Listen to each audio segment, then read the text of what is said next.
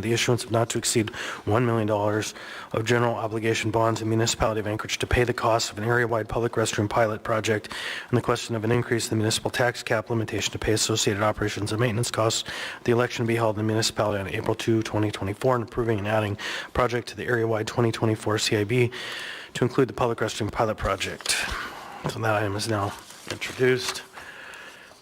Next, we have under 14E2 AO 2023-132S, an ordinance providing for the submission of the qualified voters of the municipality of Anchorage, Alaska, the question of the issuance of not to exceed $4 million of general obligation bonds of the municipality of Anchorage to pay the costs of access improvements in the Anchorage State Park access service area at the election to be held in the municipality on April 2, 2024, and approving and adding the additional projects to the 2024 CIB to include the Anchorage State Park access service area projects. That takes care of our laid on the table items.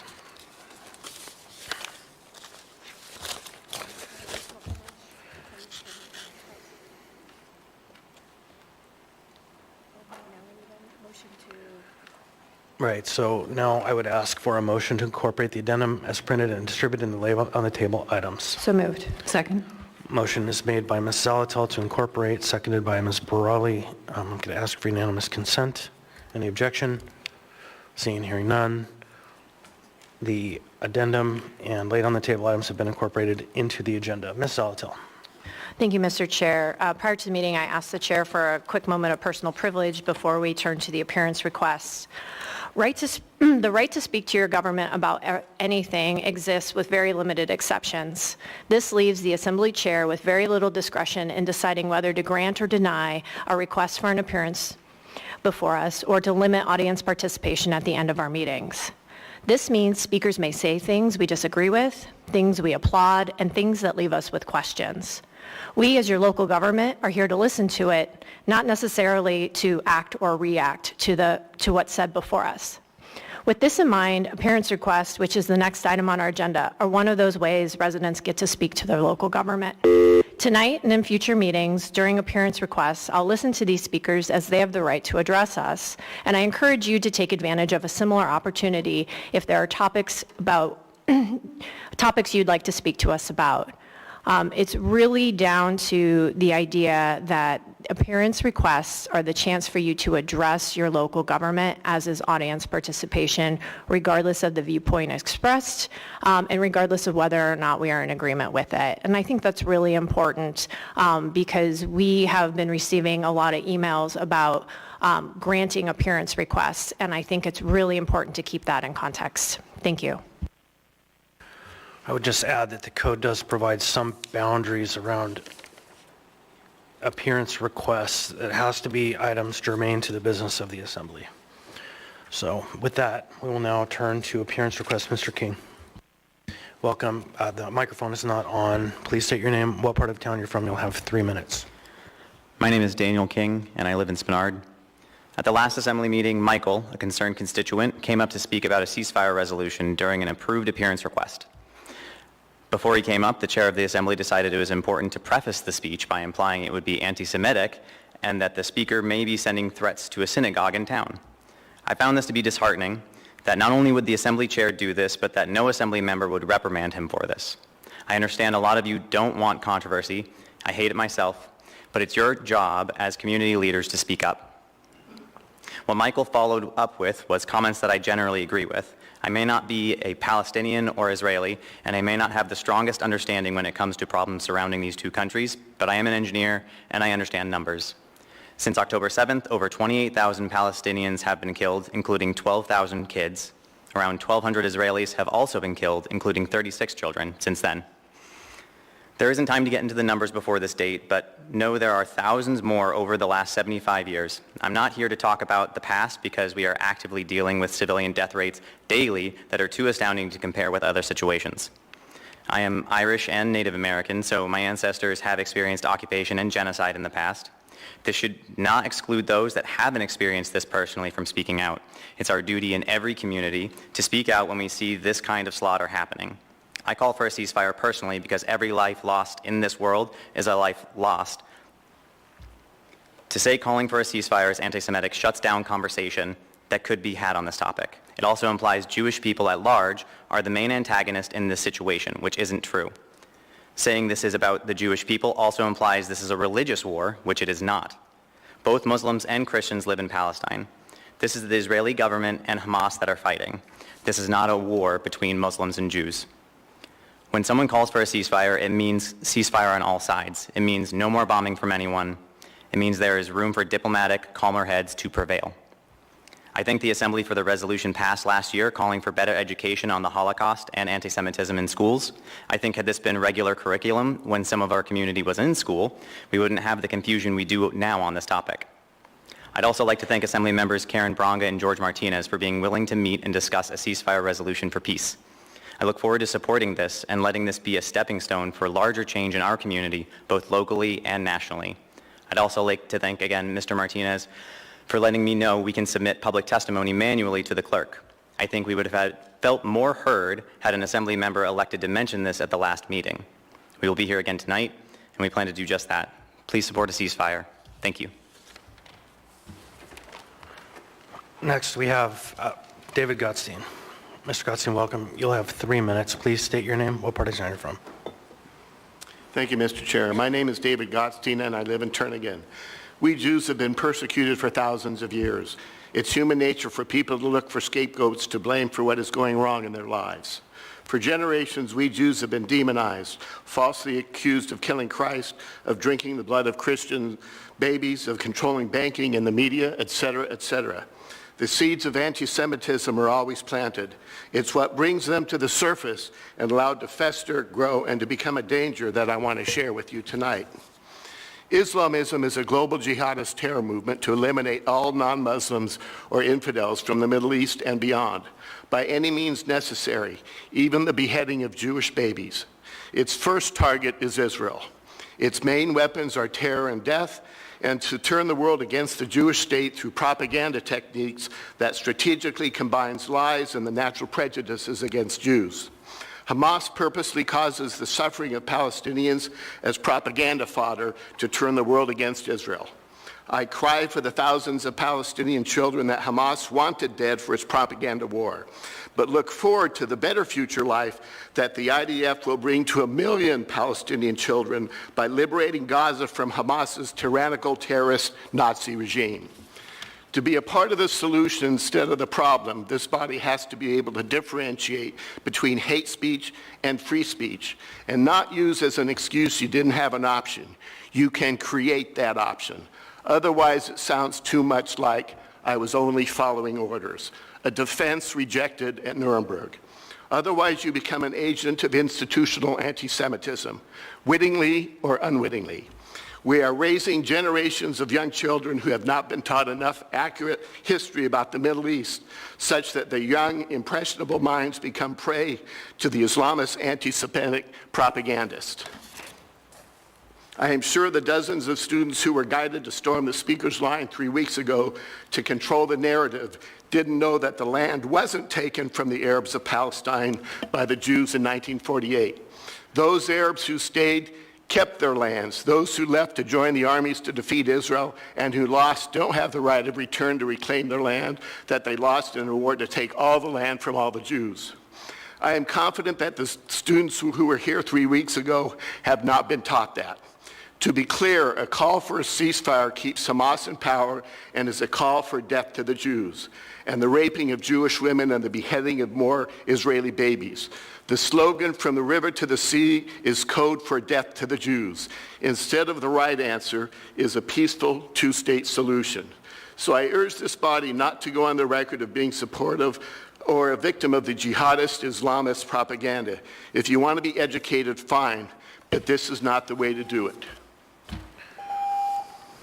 Thank you. Mr. Kendall, Scott Kendall, welcome. Please state your name, what part of town you're from. You'll have 3 minutes. Thank you, Chair Constant. Scott Kendall from Sand Lake.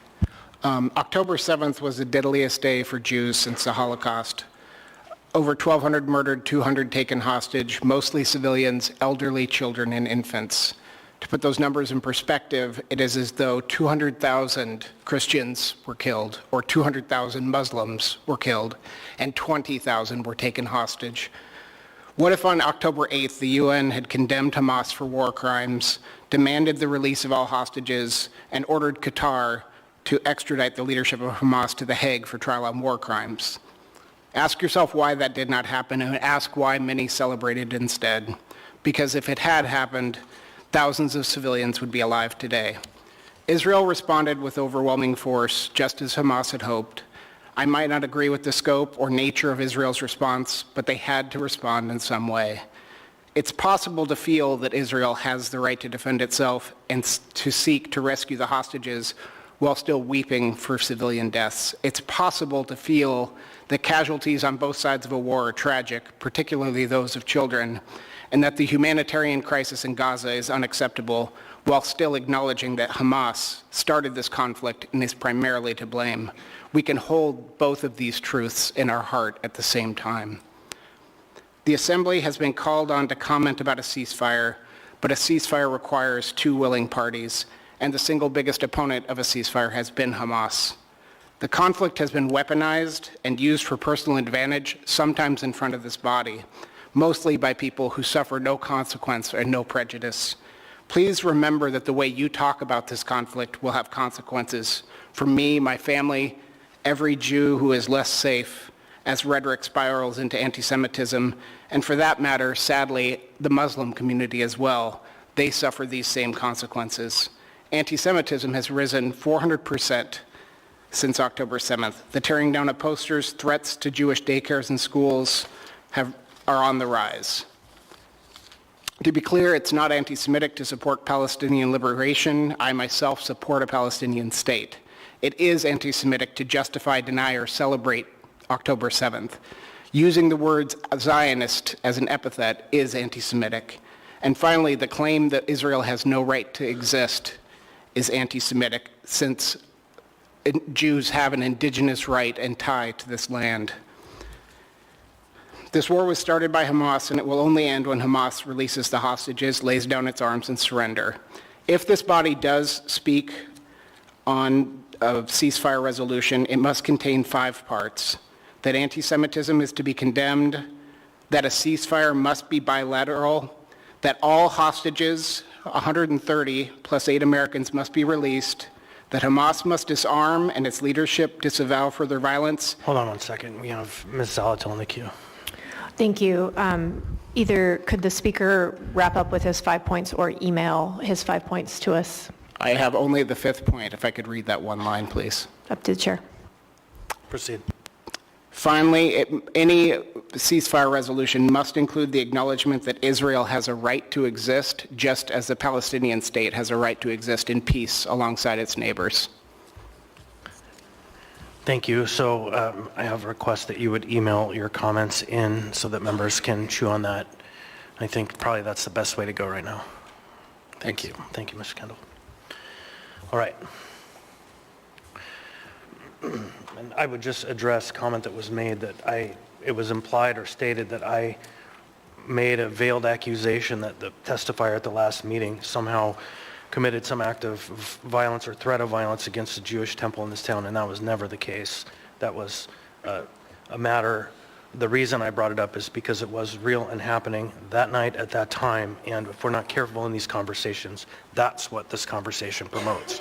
Not that I was pointing to any individual. The FBI gets to find out who did that. So with that, we will now move on to the next part of our agenda. The next part of the agenda is the consent agenda.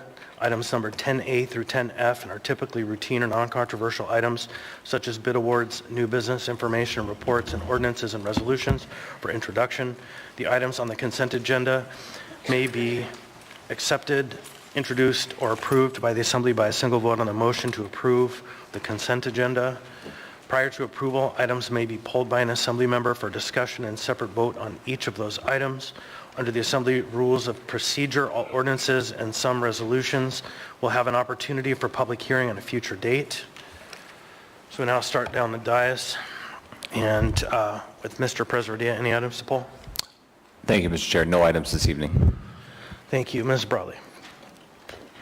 Yeah, thank you. I'd like to pull 10A2, 10B2, 10D23, 10D42, that was the late on the table item, 10E14, and that's it. So just go back through that. It's 10A2, 10B2, 10D23, 10D42, and then 10E14. Yes. Thank you. Mr. Volland. Thank you, Chair. 10A1 for reading. All right, 10A1. Mr. Cross. Nothing to pull, Chair. Thank you, Ms. Alatel. Thank you, Mr. Chair. 10C1, 10C8, 10C11, 10C12, 10 Delta 2, 10 Echo 8.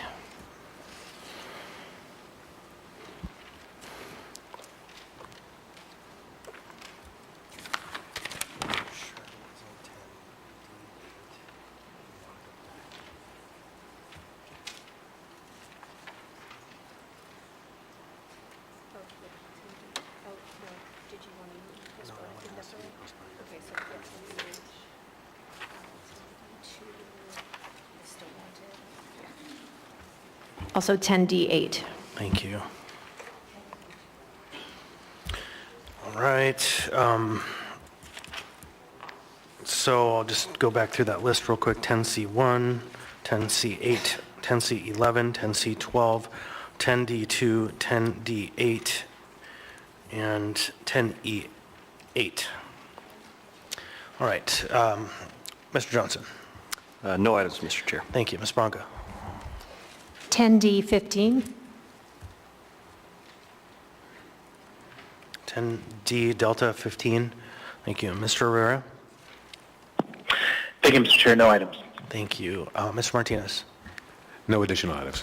And Mr. Myers. No additional items. Thank you, Chair. All right, I'll go through the list one more time.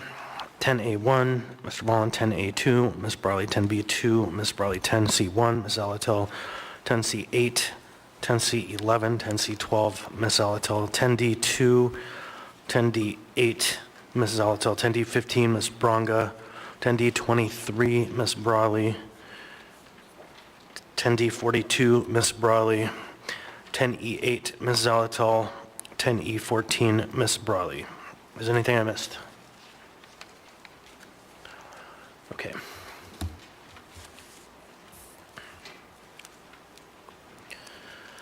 So now I'd like to ask for a motion to approve the consent agenda minus the pulled items. So moved. Second. Moved by Ms. Salatel, seconded by Mr. Volland. I'd like to ask for unanimous consent. Is there any objection to this item? Hearing and seeing none, the consent agenda has now passed. For the public's information, the Assembly has now passed or accepted all items in 10A through 10F, other than the items that were just pulled, which we'll take up next, or that have been introduced for a future public hearing, or which have been accepted, which the future public hearing all items in 10G. So if you're here to see action, on an item listed on the consent agenda that was not pulled, those items have now been passed and approved.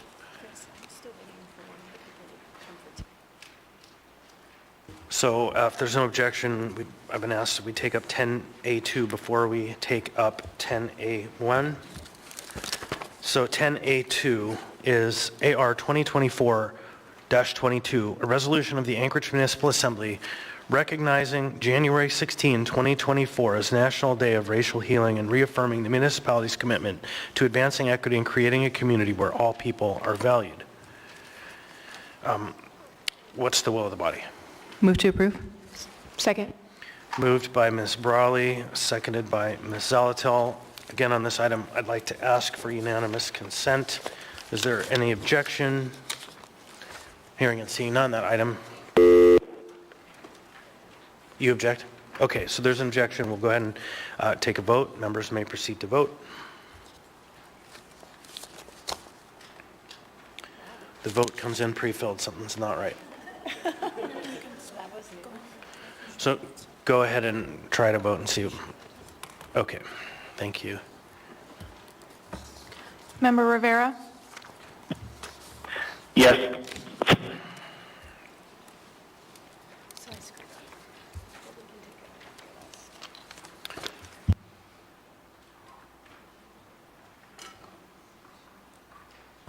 vote of 11 to 1 and the youth member votes yes, that item has been adopted. So, Quick point of order, Mr. Chair. Yeah. Just since I noticed Member Salt is not in attendance and his vote is recorded as yes, is that correct? it is not correct. Thank you. I didn't even push a button. You did not push a button. Okay, we definitely have an IT problem, Adrian. So that vote will actually be 10 to 1. It's not 10 to 2. Now you have Ms. Brawley marked as no. Kevin didn't vote. I think we need to either voice vote Yeah, so we'll go ahead and do a voice vote on this item while we figure out what's wrong with the system. So, Member Myers? No. Member Martinez? Yes. Member Rivera? Yes. Member Bronga? Yes. Member Johnson? Yes. Chair Constant? yes. Vice Chair Zolotel? Yes. Member Cross? No. Member Voland? Yes. Member Brawley? Yes. Member Presverdia? Yes.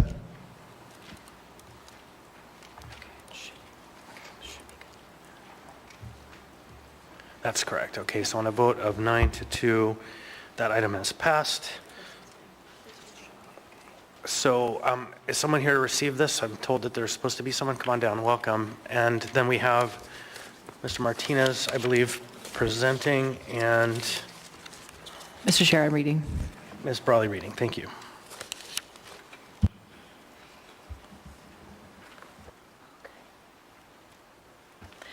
Okay. Resolution of the Anchorage Municipal Assembly recognizing January 16th, 2024 as National Day of Racial Healing and reaffirming the municipality's commitment to advancing equity and creating a community where all people are valued. Whereas Black and Indigenous people of color, BIPOC communities have experienced centuries of persistent and systemic inequities and racism in the United States and throughout the world, including in Anchorage. Whereas racism prevents people from living in a community where everyone has fair, equitable opportunities to thrive and negatively contributes to educational, economic, and health outcomes for communities of color. And whereas ideologies based on racism and white supremacy continue to pose serious threats to the well-being of individuals and communities with increasing trends in hate speech and public discourse, hate crimes, and racially motivated violence, which requires intentional and positive statements, policies, and action to counteract. And whereas racial healing is at the heart of racial equity, a process of reckoning with the history and ongoing impacts of systemic racism and white supremacy to build authentic relationships across diverse communities and make positive strides toward a society where all people can thrive. And whereas recognizing the need for and committing to the work of racial healing can help repair damage caused by racism, encourage dialogue, and build trust within our community, and bridge the divides created by prejudice, discrimination, and systems that promote inequity and harm. And whereas in 2017, the W.K. Kellogg Foundation launched the Truth, Racial Healing, and Transformation, TRHT project, and established the Tuesday following Martin Luther King Jr. Day as National Day of Racial Healing, first recognized on January 17, 2017. And whereas this important work must take place in all aspects of our community, including efforts by the municipality, led by the municipality through the Anchorage Equal Rights Commission, Office of Equity and Justice, Equity Committee of the Assembly, and in evaluating all local government functions with an equity lens.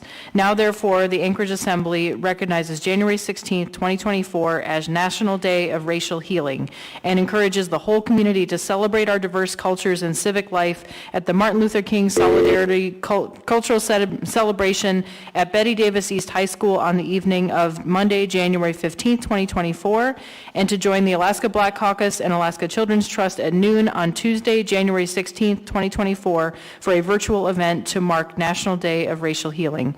Passed and approved by the Anchorage Assembly this 9th day of January 2024.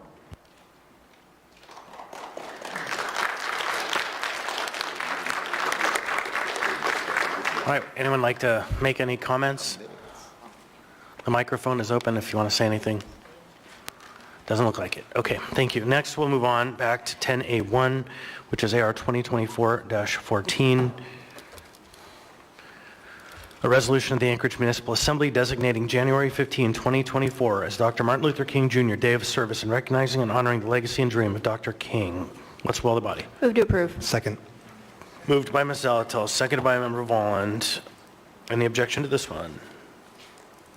Hearing and seeing none, that item has been passed unanimously. I have, I guess, Mr. Volland reading I'll be reading. and Ms. Zalato presenting. Hello, welcome. All right, a resolution of the Anchorage Municipal Assembly designating January 15th, 2024 as Dr. Martin Luther King Jr. Day of Service and recognizing and honoring the legacy and dream of Dr. King. Whereas in 1983, a federal holiday was created marking the birthday of the Reverend Dr. Martin Luther King Jr., and in 1994, the third Monday in January was designated as a National Day of Service, a day on, not a day off. And whereas Dr. King stated that life's most persistent and urgent question is, what are you doing for others? Each year, Americans across the country answer that question by coming together on the Martin Luther King Day of Service to serve their neighbors and communities. And whereas participation in the MLK Day of Service has grown nationally and locally, with volunteers taking part in service projects such as tutoring and mentoring, preparing and delivering meals, building and repairing homes, schools, and senior centers, as well as teaching and reflecting on the life and legacy of Dr. King. And whereas Dr. King vested his hopes for the future of humankind in our youth, in Anchorage, the youth of the Anchorage chapter of Jack and Jill of America will be honoring the legacy of Dr. King by collecting canned foods on January 15th from 1 to 4 p.m. at the Aleutian Pribilof Islands Association, 1131 East International Airport Road, to donate to the Food Bank of Alaska. Jack and Jill Youth will also be launching an online campaign addressing food security from 2 to 3 p.m. on Facebook. And whereas Dr. King often expressed his concerns with the disparities within our nation's legal system, which is why the Alaska Bar Association will be honoring Dr. King's vision of a more equitable legal system by hosting their 15th annual MLK Day free legal clinic on Monday, January 15th from 12 to 4 p.m. at the Mountain View Boys and Girls Club at 315 Price Street. And whereas the Alaska Black Caucus will be honoring the life and legacy of Dr. King by hosting Hoops for Unity on Saturday, January 13th from 1:30 to 3:30 p.m. at the Fairview Recreation Center to build relationships between police and young people. And the Martin Luther King Jr. Day I Have a Dream Solidarity Cultural Celebration from 5 to 7 p.m. Monday, January 15th at the Betty Davis East High School. And whereas the municipality of Anchorage proudly joins in this annual celebration of service and community by encouraging volunteerism and recognizing community service projects, with the MLK Foundation of Alaska hosting a community commemoration of Dr. King's life and legacy on Sunday, January 14th at 3 p.m. in the West High Auditorium, as they pursue the dream of one people with one purpose to achieve one community, the beloved community. Now, therefore, the Anchorage Municipal Assembly resolves that January 15th, 2024 is designated as Dr. Martin Luther King Jr. Day of Service in the municipality of Anchorage, passed and approved by the Anchorage Assembly this 9th day of January 2024.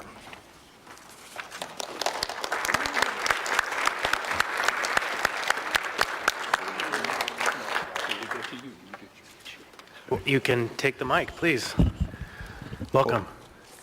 Thank you so much, Mr. Chair, and to the Assembly proper and the Mayor and his staff and all who are with us on this evening. I greet you in the name of the Martin Luther King Jr. Foundation of Alaska, of which I serve as president, Pastor Leon D. May I, and also serve River Desert Community Church here in Anchorage. And as it relates to the MLK Day of commemoration celebration, that's to be hosted on Sunday, January the 14th, out at West Anchorage High School, 3:00 p.m. in the afternoon. And we do want to extend an invitation to the Assembly and to the Mayor and everyone else assembled on this evening to share with us in that commemoration celebration. In as much as Dr. King himself stood for racial harmony and equality and peace among all peoples. There were those in his movement that were not only blacks or African Americans, but there were all cultures that were had come together in the fight for equality and equity. And he did it based on love and nonviolence. And even when he accepted his Nobel Peace Prize acknowledgement, he was astounded that somebody could be given a prize for combating violence with nonviolence. And he even took the pay that he received for it, the monetary value, and donated it because he wanted to further the cause. And so I would say to you and I would say to us that equality and equity is always in order, and I want to commend you, the Assembly, for honoring this year after year after year with these resolutions. And my prayer is that beyond the resolution, that the actions and or, as previously stated earlier, the reactions would effectuate change. I would say that our theme for this year's celebration is shifting the cultural climate through cultural diversity. And so each of you are invited Sunday, January the 14th, 3 o'clock p.m., West Anchorage High School. Come one, come all. Thank you very much.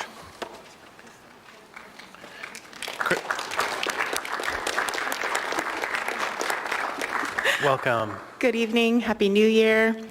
My name is Krista Scully. I'm the Pro Bono Director at the Alaska Bar Association. I'm thrilled and honored that this body has once again acknowledged our event on MLK Day. This is our 15th year. It's also the 29th year that this was declared a federal day on, not a day off. I'd like to remind the body that all are welcome for civil legal issues. We'll be there from 12 to 4. I encourage people to arrive by 3:30 so they can get all the way through an intake and a consultation process. And for future note, we intentionally picked the Mountain View Community Center our first year because of its access to public transportation and as a walkable neighborhood. However, this is, I think, about the 6th year that the buses haven't run. We would really love for people to attend without the expense of a cab ride or Uber or relying on other people to get them there. We want to be able to serve as many people as possible. So once again, thank you very much for this resolution. Good night.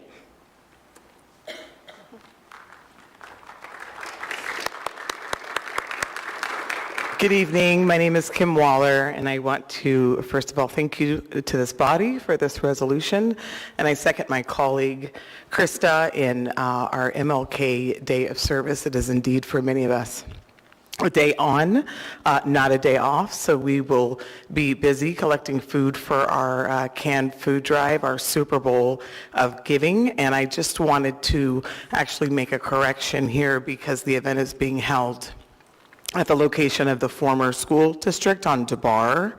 So there does need to be a correction there. I just want to make sure that people know where to come out. And of course, you all are invited. And thank you in advance for your ongoing support of our young people in Jack and Jill Anchorage chapter. Excuse me, Jack and Jill is a nationwide organization, about 252 chapters strong across the nation, and we are very honored and emboldened to have such a strong and thriving Anchorage chapter. So thank you for your support. Thank you. All right. So we made a bit of an error in the consent agenda procedure because a couple of items, 3 items were pulled that don't exist, and 2 items were approved that needed to be pulled. And so I'm going to turn to Mr. Cross. Yes, so I move to reconsider items D11 and D12 and add them to the consent agenda. So the motion is to reconsider and pull from the consent agenda items D11? 10D11 and 10D12. That's correct. Moved by Mr. Cross, seconded by Mr. Volland. So if there's no discussion, members are asked to vote yes on this motion to reconsider, not no. And Ms. Zalatel will be recused from this vote. So members may proceed to vote on the motion to reconsider.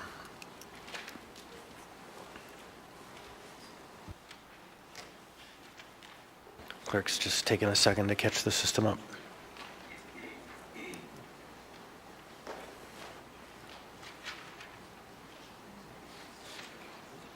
I guess I can, maybe. Go ahead. Okay, members may proceed to vote. The motion is to reconsider items 10 to 11 and 12. Member Rivera? Yes.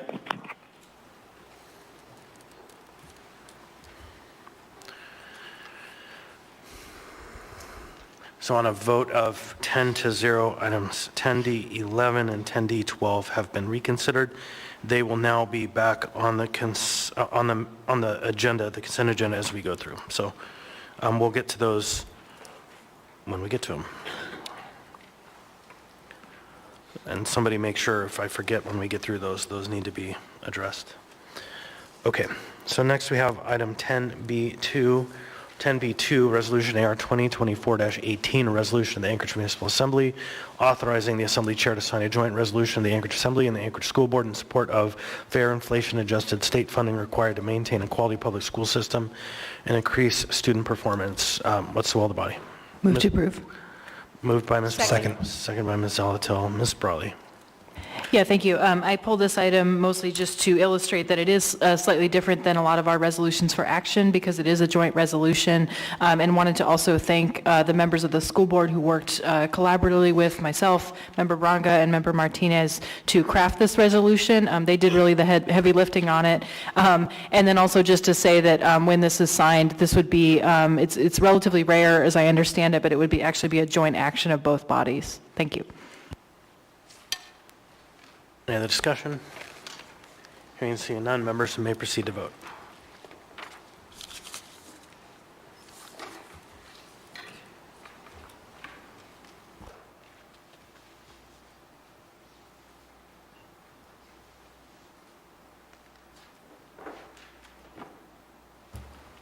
Member Rivera? Yes.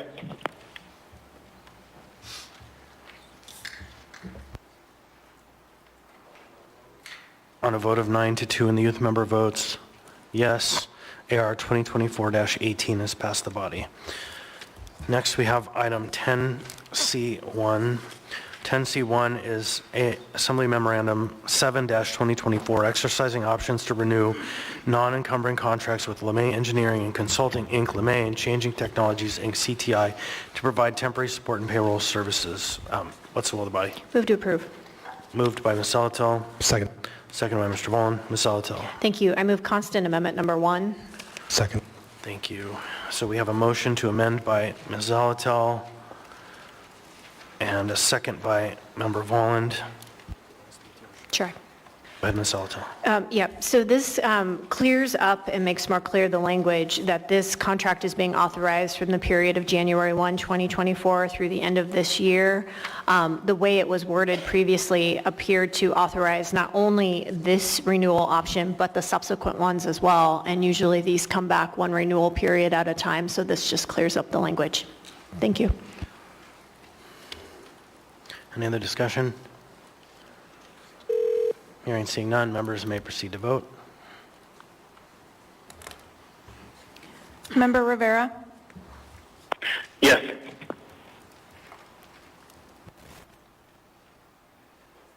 On a vote of 11 to 0, the amendment has passed. Now we have the main motion before us. Any discussion? Seeing, hearing none, members may proceed to vote. Member Rivera? Yes. On a vote of 11 to 0 and the youth member votes yes, AM 7-2024 as amended has passed the body. Next we have item 10C8 doesn't exist, so all the rest of those are gone. Item 10D2. 10D2 is AM 4-2024, recommendation of award to R&M Consultants for AMAT's Recreational Trails Plan for the Municipality of Anchorage. What's the will of the body? Move to approve. Second. Moved by Ms. Zalatil, seconded by Mr. Volin. Ms. Zalatil. Thank you. Move Zalatil amendment number 1. Second. So a motion to amend by Ms. Zalatil, seconded by Mr. Volin. Ms. Salatel. Thank you. So briefly, what this does is it focuses on the Recreation Trails Plan, which I know is the proper name of this plan, to really be a transportation plan, a non-motorized plan, and really look at all ways in which non-motorized transportation can be used. And so I read through the RFP and just expanded a little bit of the items that we would like the consultant to look at in creating this plan. As this recreation trail plan comes back to the policy committee through AMATS for adoption, I would really recommend to the policy committee to consider possibly removing the word recreation and figuring out maybe it's just a trails transportation plan and renaming it for now though, because the RFP went out in a particular way.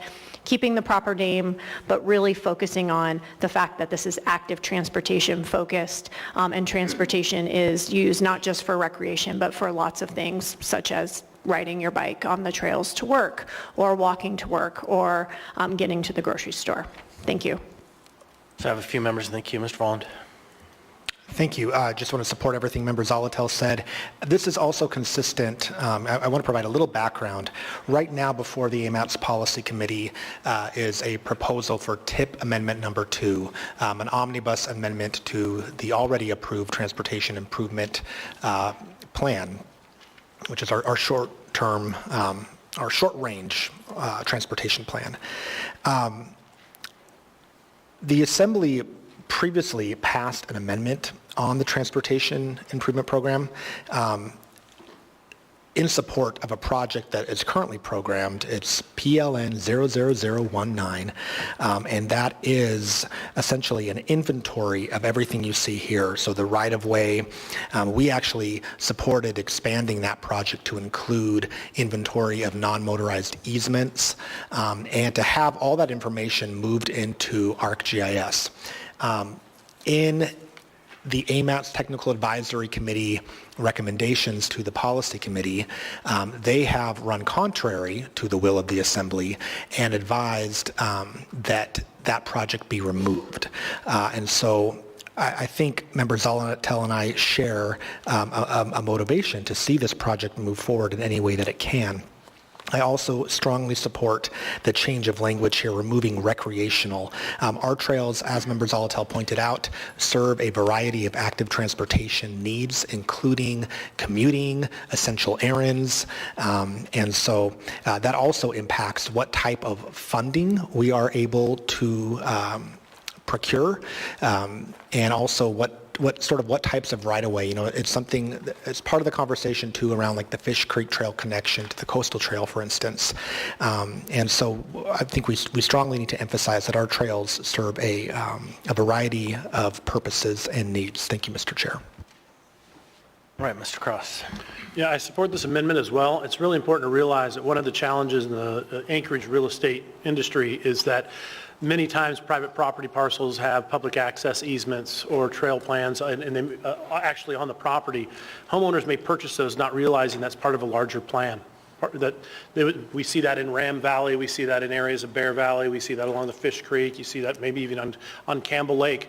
And so if we can clarify and make sure those documents are available for private property owners as they purchase properties to know that they're adjacent or that there's plans to develop trails in their areas that may abut or may even possibly be on their property, I think it's important for us to provide that clear, concise information to private property owners. Thank you. I have myself in the queue. Mr. Constant. Thanks. First, I would note slight scrivener's error or consistency error. It's pedestrian rights-of-way. It should be undeveloped rights-of-way as opposed to right-of-way. So maybe just as a scrivener's detail, add that S after right-of-way. And I just want to say I strongly support this. And some years ago, Mr. Weddleton and I struck a partnership where we pulled a project that was a priority for AMATS, but turned out to be a major boondoggle for the city because Anchorage taxpayers were going to be asked to pay tens of millions of dollars for a state priority that we would never approve, but it was in a hopper 20 years ago, and the state used to pay for capital funds, and so we got boxed in, and we pulled that item off, and boy, did it, you could hear the proverbial train wreck when the state bureaucrats realized that we were exercising some of our sovereignty. And so I just want to communicate to the AMATS team that we are about to begin in a number of ways exercising our sovereignty, because it has become apparent again that projects are coming at the last minute and being approved that are harmful to the neighborhoods of Anchorage. And so put on your seatbelts. So with that, I would ask members to proceed to vote.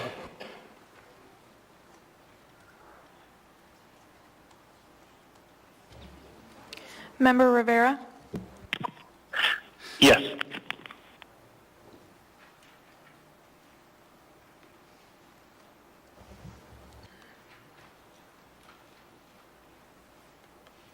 And I would note Mr. Salt joined us approximately 5 minutes ago. Mr. Salt, hello, I want to say you're here.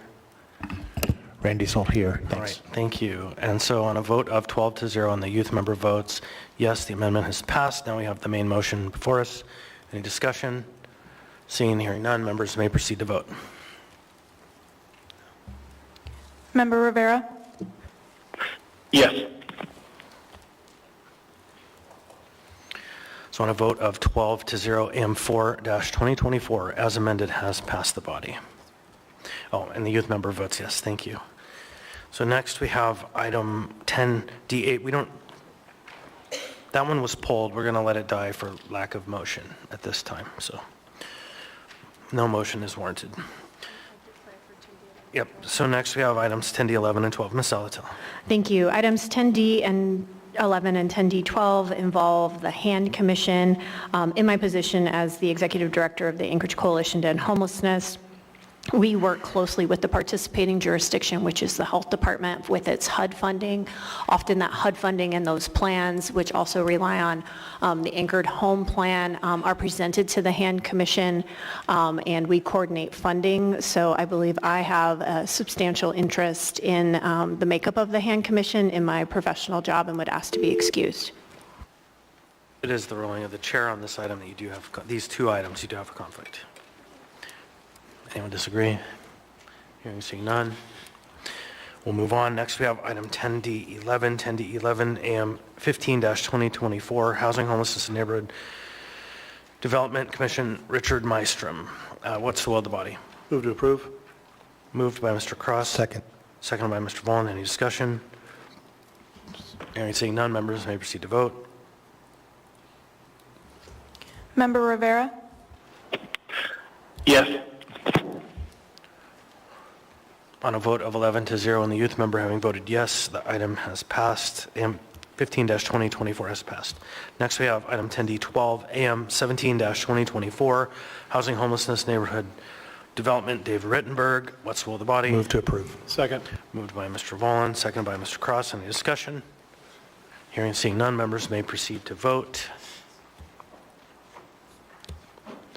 Member Rivera? Yes.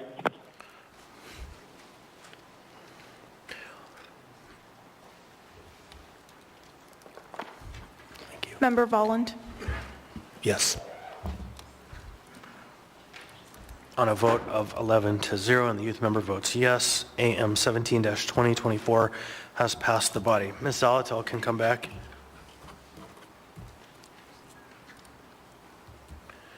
So next we have item 10D15 that's been pulled, AM 20-2024, Anchorage Equal Rights Commission, Sharon Gibbons. Ms. Braga. Move to approve. Moved by Ms. Braga. Second. Seconded by Ms. Zalatel. Ms. Braga. I was hoping that I could postpone this to the next meeting. I tried to call Ms. Gibbons to ask her a question, and I was not able to get a hold of her. So you just make that motion? So move to postpone to the meeting of January 23rd. Sure. A motion Second. to postpone has been made by Ms. Braga to the meeting of the 23rd, seconded by Ms. Zalatel. Any discussion? Hearing, seeing none, members may proceed to vote. The motion to postpone.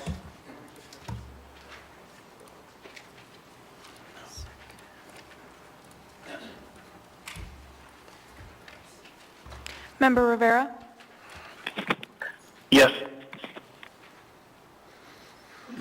On a vote of 11-1, AM 2024 has been postponed to the meeting of January 23rd.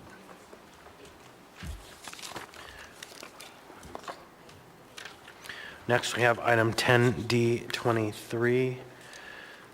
10D23 is AM 48-2024 Public Safety Advisory Commission. What's the will of the body? Or Matthew Glinsky. Move to postpone indefinitely. Okay, motion. Second for purposes of discussion. Postpone indefinitely by Ms. Bronga, seconded by Ms. Zalatel. Go ahead, Ms. Bronga. Sorry, Ms. Brawley. Yeah, thank you.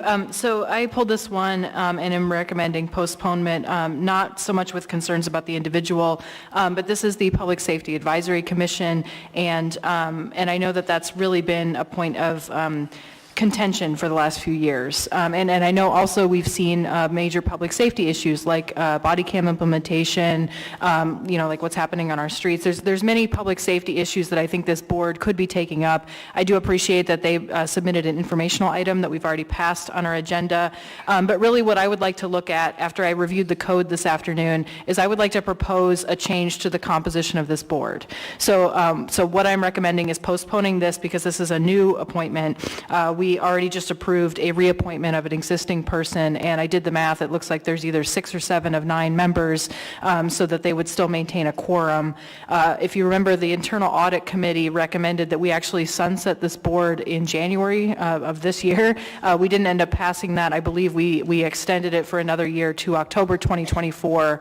But all of that to say, I really do think that this needs more attention. It is not an urgent issue, but I would recommend that we postpone this, that we don't make new appointments to this board at this time other than reappointments. And then I again would like to have a conversation with the administration, with the community, folks at APD, and really kind of think about a better composition for this board and put that in code. And so that is my recommendation and why I'm making this motion. I've also reached, one more thing, I've also reached out to council to ask the implications for basically if somebody is seated on a board and then the composition of the board changes, does that person serve out their term or what happens? And so I don't have an answer to that yet at this time, but I would like to investigate that further, and so I'd like to commit to working on this in the next few months. Thank you. Ms. Alatel. Thank you. Thank you, Ms. Brawley, for pulling this item and bringing those concerns forward. I wholeheartedly support your intent to take up the composition of the board. It was about 4 years ago, the Public Safety Advisory Commission looked very different. In particular, we had appointed some women who were working on missing, murdered Indigenous women and girls issues, and that I felt was very effective. It was bringing a broader perspective and a set of priorities that this body had said existed into an advisory commission that could bring forward policy recommendations. And I think we need to get back to this particular commission looking like our community. Right now, it is very heavy on law enforcement, ex-law enforcement, and the newest appointment is former military experience. All of that is fine and relevant, but if that is the sole type of voice we have on that board or that commission, then we're not hearing from residents who interact with public safety entities, whether that's the fire department or the police department or our justice system. So I wholeheartedly support that work and would agree to partner in that work with you if you need an extra set of eyes. Again, and I want to reiterate, this isn't about the particular nominee. It is the opportunity to kind of hold steady. Right now, the Public Safety Advisory Commission has sufficient membership to make quorum and can continue with its work while we take an additional look.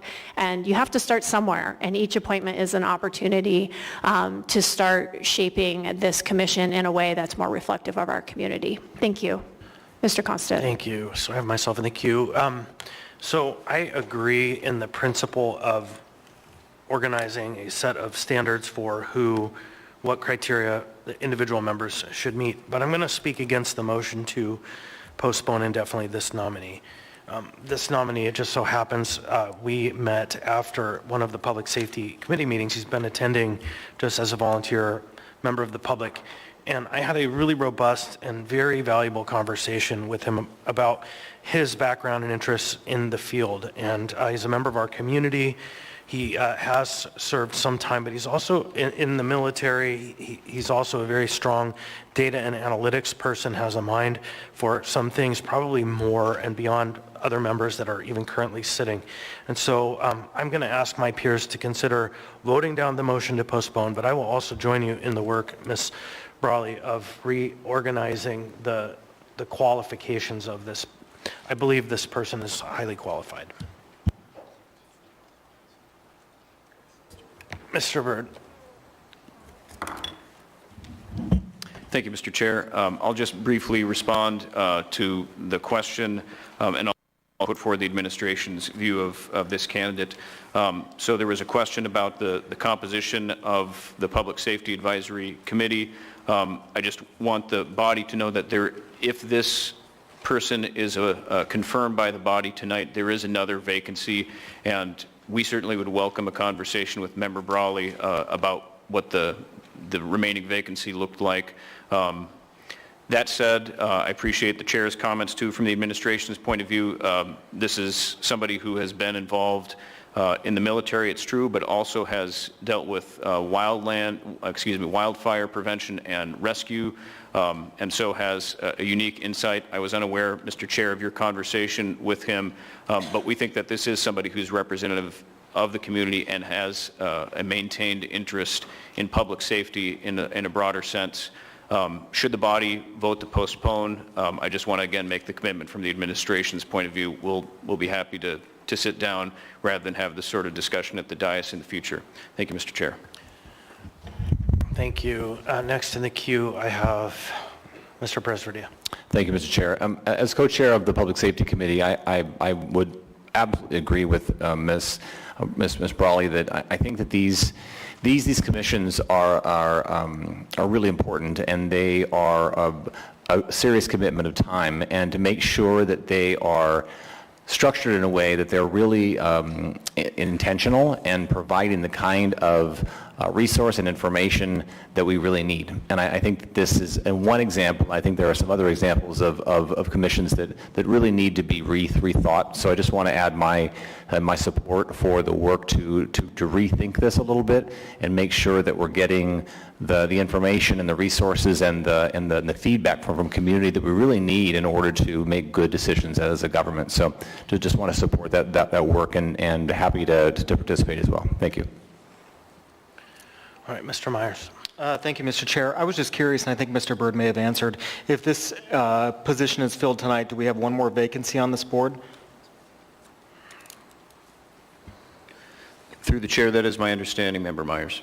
Okay, thank you. So I, along with Mr. Constant, would agree, we'll be voting no to sunsetting this. I think we have a hard enough time filling boards and commissions and getting people to volunteer. I think if you want to change the makeup of the board, we should do that in a work session, not after someone's tried to get an appointment on the board itself. I don't think that's appropriate, and it does feel like that you're picking on this individual, whether you are or you are not.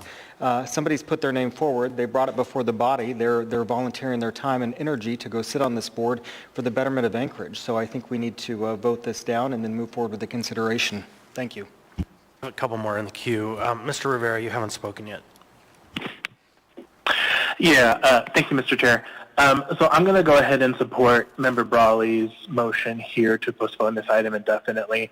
I appreciate the recommendation from the chair, but my biggest concern is if we do approve this and we move forward in the future with a change in the membership of this particular commission, the ramifications of that, and in particular, the basically booting out of certain members. So I would rather not give this potential commissioner a false hope that they're going to be on this commission. I would just rather put a pause, and perhaps after the members go through this exercise to figure out the membership of this commission, maybe Mr. Glensky fits, and his name can be brought back before us again. But I think that's more wise action to take rather than confirming at this point. Thank you. Mr. Cross. Thank you. I would also encourage us not to postpone indefinitely, vote down that, and then move forward towards Mr. Galinsky's application. The only thing I see when I look at this is this individual is maybe too qualified when you look at his resume. This is a Public Safety Advisory Commission. I can understand that you know, how you want that balance, but we're here basically changing what we want that makeup to look like on the dais, which I don't think is inappropriate. So I think we should move forward to this individual, either approve him or don't approve him, and then we can do a work session on that. But everything that I heard that was a concern this individual's application addresses, is such as, if you look at basically his law enforcement experiences in technological advances, artificial intelligence, and how these forces are being used in law enforcement. Like, you couldn't speak to somebody who has the qualification of research in things that are completely relevant in today's day and age with law enforcement. I would hate for us to lose this individual's wisdom and expertise because we're not sure what we want this board to look like, but we haven't figured it out yet. So I would say let's move towards utilizing this individual's magnificent history of law enforcement expertise. Thank you. Thanks. Ms. Brawley. Yeah, thank you, and I really appreciate the discussion. So again, I want to reiterate, my concerns are not about the individual, so I really appreciate the information from Mr. Constant, and I understand there may be perception of that, but I just want to be clear.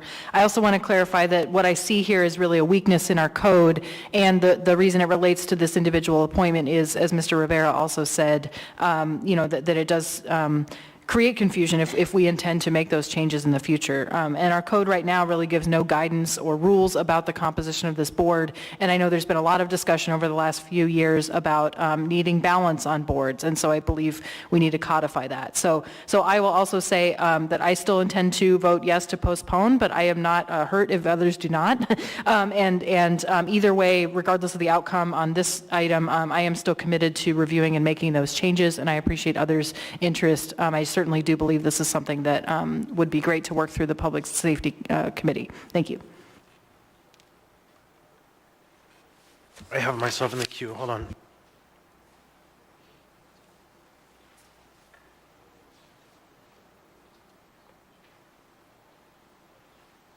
Mr. Constant?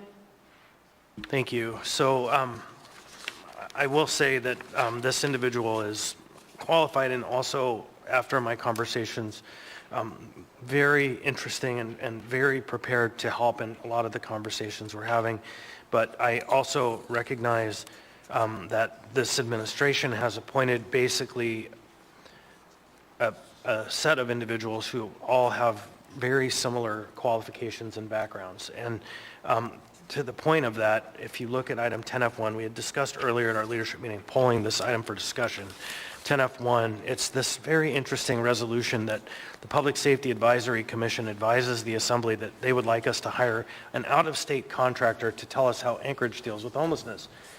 We accepted that. It's just an accepted report. I want us to all be really clear that that item that was accepted does not create a funding vehicle, does not put forward that we want to see that done, that can be a conversation we have. But when you look at the list of members, I understand the homogeny that starts to redound from it. And so I still, that would ask my peers to vote no on this motion, but I understand. Mr. Salt. Thank you, Mr. Chair. So apologize for not being here on time, but I'm curious, did we also pull 10D24? So that's also Safety Advisory Commission.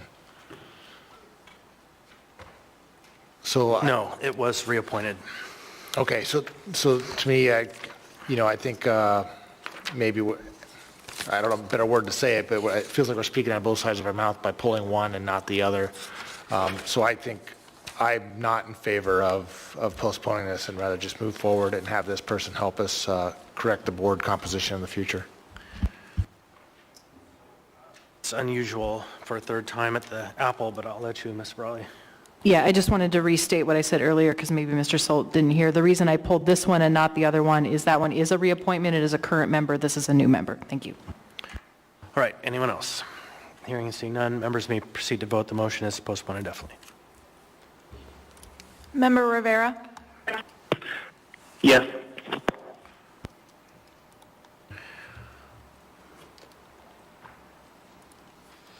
On a vote of 5 to 7 and the youth member votes no, the postpone indefinitely has not been approved. We have another motion. Motion to approve? Second. Moved by Mr. Salt, seconded by Ms. Zalatil. Any further discussion? Ms. Zalatil. Thank you. Yes, this person is more than qualified, and in fact, speaking directly to the qualifications, probably has qualifications that are slightly different than the other members. That said, I do hope that with this open seat that still remains, that we will either see a very different type of appointment or that we'll work with Mr. Byrd and have a further conversation about the composition of this particular advisory commission. Thank you. Ms. Brawley. Yeah, thank you. I am happy to support this person. I will just say that, and I think I forgot to say it earlier, I have already reached out to Assembly Council to understand basically the implications of if we change the composition of a board, how that affects current seats. So it's not something we need to answer now, but that will be part of the discussion either way. Thank you. And I myself, thank you. I don't know what legal counsel's position on that, but the code is really clear about appointments. Appointments are made, they're done, and it's hard to remove someone from an appointment. If a commission were to be sunsetted, fine, it goes away. If it were to be made into a new commission with some other function, all of those members would be gone and we would start over. But I think just from a practical legislative perspective, assume that it's a deal once they're appointed, once this vote happens, it's done. And, but again, I'll finish by saying I will strongly support your effort to look at this. And since you're the only one I know of the body who's actually read the entire section of Title IV there, it's good that you're leading that. And I would say maybe let's not limit it just to one commission. It might be fine to start with just one, but there's a filter that we should be applying that is representation across any number of our various commissions. So just something to think about. Mr. Volland. Thank you, Mr. Chair. I mean, I think going through this conversation on the dais makes me wish that we would have sunsetted it, because I'm curious about our opportunity then if we do want to make changes and put in qualifications so that we ensure balance and a variety of perspectives. I feel like we're kind of hamstringing ourselves in that regard a little bit tonight by choosing not to postpone and now to approve the new appointment. And I think for that reason, I'm going to be voting no.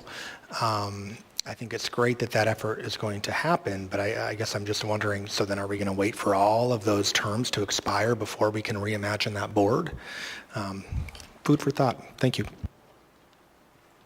Ms. Zalatil. Thank you. I think I'll use this as an opportunity to make a request to the chair that we revisit this conversation about boards and commissions composition at the Rules Committee and perhaps have a conversation there about making it a standing item just to make sure we're progressing with the work and seeing who's working on which so that we can be consistent and we don't lose track of it, because board and commission appointments, they can either fall within the particular committee that hears similar items, or we could take them up kind of more wholesale about how we want to be advised and what type of expertise we want on those for the type of advisement we would want. Thank you. Thank you, and probably not this week, but next month, yes. Mr. Presverdia. Yeah, just two quick points. One, that happy to work with Ms. Brawley and others who want to discuss this particular item and try to work through the Public Safety Committee as one way to do that. Second, that not only the representation on commissions, but the purpose of the commissions, and I know the code speaks to that, but just hearing the conversation tonight about whether that purpose is about expertise versus diversity of perspective, community voice, et cetera. And so I think there's some opportunity to clarify language on purposes of commission that really align with what we actually need them to be doing. Thank you. Mr. Glinski sure has opened up a project. So with that, if there's no one else, members may proceed to vote. Member Rivera? Yes. On a vote of 11 to 1, AM 48-2024 has passed the body. Yeah. So next we will move on to, and just as a moment of privilege I'll speak to, we did not pull items 10D, 33, 34, 35, 36, 37, another set of appointments.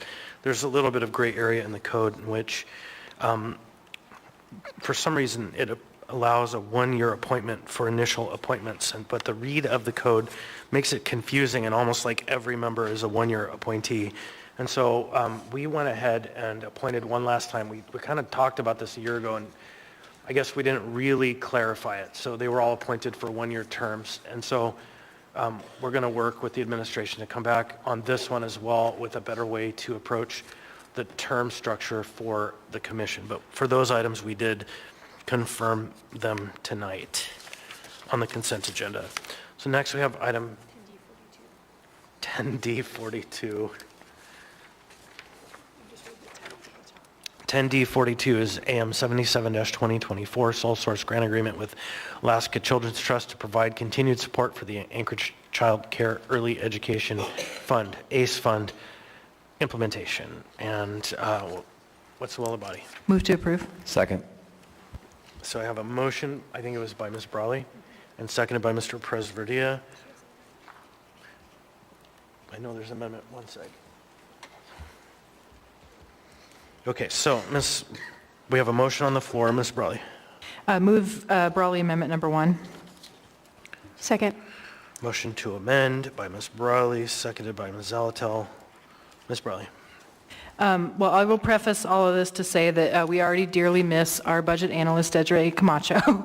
And so this is a minor error that we made in preparation for this item. The amendment simply removes the fund certification from the second page, or actually the third page, which is the sole source memo itself, because that was an error on my part, and then also changes the fund certification to Alden Thurn, CFO, on the first page. That is the only change. Thank you. Any further discussion on the amendment? Hearing and seeing none, members may proceed to vote. Member Rivera?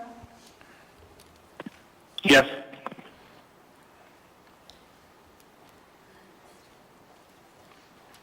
On a vote of 12-0 and the youth member votes yes, the item has been amended and the main motion. Any discussion? Seeing, hearing none, members, Mr. Bolland? Thank you, Mr. Chair. I wanted to ask, just because I'm seeing this for the first time as it was laid on the table, a couple questions for the sponsor. In the, I guess on page 2, bottom paragraph, where it talks about the communication plan, launching of a website, it says ACT contributed $60,000 toward the first phase. Was that monetary or in kind, if you know? Ms. Brawley. Yeah, thank you for the question. And this is also, I will point back to, let me get my notes. I believe it was sorry, one second. Oh, no, it's here. Sorry, AR 2023-404, we laid out a timeline. The contribution was actually not directly to the municipality. I suppose it would be considered in kind. It was really the time and expertise to do that first phase, to really set this up, knowing that it would take time for appropriation of uni funds. But this is really Proposition 14 implementation project, the ACE Fund implementation project. So it's a partnership. And so Alaska Children's Trust did not directly provide funding to the municipality. Okay, great. And if I could maybe, do I still have the floor? You have the floor. Thanks.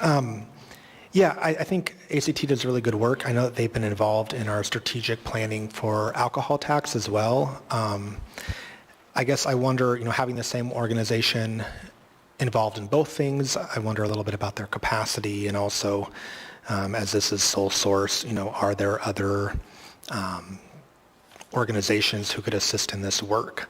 I think I'm going to support this, but yeah, I don't know. I just want to make sure that we're capturing a variety of community partners in this work. Thank you. All right.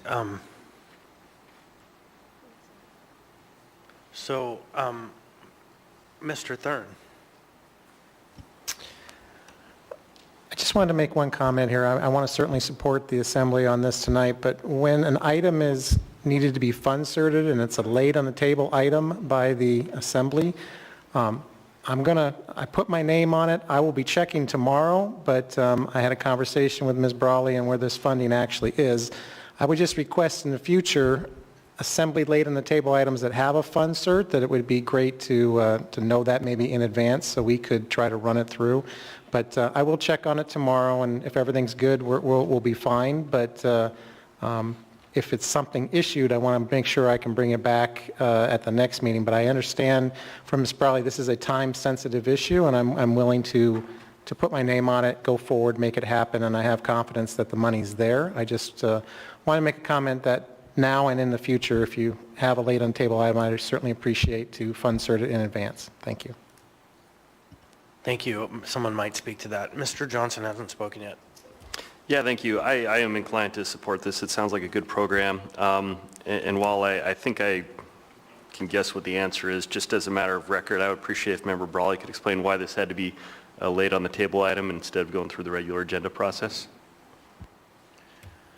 Yeah, thank you. Hold on. I'll just note that we did that once, and that was at the beginning of the meeting, and it got 8 votes. And now you can ask that question, and I'm not judging you for that or saying no. I just want to be really clear that we did actually have a vote on that question. So, Ms. Brawley.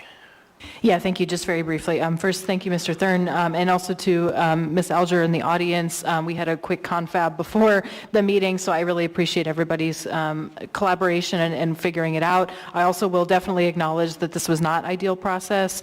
It is something that we had intended to submit a little bit earlier, but also, as I stated earlier, we have a really robust public engagement process. It's outlined in that prior resolution, and a lot of it is scheduled to happen in late January, really wanting to make sure that we do some of that outreach first before we get too far down the line as far as recommendations. So that is why we're trying to expedite this as much as possible. Thank you. Is that sufficient? All right, thanks. And I didn't mean to chastise you. I just wanted to point out to the fact that we went through that. No, that's fair. And then again, I believe this could and should pass. Thanks. Ms. Alatel. Thank you. I wanted to speak a little bit to the point raised by Member Voland.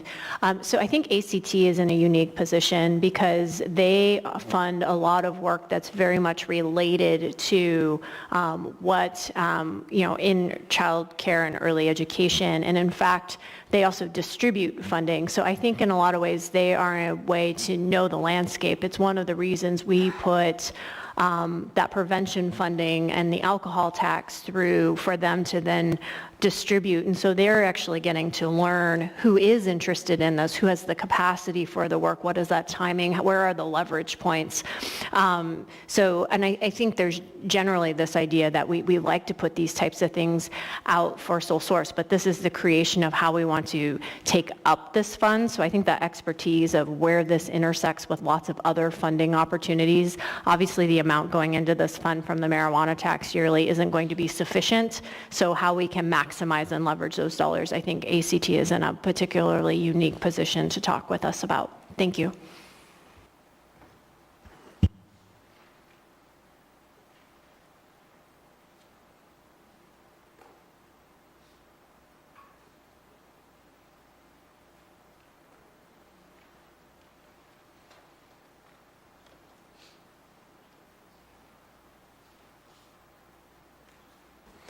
So just to speak briefly to Mr. Thurn, I think the message from the sponsors is that the appropriation funds were made available like a couple weeks ago in the budget process just before, and so it wasn't a new project, it was a project of funds already appropriated. So we'll do a better job of getting you the fund cert language in advance so you can have a chance to make sure there's no errors, but the fund cert was available because the funds were just appropriated for a specific purpose. So if there's no one else on this item, members may proceed to vote. Member Rivera? Yes. On a vote of 12-0 and the youth member votes yes, AR 77-2024 as amended has passed the body. Next, I think we have item 10E8. 10E8 is AR 24-10, a resolution of the municipality of Anchorage appropriating $200,000 for the Chugach, Birchwood, Eagle River Rural Service Area Subursa Fund 119000, fund balance to the Chugach, Birchwood, Eagle River Rural Road Service Area Subursa Fund 119000, 2023 operating budget in the Maintenance and Operations Department to ensure adequate funding for the winter maintenance services for the remainder of 2023 due to record snowfall. Ms. Zalatel. Move to approve. Second. Move to approve by Ms. Zalatel, seconded by Mr. Cross. Ms. Zalatel. Thank you. I just had a question on this, and I think it's because of the language on lines 17 to 20. It speaks to record snowfall in November and December of 2023, that a sizable portion of the winter maintenance budget was consumed. Appropriated funds will ensure adequate funding to pay invoices for fourth quarter maintenance and continued snow removal activities. So I guess my confusion lies in, are we using funds now to cover some 23 costs, but also making sure there's funds moving forward for the rest of this snow season? Is that the intent here, or is it all back to expenses occurred in 2023? Mr. Wilbur, I see you hanging out back there, so Mr. Collier, if that's okay, I'll jump right to it. Thank you, Mr. Wilbur. You just turned off the mic. There you go. Thank you. Through the chair, Ms. Salatel, great question. So these are expenses from the fourth quarter of 2023. We're going to use 23 money from the Chugach Birchwood Fund to support the expenses that they had in 2023. And the invoices are coming in now, and they just don't have enough funds from their 23 allocated. So we'd like to just use their fund balance. Okay, then it says, though, it says, and continued snow removal activities, which seems contemporaneous, and that's where the confusion lies. If it's not going to be continued snow removal activities in 24, I would like to remove that language. Through the chair, Ms. Alatel, we will continue snow operations in 24, but this request is to take 23 money to pay for 23 activities. Okay, thank you. That's an important clarification. With that, Mr. Chair, I would move to amend to delete and continued snow removal activities on line 20. Second. So a motion to amend by Ms. Zalatel, seconded by Mr. Walland. And just very briefly, that just makes this fully within 23 and makes this document clear. Thank you. Do you have the line? Oh, you did. Okay, good. Line 20, good. Okay, so the motion is to amend. The amendment is on the board to delete and continue continued snow removal activities on line 20. Any further discussion on the amendment? Hearing and seeing none, members may proceed to vote. Member Rivera? Yes. On a vote of 12-0, and the youth member votes yes, the item has been amended. Any further discussion? Hearing and seeing none, members may proceed to vote.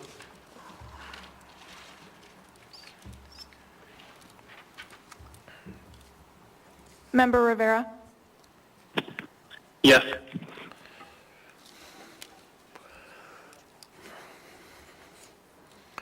On a vote of 12-0, AR 2024-12 as amended has passed the body of the youth member having voted yes.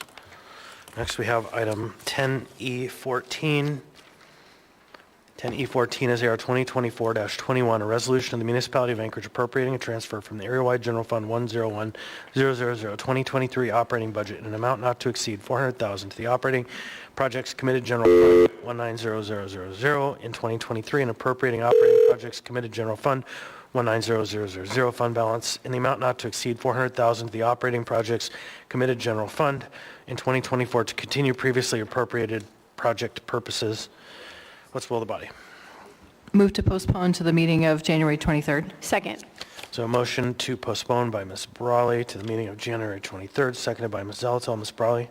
Yeah, thank you so much to OMB Director Sharon Lechner for the conversation this morning or afternoon over email. The intent is to bring an S version of this, or whatever the term would be, at the next meeting with some minor corrections and more information, or I should say more information.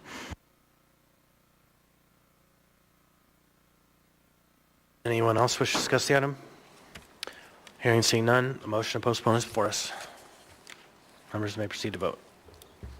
Member Rivera? Yes.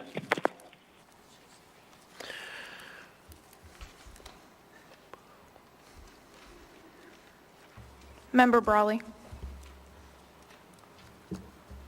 On a vote of 12 to 0 and the youth member votes yes, AR 2024-21 has been postponed to the meeting of January 23rd. I believe that brings us to the end of our consent agenda. At this time, we will recess for our regular dinner break, and we'll be back in 20 to 30 minutes.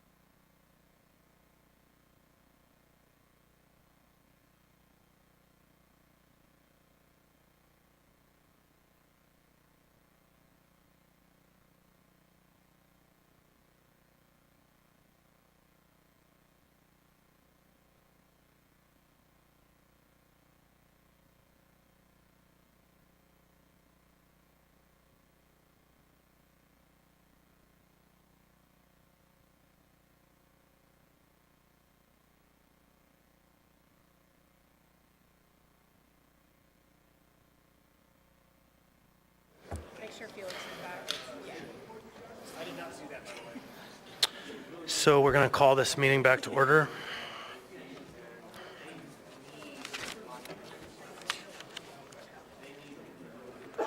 We're going to call this meeting back to order.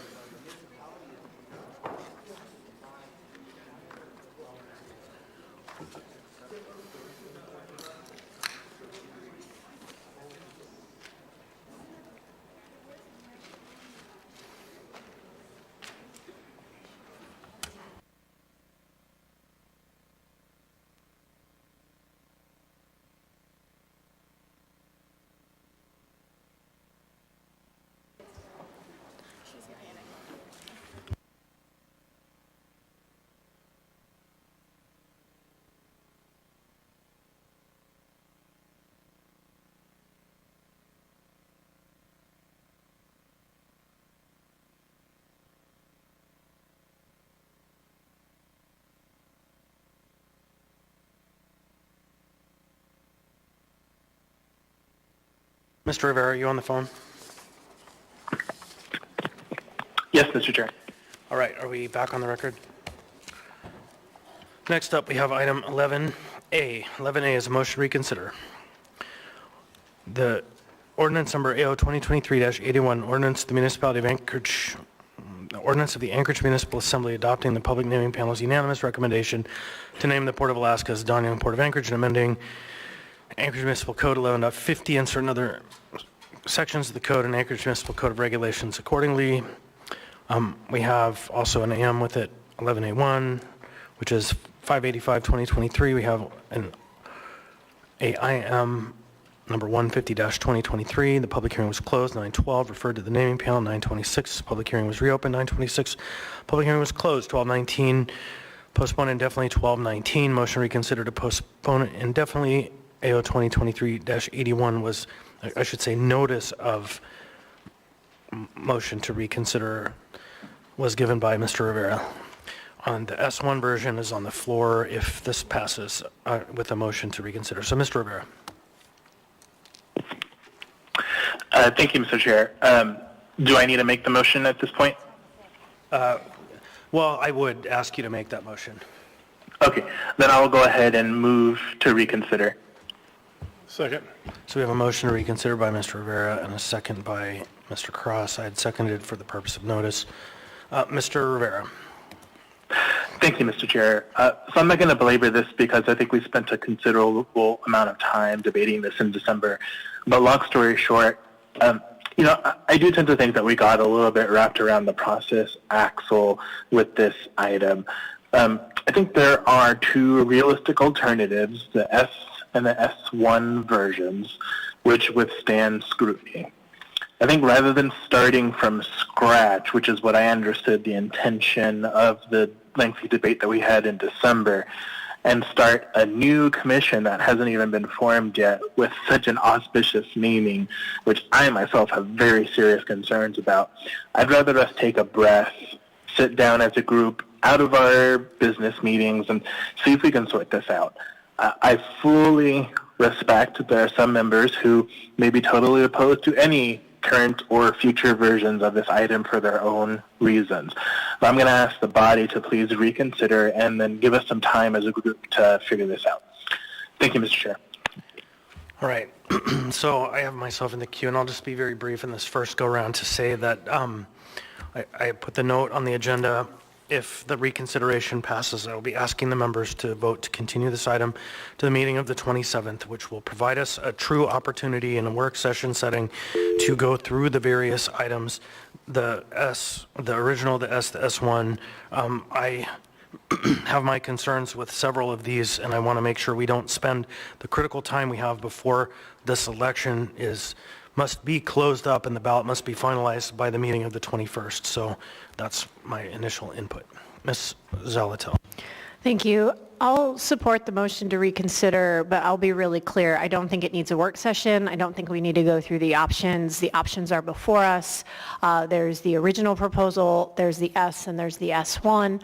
And I'll be really clear. The S1 is the only one I am voting for. So thank you. Mr. Presverdia. Thank you. Just I want to get a clarification on what you said, Mr. Chair. You said that if the vote to reconsider passes, that it will appear on the next meeting, and that your intention is to hold a work session to discuss this more in depth. Is that correct? I'm going to ask the members to support a motion to postpone the item to a subsequent meeting so that we can have time to really sit down thoughtfully outside of right in here when we have these two meetings dedicated to finishing up the ballot. So it wouldn't be de facto, we would have to take an act to get there. What happens if the item is reconsidered is it is before us now. Okay. Well, then I'll just be brief because I really don't want to spend a lot of time tonight rediscussing this. I think we discussed it in full, and I think we made a decision, and that we should stick to that the decision. But I'm happy if it's the will of the body to bring this back up, and that there is an actual work session that we can discuss this more in depth, so that when we come back to the dais that we've already hashed through all of it, and folks come with, their ability to make a decision. That I would support that. And so I had a lot to say tonight, but I'll hold that. In that I think that if we can dispense with this quickly, I'm happy to support bringing this back up if those items are in place. Thank you. Ms. Branca. I do not support reconsidering. I received so many hateful emails. Some were thoughtful, and I think I responded to all with the explanation of why my vote is how it was and will continue to be. Some people said he's just old-fashioned. One said he's an anachronistic misogynist, but we should still name the port for him.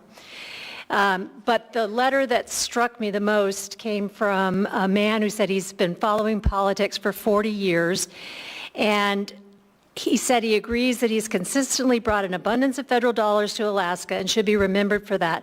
However, he was not the kind of person I would like my children to emulate. Confronted with anybody who was running for office opposite of him, he was rude and confrontational. He was incapable of participating in civil discourse and always relied on his ability to humiliate. I would. It's been a point of order called. I'll go ahead and entertain it, Mr. Cross. I don't feel comfortable with reading disparaging comments regarding Don Young. She can make mentions, but I don't want to use this as an opportunity to bash him. And if you'd like to continue, I would invite Ann Young to sit here so you can look her in the face while you do that. His wife is sitting right here. So if we're going to sit here and read through your public comments and disparage a man who's done more in his life than all of us put together to help this state, Mr. Cross, I think you made a point of order, and I think what your point of order, the general gist of it is you don't want her to be able to say what she's saying. Is that fair? I don't want her to disparage a deceased man with his wife in the room. She can say, I get the gist, but I wouldn't allow anybody to say the same thing about you, Chris, and I would hope you would protect our character. We don't speak it. We don't typically attack people's character on this podium. I understand, and I just am going to say that the point of order is not upheld by the rules that we have. A member can say uncomfortable and terrible things. I spent years in this room with a member who had a seat previous to you who was an expert at that. And as much as we don't like to hear some things, it's our job to hear them. And so the chair rules that the point of order is not valid. So I will skip the part that is the most embarrassing moment of this man's letter that happened at a Kenai Chamber of Commerce luncheon, and just read the end that said, however, those of them who knew him well could attest for the fact that similar behavior was not unheard of by Mr. Young. And I cannot support someone, as this man said, who I would be embarrassed to point out who he was to my children in years to come. Thank you. Mr. Cross, you have the floor now. Well, since we're going to go down that road of characterization, I would like to ask Ann Young, who's here in the audience. Before that, Mr. Cross, note that the motion before us is the question of reconsideration, which she on her thoughts on this reconsideration and the reasons why some individuals may not want to. I think it's relevant. Okay, I think I won't rule that out of order, but we will keep it careful because we might find ourselves in a situation where members who made a decision to put a motion to reconsider on the floor might find themselves in a place where they will just vote how they voted the other night. And so I would offer that we should be mindful of that. So, Move to Mr. override Cross. the ruling of the chair. Okay, so I ruled that a member could have Ms. Young. There's been a motion to override the ruling of the chair. Is there a second? Second. So a motion has been made to override the ruling of the chair by Ms. Alatel, seconded by Mr. Presverdia. Ms. Alatel. Thank you. I think that this is more of a procedural motion about why you will or will not move to reconsider, and is not a public testimony item or an item as to the merits of the options that would be before us if we reconsider. So I think it's inappropriate. There would be an opportunity, if this item is reconsidered, to possibly ask the speaker to come up and speak to her thoughts on any particular option before the body. Anyone else wish to speak to the motion to override the ruling of the chair? The question before us now is,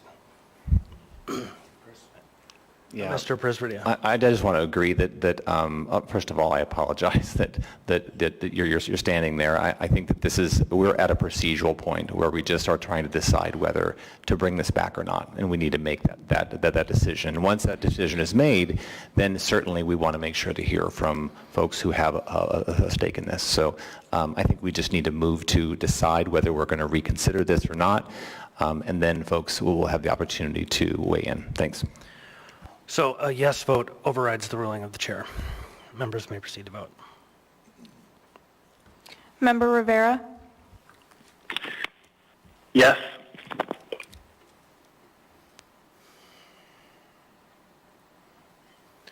On a vote of 5-7, the motion fails. So I just ask everybody to think about the cause and effect of what we're doing here. Mr. Cross. Thank you. Ann, thank you for getting up at 2 a.m. and spending all this time traveling to be with us. First, thank you.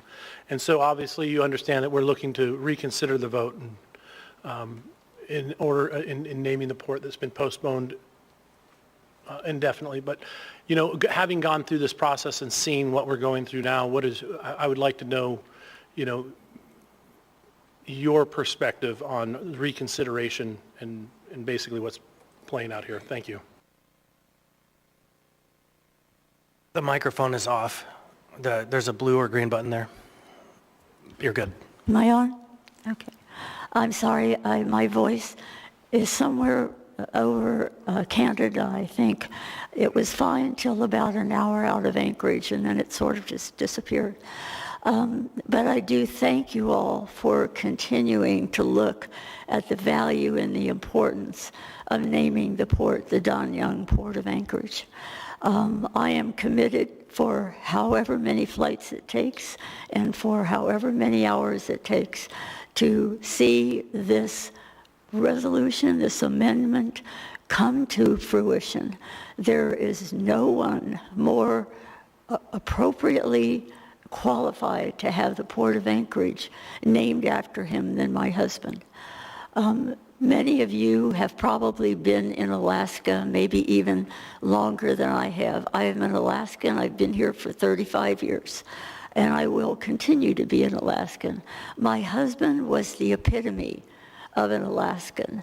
There never was and there never will be anyone any more committed to this state than he is, and than he was, and than he is continuing to be even into the future.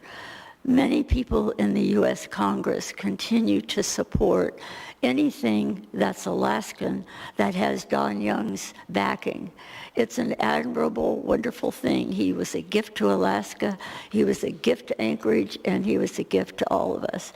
The idea that the amendment is continuously being kicked down the road like a kick-the-can game is quite frustrating and very confusing and disappointing to me. It would seem that anybody who has any degree of knowledge about Alaska and how we got where we are and how we're continuing to be where we are certainly should have a better awareness of what the appropriateness is for him to be named this to be named the Don Young Port of Anchorage. All right, thank you. There is We're at never 5 minutes, Mr. anyone, Cross. and there never will be anyone in our lifetimes, any of us in any of our lifetimes, who is more qualified to have this honor than Mr. Young. In fact, it will probably be true that no one ever will be any more qualified ever to have the Port of Anchorage named after him than my husband. So my commitment is to continue to support Alaska Airlines for as long as it takes, for as many flights as it takes, for as many times as I get up at 2 o'clock in the morning to catch a 7 a.m. flight, to come here and speak with you and support your commitment, I hope, to seeing and doing the right thing. I mean, it is the right thing. Ms. It's Young. so obvious. I'm going to Thank interrupt. you. Thank you. It's time to move on. This is 6 minutes of testimony. We have a lot of people in the queue, and we want to get to the question, so. I will answer questions. No, we don't have questions for you. We have to get through all of the people who want to speak up here before we take a vote on whether to reconsider the item. Okay. So we're going to proceed through the queue. Mr. Martinez. Thank you, Chair. I will support the motion to reconsider, and will save any other comments for the formal part of the debate. Thank you. Mr. Volland. Also support the motion to reconsider. Thank you. Mr. Johnson. It's just been said. Mr. Bronson. No, thank you, Mr. Chair. Ann, I just got a question for you. It's in the attempt to clear your husband's name, he was called a misogynist tonight. Point of order. A point of order has been called. I don't know that this goes to the merits of the motion for reconsideration about whether or not to bring the items back to the floor. Well, the disparaging remarks didn't do that either. So I'll ask So we're trying to clear the record here. to rule on my point of order, and I don't appreciate being interrupted, Mr. Mayor. Thank you, and I'm going to uphold the point of order. Ms. Zalatel is correct. A member did make effectively a point of order when a previous testifier made a testimony. You missed the boat, Mr. Mayor, on that question. If you have something to the merits of the question, reconsideration. I missed what? I didn't hear. You missed the boat on having anything to say about a previous testifier. I don't get to vote. I've said enough. Thank you, Mr. Chair. Thank you. You can speak to the motion to reconsider, but the other matter was 3 people prior. Ms. Brawley. Thank you. I will just state that if somebody would like the port named after Mr. Young, then we need to reconsider this item first. Thank you. I see no one else in the queue. Members may proceed to vote on the motion to reconsider. Member Rivera? Yes.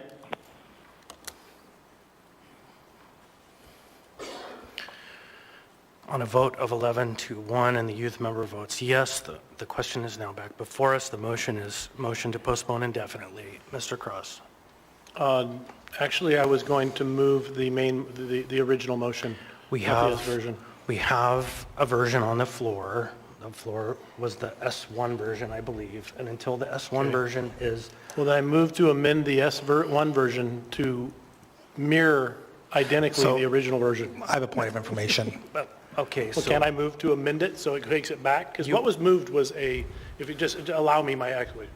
The complication and part of the whole reason for this was that what was moved was not the original proposal that was drafted and issued by the naming panel.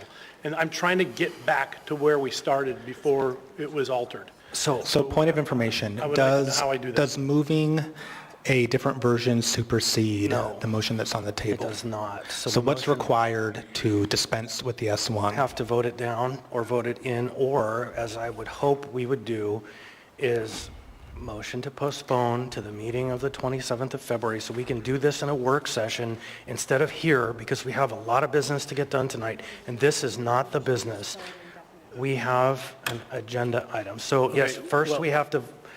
Let me just go back because I should be recognized. Right? Yep, And so okay, let's you have finish the floor. this conversation. So my question for you is, you're telling me I can't move to amend the motion that's on the current version, S1, and amend it back to the original? So whatever is it the S1? The S1 version is on the floor. We're just amend to postpone indefinitely. Okay. Another point of information, if the S1 dies, do we have the opportunity here in the agenda to bring forward one of the other versions? Yes. Thanks. Ms. Zalatel. Thank you. I was going to say, we need to re-vote on the motion to postpone indefinitely. And I believe that the only superseding motion to that would be a motion to, I believe the only superseding motion to the motion to postpone indefinitely would be to postpone to a time certain. I think those are the only two options before us. So at this point, I would urge a no vote on the motion to postpone indefinitely. Thank you. Ms. Brawley. In that case, then I will move to postpone to the meeting of February 7th, or sorry, 27th. Second. Motion to postpone to the meeting of February 27th. And second, moved by Ms. Brawley and seconded by Mr. Presverdia. Do you want to speak to that? I am moving this at the request or advice of the chair, and also to say that as was previously stated, we have many business items that have a hard deadline for our election, and given the confusion tonight, both around process and the content, I believe it would be helpful to have a work session and have more time to debate this. Thank you. Or, sorry, not debate in the work session, but prepare for debate at a future meeting. To identify what the path forward is. Mr. Rowland. Thank you, Mr. Chair. I think I'm ambivalent about the motion to postpone. I am prepared to support the original version tonight. Thank you. Mr. Bronson. Thank you, Mr. Chair. I would like to speak against the notion to postpone. I think we all kind of understand what's going on here. This has been going on for almost 2 years now. This process started March 18th of nearly 2 years ago. Why we need more work session? I have no idea. Get it figured out. You look at the stack. It's nearly a half an inch thick. We've been through the process 3 times. Why the delay? Just stand up and vote. If you want to vote against naming it the Don Young Port of Anchorage, just vote. Kevin's been trying to get to this. Just get to that vote. I think that's we could do this in 5 minutes. So that's all I have to say. Thank you, Mr. Salt. Just real quick, for clarification, if we vote to postpone to a time certain, then we are done with this item and an original version cannot be raised, okay? No. No. Still. Nothing else can happen if we vote for the time certain it's postponed, and then all Yep. the items would come back. Tonight, if we postpone this, every item in the suite moves forward with us. It doesn't preclude any of the subordinate items coming forward. Okay. So we would have the full suite of items and an opportunity to deliberate in a way to discuss the potential paths forward. So, yes. Okay, thanks. And so I have myself in the queue. I am prepared to vote something after Don Young, but I am not prepared to call it the Port of Anchorage again. And the bottom line is this commission, which was set up and staffed by members of the administration, took upon itself to go outside the boundaries of the resolution and add this message. And so we are not ready tonight. So if the point is rush to a vote, get it done, I'm afraid you're going to find just as many no votes on the item, and it'll just be done. And you can come back in a number of years and attempt it again. And so if the argument is rush because we've got to get it done, you're probably going to find results very similar to what you had on the 19th of December. But it doesn't actually have to be that way. With a little bit of collaboration, a little bit of processing through the various documents we have and setting of a path, the Assembly could actually get this done. But rush at your peril. Mr. Myers. Thank you, Mr. Chair. I just wanted some clarification on what we're voting on. Motion to reconsider the item and postpone it to the 27th? No, the reconsideration passed, so the item is back before us, and the motion before us now is to postpone the whole conversation to the meeting of February 27th with a work session, or 2 if we need, to sort through the various versions, hear from people what their concerns are, and chart a final course to action. Okay. Thank you. In that instance, I will be voting no on that. I think we are all ready to make a decision as well, so thank you. Mr. Byrd. Are you speaking on behalf of the mayor? Yes, Mr. Chair. Okay, this is the second time for the mayor on the motion. Thank you, Mr. Chair. I wanted to address, Mr. Chair, the point that I think is a good one about the naming of the Port of Alaska. And I'm happy to discuss this at length with you or any other members of the body. But I think that you should know, Mr. Chair, and all the other members of the body, that when I was first tasked with this as the Chief of Staff for Mayor Bronson, I was specifically asked, make sure that it will be the Don Young Port of Alaska. It took a certain amount of humility from the administration's point of view to hear the experts, chief of whom was Jim Jansen, the head of Linden Transport, tell us, and hear from Port Director Steve Rebuffo tell us, the nomenclature is Port of Anchorage. So I just want to make that point, Mr. Chair. We were wedded, as it were, to the Port of Alaska ourselves. And I thought, Mr. Chair, your compromise solution in the S version was a great olive branch, and I still think it is. One of the things I just want to make the point on behalf of the administration is that we think there is some merit in deferring to a panel recommendation, particularly because it takes it away from the vicissitudes that affect us as the executive branch and the legislative branch and the fights we get into.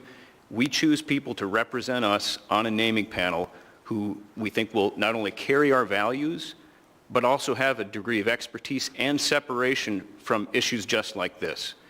And from the administration's point of view, I can say that we got to the point where we were willing to accept the recommendation of the panel, which we weren't at first, that it should be renamed the Port of Anchorage. If the body comes back after the work session and, for example, like with the S version that you suggested, Mr. Chair, Port for All Alaska, I mean, personally, I think it's great. It's a great compromise offered, and I appreciate you making that. But I wanted to make sure that the body knew, and everybody, including Ms. Young, that we've looked at this and we had to take a step back and accept humbly that we're not experts when it comes to naming ports.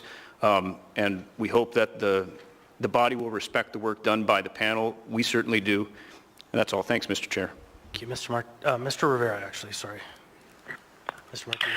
Yeah, thank you, Mr. Chair.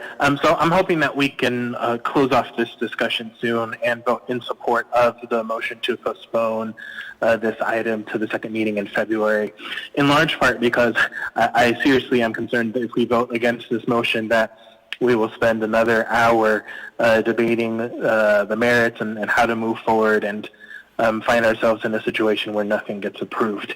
And I want us to avoid that. And I think the best way for us to do that is to sit down in a work session and try to hammer some of these issues out. Thank you, Mr. Chair. Thank you, Mr. Martinez. Thank you, Chair. And also similarly, reading the tea leaves with respect to the disagreements that we have on this body, I don't want to see this die. I do want us to see us take action on this. And I want to reiterate to the point that Mr. Burgess mentioned, one of my concerns was that the difference between a naming panel process that identifies attaching a name of a dignitary to an installation and the renaming of the port, which I remember the municipality did a renaming process. Those processes were fundamentally different. And so a naming panel is not the process for renaming the port. It's the process to attach a name of a dignitary to an installation. And so on that note, and just want to highlight one more thing that was mentioned, we are a municipality. We are a local government taking some step toward recognizing a state and federal representative with a local municipal asset. It's very different than the airport, which is owned and operated by the state of Alaska. So I wanted to just be real clear that this is a municipal asset, and one of the arguments was that, well, there are other ports. Mr. Jensen said there are other ports, and so we should change the name back to the Convention of Anchorage, but if we are in fact being asked to do this recognition of a state elected official, I think it's absolutely fine to remain to keep the name of the Port of Alaska, because that is exactly why the designation and the honor to the representative matters. if that narrative holds true. So I would encourage us to get this back on the agenda and to move forward with this, not changing the name of the port, but just attaching, if that's the action that we're taking, the dignitary, in this case Don Young, to the current name of the Port of Alaska. Thank you, Chair. Ms. Alatel. Thank you. I have a point of information. For February 27th, since we have a motion to postpone to a date certain, do we have to dispense with this, or can that be amended? That can be amended still, right? Okay. So I'm going to move. Hold on.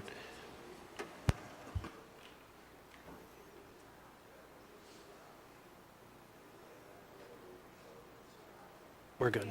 Okay, I'm going to amend to postpone to the meeting of March 5th. If I can get a second, I'll explain why. Second. Thank you. Okay, so a motion to amend the amendment has been made by Ms. Alatel, seconded by Mr. Presverdia. To March 5th? Yep. Okay, so the reason being is I'm going to be back. I'm going to miss a meeting in February. I will be back for the meeting of the 27th, but I'm afraid I'm going to miss the work session on this, and I don't want to, because the discussion here goes deeper than this item. It's the role of a naming panel. Is it advisory? Is it where we are in a position where we can't propose anything different? And so I think the conversation is deeper, and I would like to be a part of that conversation. And I think we also need to have a part of that conversation also be about how this naming panel proceeded. What really struck me from Mr. Bird's comments were we should follow the naming panel because that basically takes us out of the picture because we put some people on the naming panel. However, the mayor put forward the initial proposal, and the assembly had nothing to do with that. And I think this proposal is salvageable, but was flawed because it suggested a person and the place. And I think in order to do this correctly, you have to say, we want to honor this person, what things could happen to be named after that, and that would be the job of the naming panel, or we want to rename this place, and what are the options for that? And so I want us to have a conversation. We're here, we're in this moment. How do we reconcile these things? What is the role and the weight we want to give the naming panel? And I want to be a part of that conversation. So I will admit that my motion to postpone, the amendment to postpone to the 5th is self-serving. But if it's not till the 27th, I will apologize if I miss the work session, but that might mean longer debate on the 27th. Thank you. All right, so I have a number of people in the queue still. Ms. Bronga. Okay, so then the amendment is, okay, so if I have a couple of people in the queue, but the question is, Ms. Brawley. Yeah, thank you. I just want to observe that this is an unusual situation where we have two meetings that go basically week to week. Usually we have 2 weeks between meetings, so functionally what we're talking about is postponing in an extra week, so I just want members to be aware of that. The February 27th to March 5th is a week's time. I think that still allows for plenty of time for a work session. I am indifferent as far as which date we choose, but I see the rationale for this item. And then I would also add that if we have the opportunity to have this discussion in a more informal setting and with more generative conversation, then I would anticipate that when this comes back for a vote, if and when it comes back for a vote, if we vote to postpone this, that it will go much smoother in the assembly meeting. So I am in favor of something that gets us to a resolution quickly. Thank you.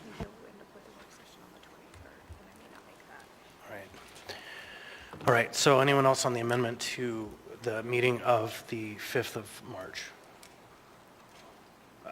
I don't know that, were you on the amendment to the 5th of March, or were you? Yeah, I didn't think so. So, Mr. Bronson.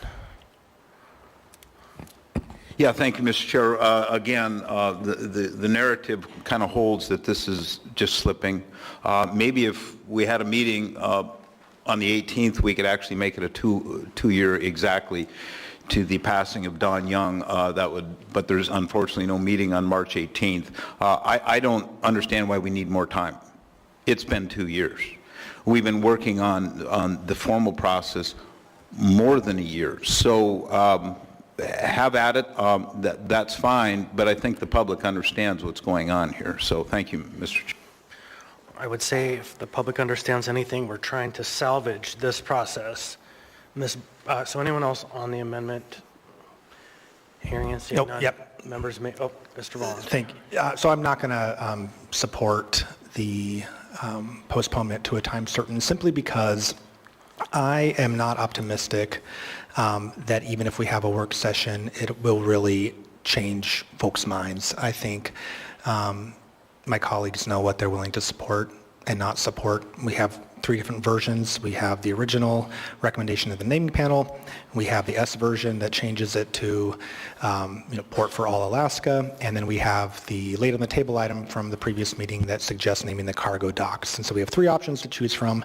And I actually think we could move one of those tonight and get it done with.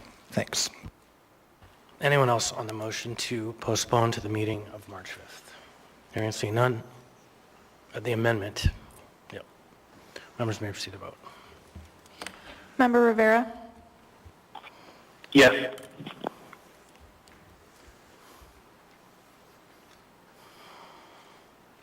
On a vote of 7 to 5 and the youth member votes no, the amendment has passed. Now we have the amendment. Mr. Chair, I procedurally veto that vote. Thank you very much. You're going to earn a no vote on this. Okay. And You're going to win. And sorry, lose. Moved over at the veto. Chair Constant, can I change my vote to a no vote? I meant to hit no instead of yes. Motion to reconsider. It's too late. Okay. The veto has occurred. All right, we're going to not get park bonds on the ballot or CASA or because of this, because we're going to talk about this tonight. So there is a motion to override the veto. Is there a second? Hearing no second. Oh, is there a second, Ms. Brawley? Second. Okay, so there's a motion to override. Any discussion? Members may proceed to vote. Yeah, that's all I'll tell Ms. Brawley.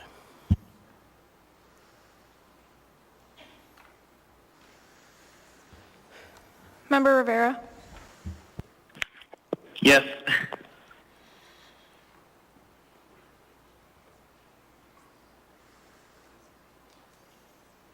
Vote of 6 to 5, the override fails. The youth member votes yes. So now we have the motion to postpone to the Point of meeting. information, Mr. Chair. Who's that? Mr. Myers. Mr. Rivera voted yes, didn't he? Still, it's insufficient. Thank you for the clarification. We'll make sure the record is clear. So I am sad this is going this way because you're going to make me vote no on naming after Don Young. So we have a motion to postpone to the meeting of the 28th. Members may proceed to vote, or 26th. 27th. Right? February 27th. Yeah. 27th. It's, yeah, so it's back to the 27th. So members may proceed to vote. Member Rivera? Yes.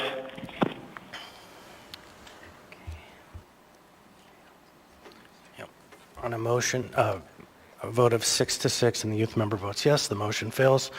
We now have the motion before us. The motion is to postpone indefinitely. Members may proceed to vote. Mr. Chair, I move the original version. It's too late. The question was called. We have an item on the floor. The motion will be dispensed or not. Member Rivera? Sorry, can you remind me what motion we are voting on? Postpone indefinitely. Yes.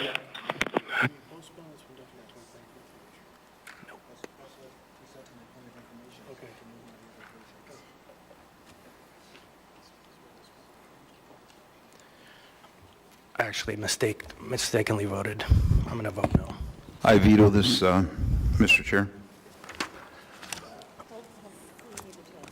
I let the clerk know before the mayor spoke that I had changed my vote.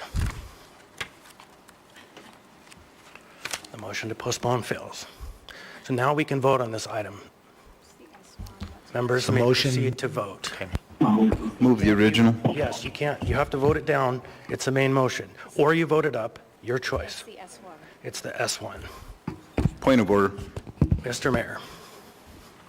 Mr. Chair, on behalf of the mayor, I'm looking at Robert's Rules 1269, a substitute offered for a main motion or resolution when there is no other amendment can be offered, as Member Cross attempted to offer earlier. The question was already called. It's out of order. Members may proceed to vote. Point of information, Mr. Chair. What are we Mr. voting on? Myers. What? Can you give us some clarification of what we're voting on now? The motion to approve the S1. Point of information. Mr. Wallen. If this vote fails, then can we bring forward a substitute version immediately after? I think we need Mr. Gates for this conversation. But let's take the vote.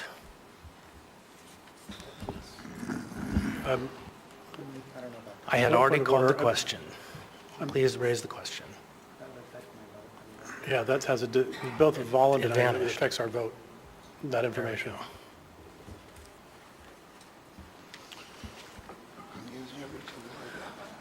Member Rivera? If this is a vote on the S1 version, then I vote yes. Point of information. Mr. Martinez. Chair, please, normally when we're making a vote, sometimes, most of the time, someone speaks to it. Can someone speak to exactly what we're talking about right now? S1 as amended, S1, which exactly is the item that we're focused on at this point, Chair? It's the S1, which is the main motion that was on the floor before we voted previously to postpone indefinitely. It's the docks. Yes, It's the docks, it's the cargo dogs. cargo docks. I'm the sponsor of the S1.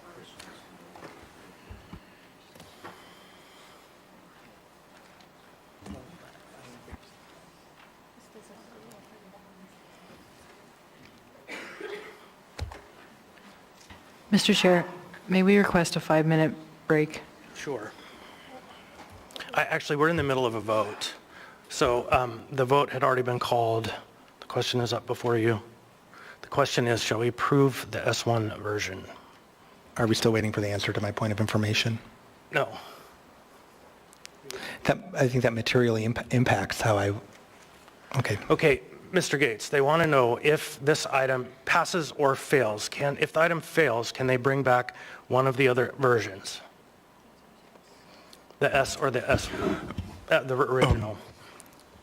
Mr. Chair, I'll try to answer best I can, but I want to answer in two parts. First part is the wording of this actual motion is move to approve the S1 version, if I understood correct. Another possibility here is an amendment to that motion. It says it replaces S1 with the original AO. I think that's what Mr. Cross was trying to do. So that's one way to amend it, not the wording of the document itself, the wording of the motion. And then getting to your first question, if the S1 is voted down, the motion as worded right now to approve the S1 is voted down, it does not preclude making a motion for approval of the S or the original. Those could still be alive. Thank you. So the question had already been opened. The votes are before you.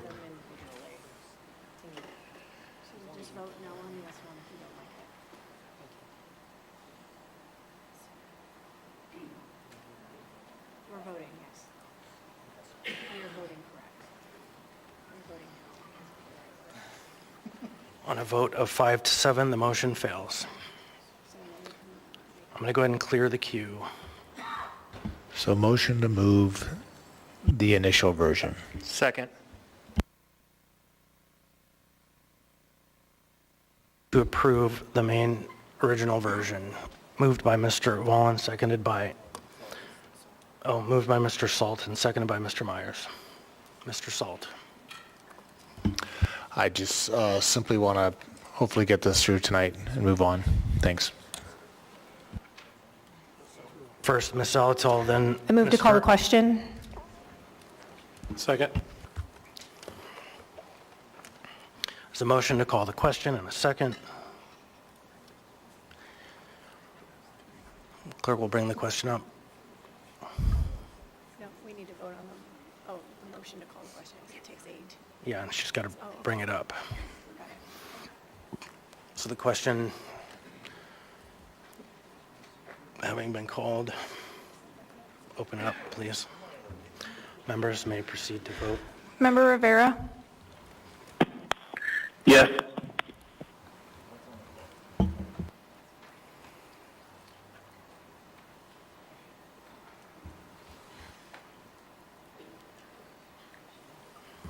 On a vote of 5 to 7, the question has not been called. Ms. Salatel. So I was in the queue to call a question, but since you gave me the floor, again, was only willing to vote for the S1. I believe we should stick with normal naming of conventions for the port, and I thought the cargo docks was a reasonable alternative, so I will be a no vote. Thank you. Ms. Bronco. I just wanted to clarify something for Mr. Bronson and whoever else heard that those were my words. Those were words that I read that came from a supporter of Don Young who called him those things but said, let's still name him. So I'm sorry if you thought it came out of my mouth.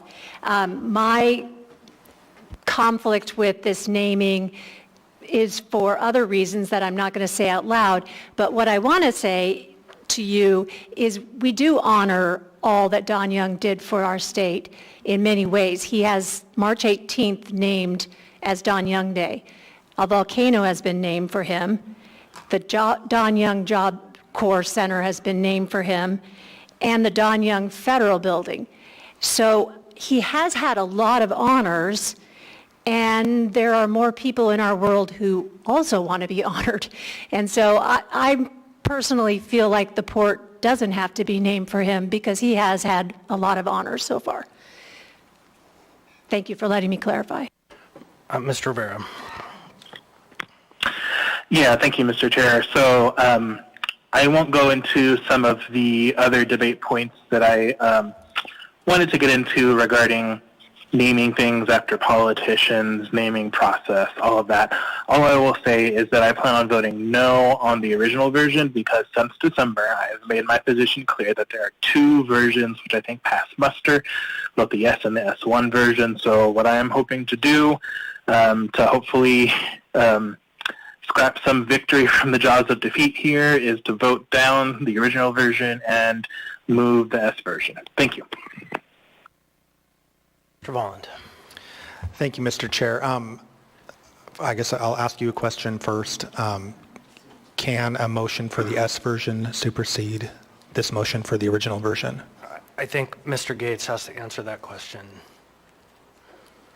So I'll ask that again. It's a parliamentary move I've never seen occur in this body.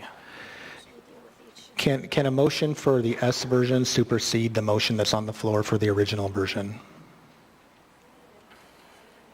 Can a motion for the S version supersede the motion that's on the floor now for the original version?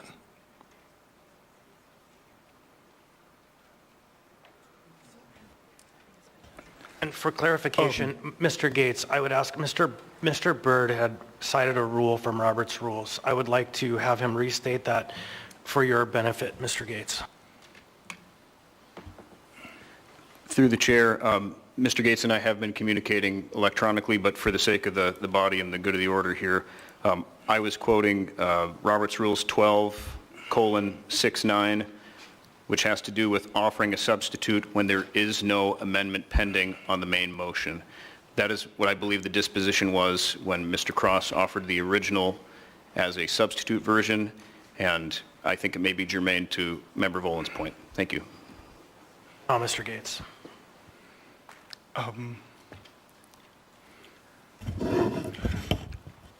If I understood Mr. Voland's question, whether the current motion on the floor is the motion to approve the original AO, and the question is whether a motion to approve the S version superseded.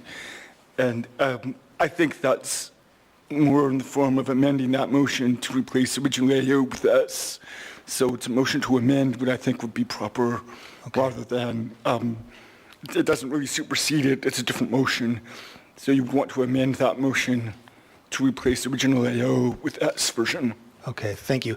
I guess for my part, I can support either the original or the S version. I think from comments that I've heard from my colleagues on the dais, there would be more support for the S version. So perhaps if those who moved the original version would be willing to withdraw, I would be willing to then move the S version. Mr. Chair, can you give us the difference between the S and the original? Is it Port of Alaska or Port of Anchorage? Because I'd be willing to withdraw my second for the S version for Daniel to make that motion.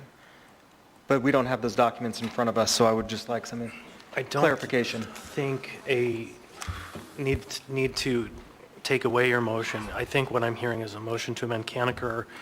Again, Mr. Cross, I apologize. I've never seen that happen since I've been on this body in almost 8 years. I've never done it. And so I didn't mean to overrule your rights. But that said, the difference is Don Young Port of Anchorage and Don Young Port for all Alaska.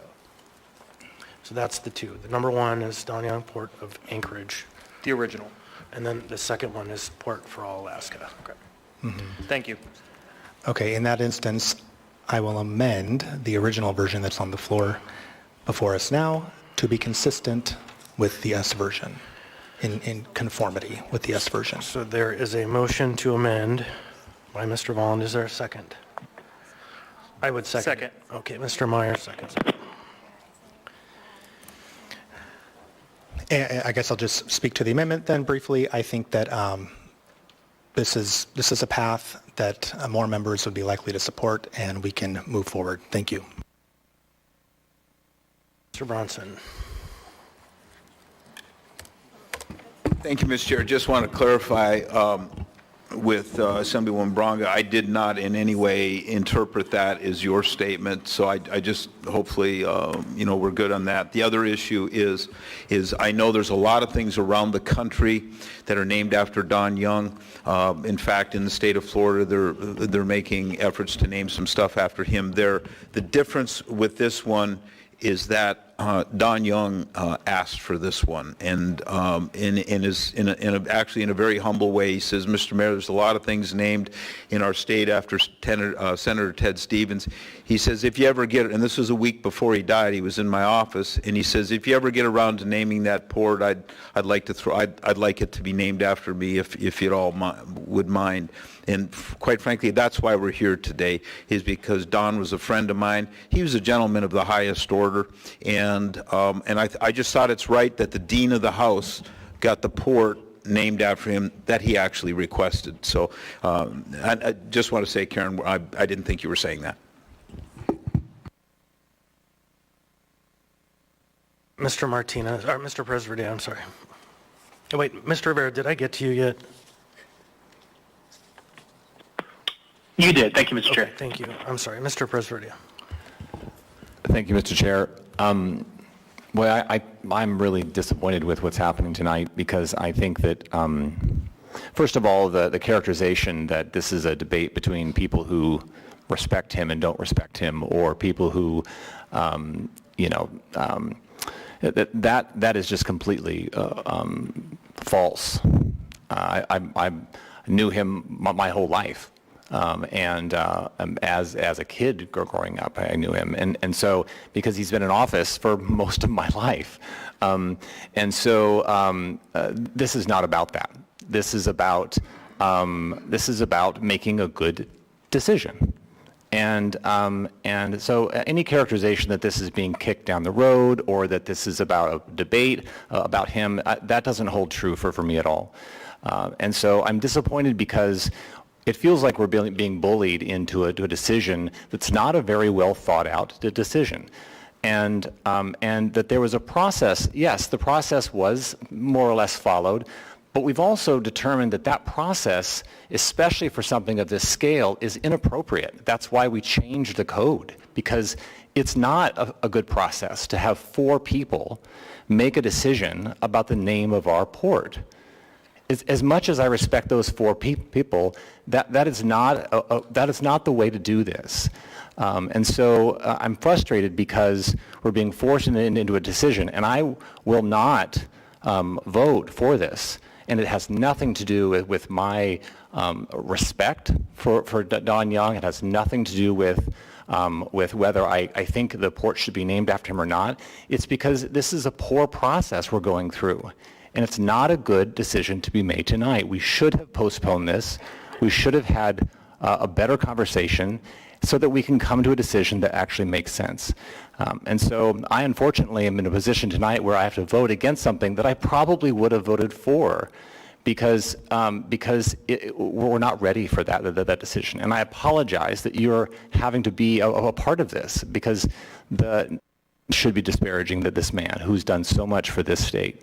And so, unfortunately, I'm going to have to vote no, but it has absolutely nothing to do with my respect and my love for a man who did so much for the state that I love. So my hope is that we can vote this down, and then we can bring it back and do it the right way, and do it in a way that actually honors the man that we're trying to honor. Thank you.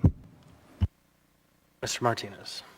Thank you, Chair. And I'm not sure if this goes to this amendment, but I'll ask for your guidance, Chair. In my vantage point,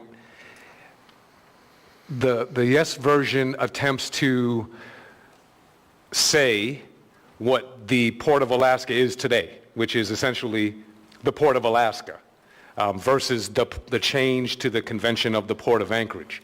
And without the poetic language of a port for all of Alaska, no disrespect to the poet in you, Mr. Chair, I think it would be simple to just have if we move this forward, where would we have an amendment to just say, we will just change Anchorage back to Alaska and call it a day? Yeah, it would be now. Well, let's go through it then. So I would offer is it an amendment? To the original, to the S version. It's the S version, and it's an amendment to the amendment. An amendment to the amendment to drop off for all and leave it Alaska. Then it would become Don Young Port, Alaska. Port of Alaska. Right, so it's not just strike off for all Alaska, you have to add of. Right on, sounds good. Yes. Add the of. So there's a motion by Mr. Martinez. Is there a second? Second. Seconded by Mr. Myers. So I have a quick question for council. Mr. Hurt, does this item have the clarification in it? Can you verify the S as the track J clarification?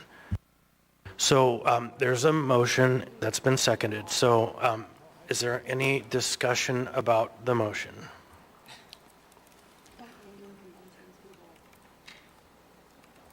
I don't see any discussion, so members may proceed to vote on the amendment. So this amendment it doesn't have the lines of every time it's in the document. What it does is directs that every time it says in the document, port for all Alaska, it adds, strikes for all Alaska, adds a word of, it makes it Port, Don Young Port of Alaska. So that's the clear, because we're going to have to authorize the clerk to go back in and make conforming amendments.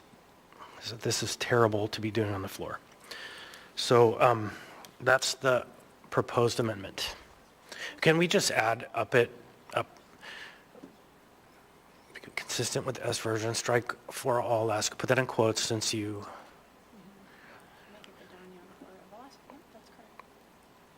And then also add another phrase, and allows conforming amendments. So we do it all at once. And the conforming amendments just go through the document to make sure it's consistent across. So Mr. Myers seconded, right? Yeah. Members may proceed to vote. Poor Jasmine. We have our relief team pitching tonight. Member Rivera? Yes.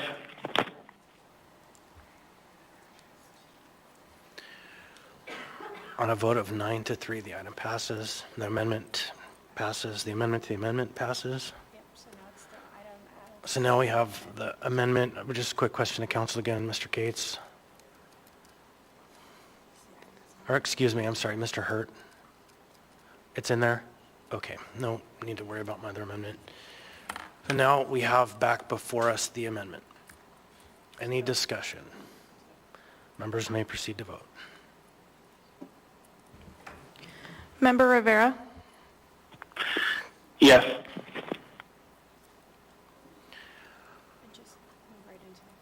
On a vote of 10 to 2 and the youth member votes yes, the motion passes. I'm going to just speak real quick. Mr. Constant. Thank you. I have never opposed renaming the port for Mr. Young. He did a lot for Alaska. He also was a human, a man. I don't like the act of sainthood that's been going on, sanctification. It's not been fair to the members of the dais, not been fair to the community, and it's not been fair to an honest record of Don Young's life and story in Alaska. It was great, and it was terrible, and it was everything. It was life. And we should not practice hagiography in undoing the stories and making false narratives about people. Instead, we should embrace them for who they were. And I can say in the last votes Don Young took, I found great respect in his commitment. Never more in my life than this moment do we need people to stand up for the fate of our republic. On the days after January 6th, 2021, this man stood up against his party and said, no, this will not happen. We are not that. And no matter how far the country has slipped to that, he didn't. And when his party was so extraordinarily partisan that they would drive against infrastructure projects that would build the future of our state and our country, rebuild roads where bridges are falling down, he said yes, when all of his party said no. So this has never been a partisan issue for me. But I also don't stand for what effectively was bullying or emotional extortion or all manner of gross attacks against the Assembly for doing its due diligence in this process. That's not right. We are, in fact, a sovereign government. We have unto ourselves the right to make this decision. No one else, not some panel of 4 people that were set up and handheld to get to a decision. But instead, we have before us the question of, do we do this for Congressman Young? And I can vote yes on that, because I saw a man at the end of his life stand up for our nation, stand up for our state, stand up for our city. I'm sad that our city has failed to make application towards the wealth that was generated by the Infrastructure Act that passed. We haven't really gotten any of it because we don't have leadership to apply. It's a tragedy. But that all said, I think through all of this process, as chaotic and interesting and whatever you want to call it, is really symbolic of Congressman Young, because in the end, he got the job done. So for my part, I can vote yes on this. Members may proceed to vote.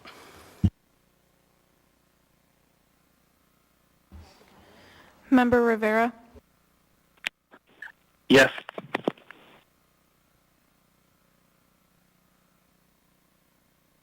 On a vote of 10 to 2 and the youth member votes yes, that item has passed. Take a 5-minute break.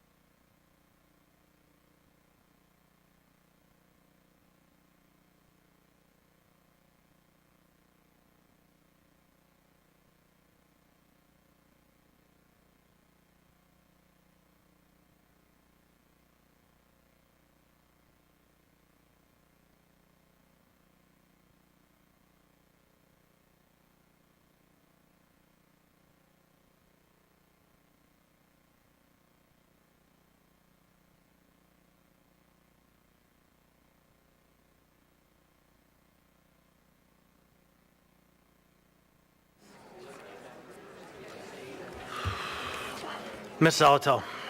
Thank you, Mr. Chair. I move to change the order of the day to take up item 11 Bravo, 13 F, 14 Echo, 12 Alpha, 15 Alpha. Second. It would be 11B, 13F, 14E, 12A, 15A. Very briefly to it, if I may, Mr. Chair. So there's a motion to change the order of the day by Ms. Salatel, seconded by Mr. Volland. Ms. Salatel. Thank you. This would dispense with the bond and ballot propositions, as well as anything that is time limited. And then once we only have one 15, it would, and that is a must-pass item, it would let us get the time-sensitive items out of the way. To those of you who are here for other public hearing items and have been waiting a long time, sorry, sometimes this happens. And the members, any discussion on the motion to change the order of the day? Hearing and seeing none. Is there any objection to that motion? I'm not seeing any objection, so the motion passes. The order has been changed. So next on the agenda, we will take up item 11B. 11B is AO 2023-114 S1, an ordinance providing for the submission to the qualified voters of the municipality of Anchorage, Alaska, the question of the issuance of not to exceed $9 million of general obligation bonds in the municipality of Anchorage to pay the cost of an area-wide public restroom project, and the question of an increase in the municipal tax cap limitation to pay associated operations and maintenance costs at the election to be held in the municipality on April 2nd, 2024, and approving and adding a project to the area-wide 2024 CIB to include the public restroom project. Ms. Alatel. Is the motion to approve the S1 already on the floor? No, there is no motion. Okay, so move to approve the S1. Second. So moved by Ms. Alatel, seconded by Mr. Volland. Ms. Alatel. Thank you. There is an amendment for this item, and I would like to move that amendment. Second. So motion to amend by Ms. Alatel, seconded by Mr. Volland. Thank you. The amendment is Constant Zalatel Brawley, amendment number 1. This reduces the amount to $5 million. And the amendment really goes to my comments about the bonds. So with a tiny bit of latitude from the chair, I'm hoping to kind of just get my comments out of the way. So I think that this $5 million figure is important because what we have coming before the Assembly today and on the 23rd are a number of new bond propositions, whether it's the Anchorage Goes bond, whether it's the Chugach access bond, whether it on January 23rd is the cemeteries bond. These are all new items, and each of these bond mechanisms address issues that have long been identified as needing some sort of response, and all fit nicely into our Assembly priority area to improve quality of life for Anchorage residents.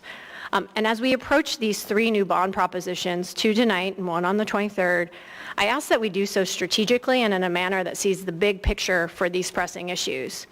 To that end, as we debate these items, you'll see me present a similar path forward. Each bond in a $4 to $5 million range, which is not different from our annual Parks and Rec bond. And a request that if we move these bonds forward to the ballot, that members commit to engaging community councils in the implementation of these projects, and that we look at a change to our capital improvement program that includes these 3 types of bonds as mechanisms moving forward so that our neighbors can weigh in annually on which projects should be funded with bond money, and not necessarily just adding projects to big bonds, like adding everything to a parks bond or adding everything to a facilities bond. None of these proposed bonds that I've mentioned, the Anchorage Goes bond, the CASA bond, or even the cemetery bonds are really one and dones. So I'm hoping that we can be strategic, commit to a path forward that bets on our community being the kind of place we want to live, work, and play, and really commits to a community that supports residents from the beginning to the end of their life. So that is really the rationale for me for this $5 million figure. This $5 million figure brings this in line with a strategy that I think we should apply to all the 3 new types of bonds. It also allows us to purchase enough toilets and install them that we would have enough to make sure we can still have a municipal-wide impact. We can get some good data on utilization. One of my concerns is if we reduce this figure too low for only 1 or 2 toilets, that if you have one place and maintenance wasn't sufficient, or you end up with a manufacturer's defect, it's not enough to get a true sample of what the impact could be. And finally, $5 million put out in an RFP for a Portland Loo style. That language is important. It opens up the possibilities. As we've started to talk about this, ideas for a variety of types of public restrooms have come forward. To me, that's exciting. That means our request for proposal is likely to generate interesting ideas that could meet our needs and actually end up saving money. So I would ask for your support of the $5 million figure. I think it brings it in line. I ask for your consideration of the larger strategy for these 3 bonding mechanisms that we're using and are new. Some new tools in our toolbox are never a bad thing. And I hope that you can support this amount. The last thing I want to say is, I don't know if you all know this book, Everyone Poops. If you've ever potty trained a child, this is a classic. It is from our library. It's a very popular book. I was fortunate it was on the shelf. But that's the truth. Everyone poops. And $5 million gives us 10 opportunities to, at least, to be able to use the restroom, to be law-abiding residents and not go anywhere else because, frankly, Anchorage goes. Thank you. Ms. Brawley. Thank you. Ms. Salatel covered a lot of the key points, but I just want to highlight a couple other things. One is that we know, unfortunately, especially in recent years, money does not get cheaper in the future. So one benefit to reducing the total number, again, recognizing that we need to be mindful and we need to think about the other bonds on the that are potentially going to be on the ballot, but also that we would want to have opportunity to be able to purchase a few of these. It doesn't mean that we would purchase them all at once.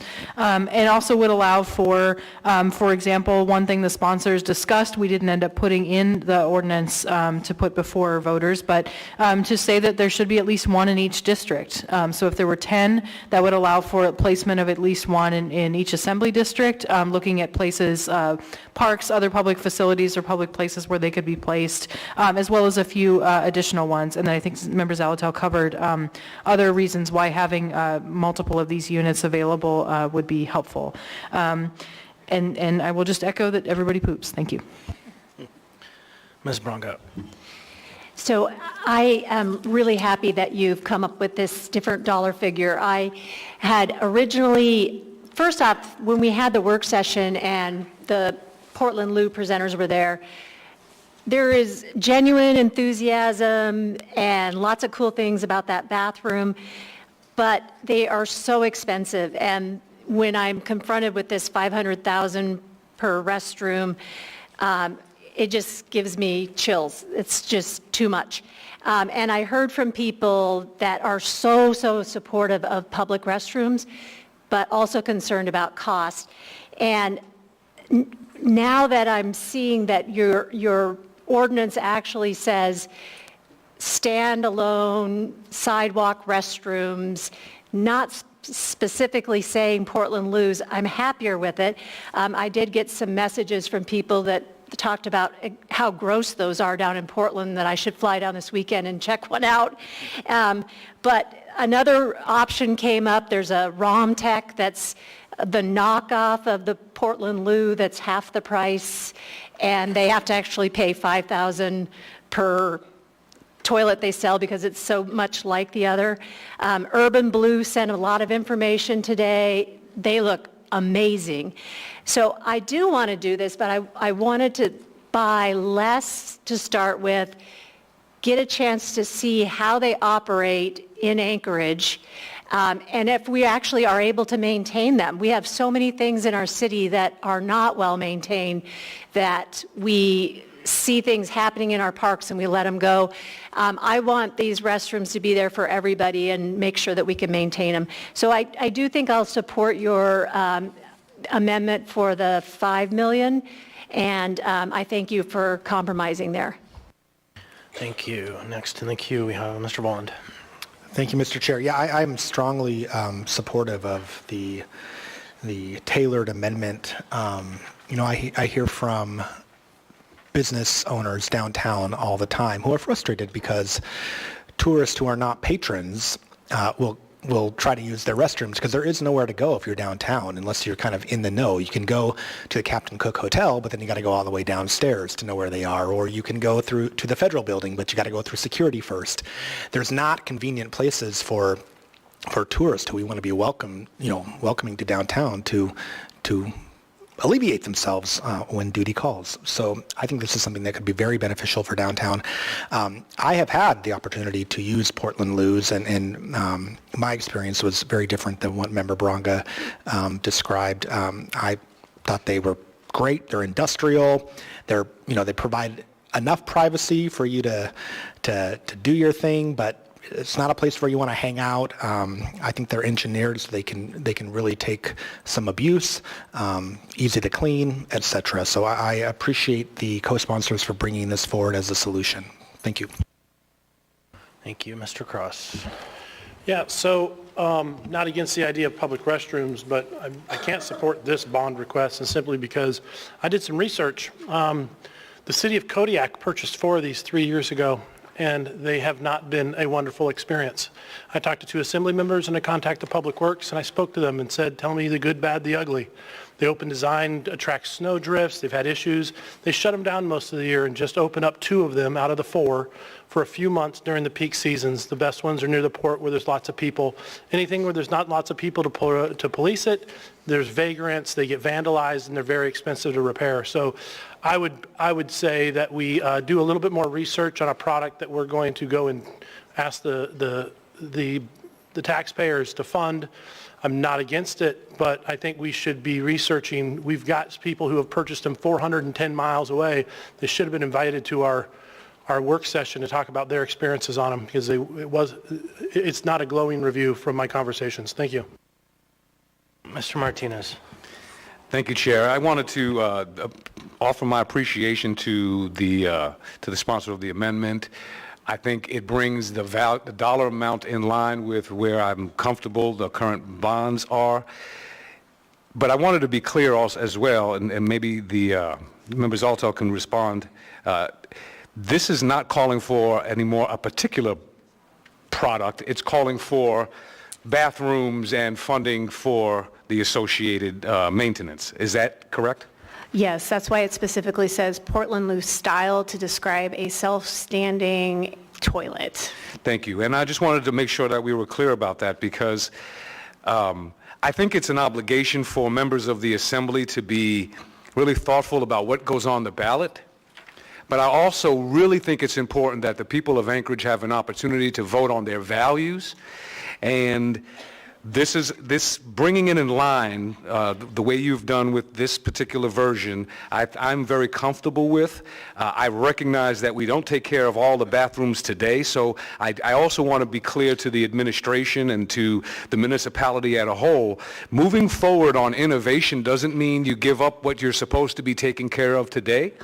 And there is no silver magic bullet in anything that we do, but we can make progress by having a focus on public health, public safety, and the idea that when we talk about choosing Anchorage and visiting Anchorage, the idea is to really have people stay here a little longer, go a little further in our town, and make sure that those amenities are available for visitors and the members of our community as well. So I would be supporting this tonight. Thank you.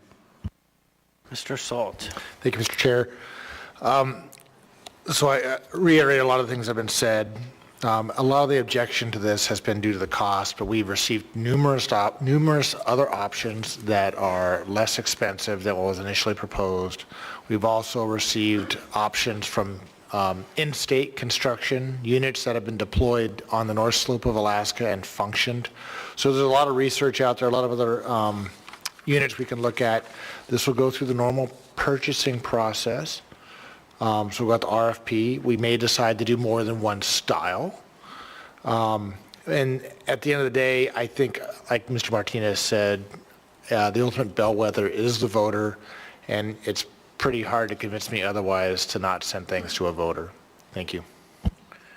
Thank you. And for my part, I'm in the queue. I just want to say that it's not a $500,000 toilet. It's $500,000 per unit or so that would pay for all of the installation costs, the shipping costs, the plumbing costs, everything. And so it's easy to get in your mind, they're going to spend $500,000 on this thing. That's not it.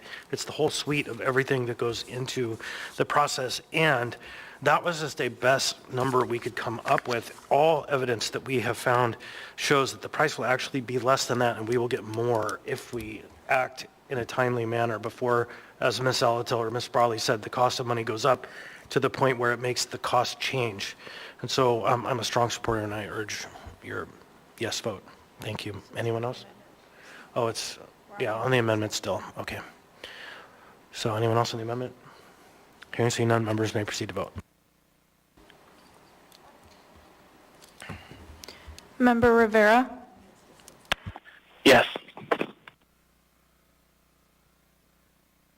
On a vote of 11 to 1, the youth member votes yes. The amendment has passed. On the main motion, Ms. Brawley.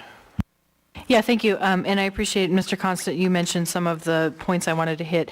One key feature of this ordinance, as Mr. Constant just stated, is that a significant portion of the total cost per unit is built-in maintenance costs for the life of the bond. So not necessarily the restroom, if we keep it for 40, 50 years, hopefully it lasts that long, but really for the life of the bond. That's similar to how we bond for road projects in terms of budgeting for certain staffing needs, and also for our fire trucks. We've done that recently, so there is some precedent for that.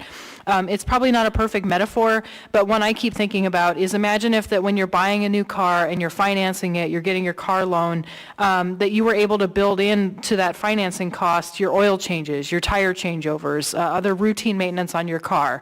Not if you total your car, right, but just the stuff that you expect to do over the next few years as you own it. And that all of those things were built into the monthly loan payment for your car.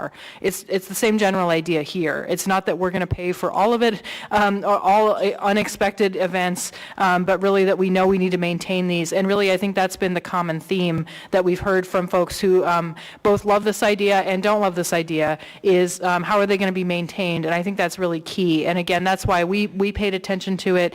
And as Mr. Martinez said, I think it is really important to recognize that it will take commitment over time to continue to maintain these. And so the best we can do right now is make this proposal and hopefully bring it to the voters. And so I hope you support it. Thank you. Anyone else? Seeing and hearing none, members may proceed to vote. Member Rivera? Yes. On a vote of 10 to 2 and the youth member votes yes, AO 2023-114S1 as amended has passed the body. Next, we have item 13F, AO 2023-128, an ordinance of the Anchorage Assembly submitting to the qualified voters of the municipality of Anchorage a ballot proposition amending the home rule charter to require assembly confirmation of the chief medical officer of the municipality. This is a public hearing item.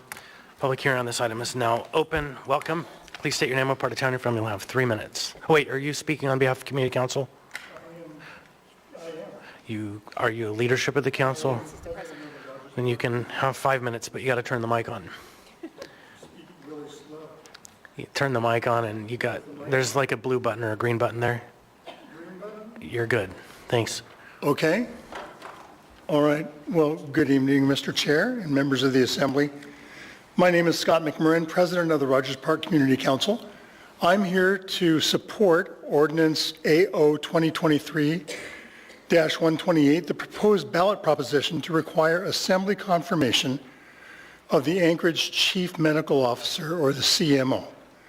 You previously heard testimony from Dr. Pete Mios, the immediate past president of the Rogers Park Community Council. He is leading a health and fitness meeting tonight and is unable to attend. He's had previously presented the Rogers Park Community Council resolution dating back 2 years, which urged this assembly to require assembly confirmation for the CMO. This body unanimously supported our resolution. Thank you. Dr. Mios was emphatic. The position of our CMO is critical to the overall health and safety of our community. In addition to understanding and implementing the latest medical and public health science, the CMO must recognize emergent public health threats. For example, the ever-evolving SARS coronavirus, TB, and sexually transmitted diseases, among others. Moreover, the CMO must be ever vigilant of air, food, and waterborne diseases and pollution. Our CMO must possess unimpeachable credentials, including graduation from a fully accredited medical or osteopathic school and residency, a professional work history and experience in related fields, and solid, verifiable recommendation. The position of Chief Medical Officer must be apolitical and unencumbered by any anti-science or anti-public health ideology. Our CMO must have the trust of the community. Thank you for embracing the critical nature of the CMO position and the necessity of assembly confirmation. Thank you, Mr. McMurrin. I was hoping you would talk about airplanes. We could go there if you want. Another day. Yeah. All right, so anyone else wish to speak on this? Anyone at all? Seeing, hearing none, public hearing on this item is now closed. What's the will of the body? Move to approve. Second. Moved by Mr. Walland, seconded by Ms. Zalatel. Mr. Walland. Thank you. I'm going to try to spare you all the waterworks this time, but no promises. This role is very important, and it's very important that Anchorage residents can trust whomever is in this role to make good recommendations when it comes to policymaking around healthcare. Important duties of the Chief Medical Officer include advising the mayor when exercising special powers during a state of public health emergency, advising the Human Resources Director in development and implementation of employee drug testing policies, providing information and advice to the mayor and assembly as requested on any matters involving public health. During a public health emergency, this role becomes even more consequential, as concurrence of the Chief Medical Officer is required to compel testing, screening, or examination of a non-consenting individual for contagious diseases. That concurrence is also required should the mayor order treatment or medications, or mandatory quarantine of individuals or groups who refuse said treatment. So this is someone that we really want to be able to trust. And who in this room doesn't value the ability to choose our own doctor, right? And so requiring assembly confirmation of whoever is in this role gives additional public process. It creates a situation where members of the public can view that publicly available curriculum vitae, resume, and weigh in with their assembly members and say, here's why we support this person, or here's why we don't.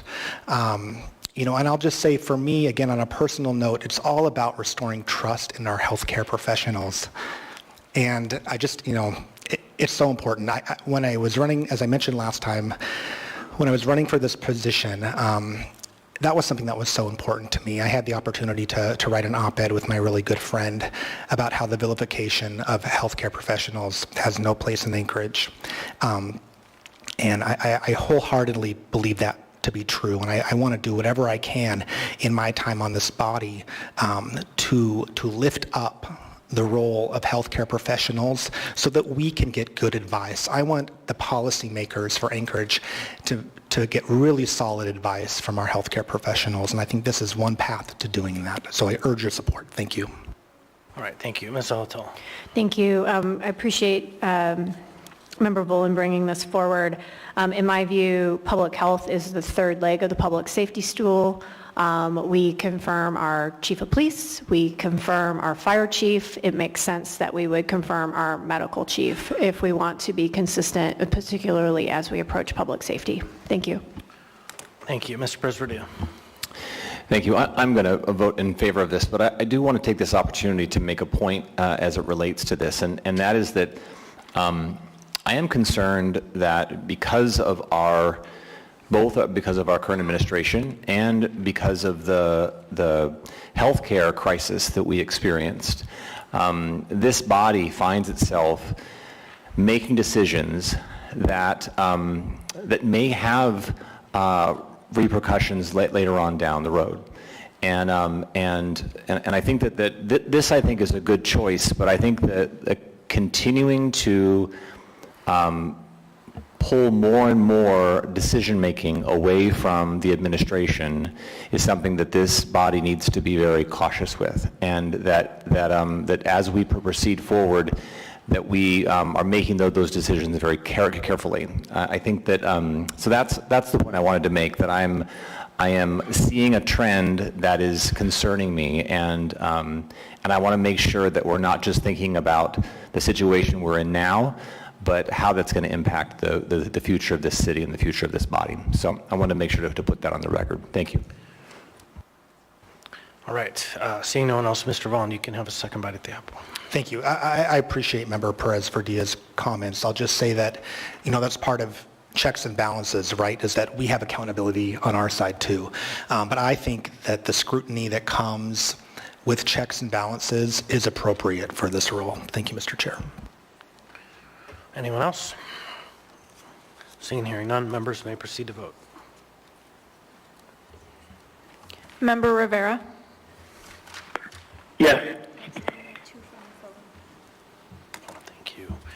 On a vote of 9-3 and the youth member votes yes, AO 2023-128 has passed the body and will move on to the voters.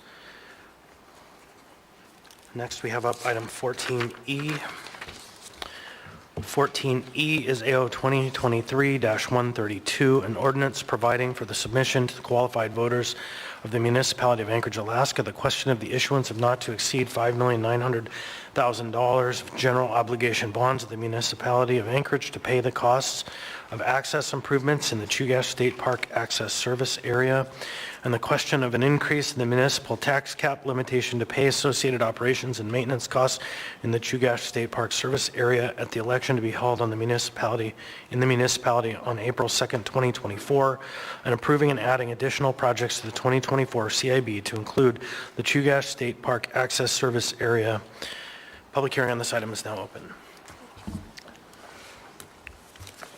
Welcome. Please state your name, what part of town you're from. You'll have 3 minutes. Irene Queednow, Anchorage, Sand Lake. This is the 6th ordinance that asks for the increase of the tax cap limit, just on the agenda tonight. So last year, you had the early childhood education on the on the ballot. And one of the things was, part of that was that you said you were going to lower the tax cap for 2024 by $1 million. You didn't mention that by moving the marijuana tax out from under the tax cap, you created a hole of $6 million. So lowering by $1 million brings it down to $5 million that you were able to spend without asking for the increase of the tax cap. And now you have 6 ballot propositions that ask for the increase of the tax cap. So the $1 million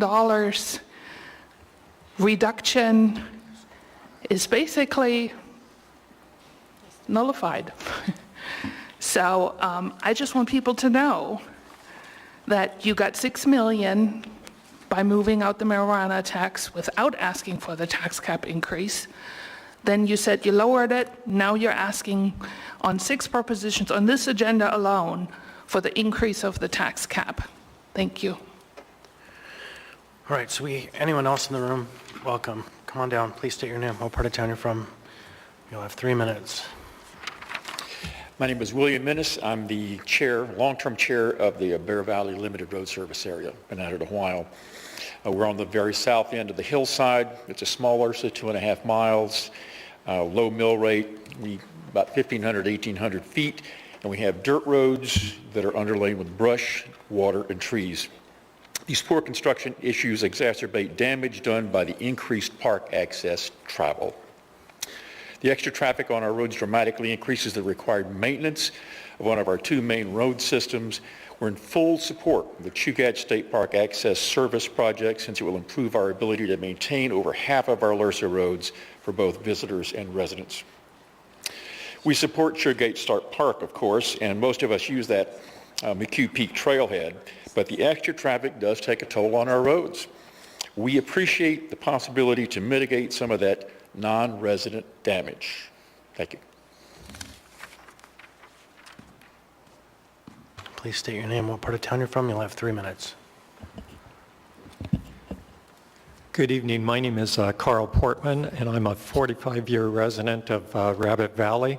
I am here to support the original CASA bond proposal, which I believe includes 4 projects. I support a robust bond that would include improved road access and trailhead improvements on the hillside. Projects supported by the original bond proposal would be good for tourism, it would improve access for Alaskans, relieve pressure on local neighborhoods, and provide for safer travel corridors. I am confident voters would approve such a bond by a comfortable margin. Chugach State Park is a crown jewel in Anchorage's backyard. It attracts more visitors than any other public land unit in Alaska, including Denali National Park. Visitation has increased immensely, putting significant pressures on the few hillside area trailheads and the road corridors leading to the park. There are often dozens to even hundreds of vehicles parked at the end of Canyon Road. The attraction is the new Sunnyside Trail up Flat Top, the improved trail to Rabbit Lake, and the surrounding peaks. Rabbit Valley has become another Glen Alps, with a crush of park visitors, but with poor road access and virtually no trailhead facilities. While I appreciate the inclusion of Upper Canyon Road in the CASA bond proposal, many residents in our area were disappointed when Upper DeArmond was dropped from the package. It is one of the few major roads on the upper hillside that is neither a state road nor in the Anchorage Road and Drainage Service Area. It was paved in 1987 through state appropriations, given it is a park access route, and has not been paved since. We're going on 40 years with no repaving. Upper DeArmond is the Upper DeArmond corridor is the only way to get to the Rabbit Valley trailheads. It is in poor shape and getting worse due to drainage issues and heavy park traffic. Given the Glen Alps Road service area is sparsely populated, and even with one of the highest mill rates in the city, it does not have the capacity to properly restore this corridor, although it does provide year-round maintenance. Therefore, I ask the Assembly to include Upper DeArmond in a subsequent CASA bond or help us to find another path forward. At the current cost, it would be approximately $4.80 per year on a $500,000 assessed home assessment value. Thank you for your time. Thank you, sir. Come on down. Welcome. Please state your name, what part of town you're from. You'll have 3 minutes. Thank you. Probably want to pull the mic down just a little bit. Yeah. Pull it down a little bit. Yeah. Perfect. Thank you. Okay. My name is Mark June. I've lived at 8801 Upper DeArmond Road for 45 years, and Upper DeArmond is the exclusive road access to 5 different Chugach Park trailheads: Flat Top Sunnyside, Peak 1, Peak 2, Rabbit Lake, and Ptarmigan Peak. I'm speaking in favor of the bond package. The bond is the first bond under the CASA program recently authorized by a strong majority of Anchorage voters. I am hoping that your actions in approving the bond will make it the first step in a successful program. All access to Chugach State Park is through local roads. And to date, the burden of building and maintaining those roads has fallen 100% on local residents, and the roads are all in various states of disrepair, made worse by the increasing use of the park. For example, Upper DeArmond is not just narrow and not just in bad condition. It is a 1-mile straightaway where everyone is either in a hurry to get to the park trailheads or in a hurry to get home from the park trailheads. The more park visitors, the more the road conditions become worse over time, the more there is a safety consideration between the pedestrians and road walkers with no room for them and oncoming traffic dodging the potholes and each other. My criteria for a good bond project is whether it will make Anchorage a better place to live. This bond and these types of access projects will do just that. The bottom line is the Anchorage voters should be allowed to say whether they want to pay for these access projects or not. And I'm hoping that the bond package starts a path forward for other good park access projects for the good of the entire community. Thank you very much. Thank you, sir. There's a question for you, Ms. Salatil. Thank you, Mr. June. You said first bond and successful program. Are you aware, you said first bond, that you hope this is the first bond and that there would be a successful CASA program. Are you aware, is there some strategic plan or sequencing of projects from now kind of out into the future? Because I haven't seen anything, so I'm curious. Well, you're in a better position to know that than me. Okay, yeah. Thank you. Fair question, fair answer. Thank you. So I'm sure more will be made of that in the conversation ahead. I would say that there is the opportunity for future bond projects under the same criteria, and I would hope those just be followed up on. Thank you. Thank you very much, sir. So we have a couple, oh, come on down. And we still have a few on the phone we'll call, but since we have people in the room. Welcome. Please state your name, what part of town you're from. You'll have 3 minutes. Thank you, Mr. Chair. I'm Bruce Talbot. I'm speaking for myself. I've lived up and stuck in an area for the last 30 years. And as you probably know, the neighborhood is within the Basher Local Road Service Area. In addition to the trailhead at Basher, the road goes through Bicentennial Far North Park, which is also paid for by LRSA. Our neighborhood includes one of the main entrances of Chugach State Park, including the most accessible state park entrance to Northeast Anchorage residents. The Basher Trailhead is proposed to be improved, and it's included in the CASA. During the winter weekends, it's often full, and on almost every day in the summer months.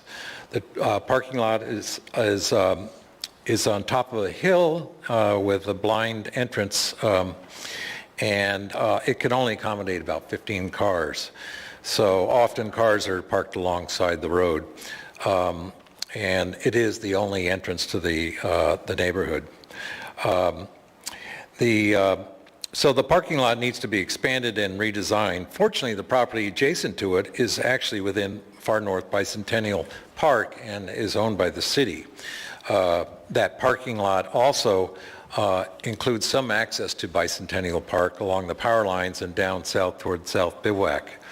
If the CASA bond passes, it would also include improving part of the Campbell Airstrip Road, which floods in the middle of winter because of overflow.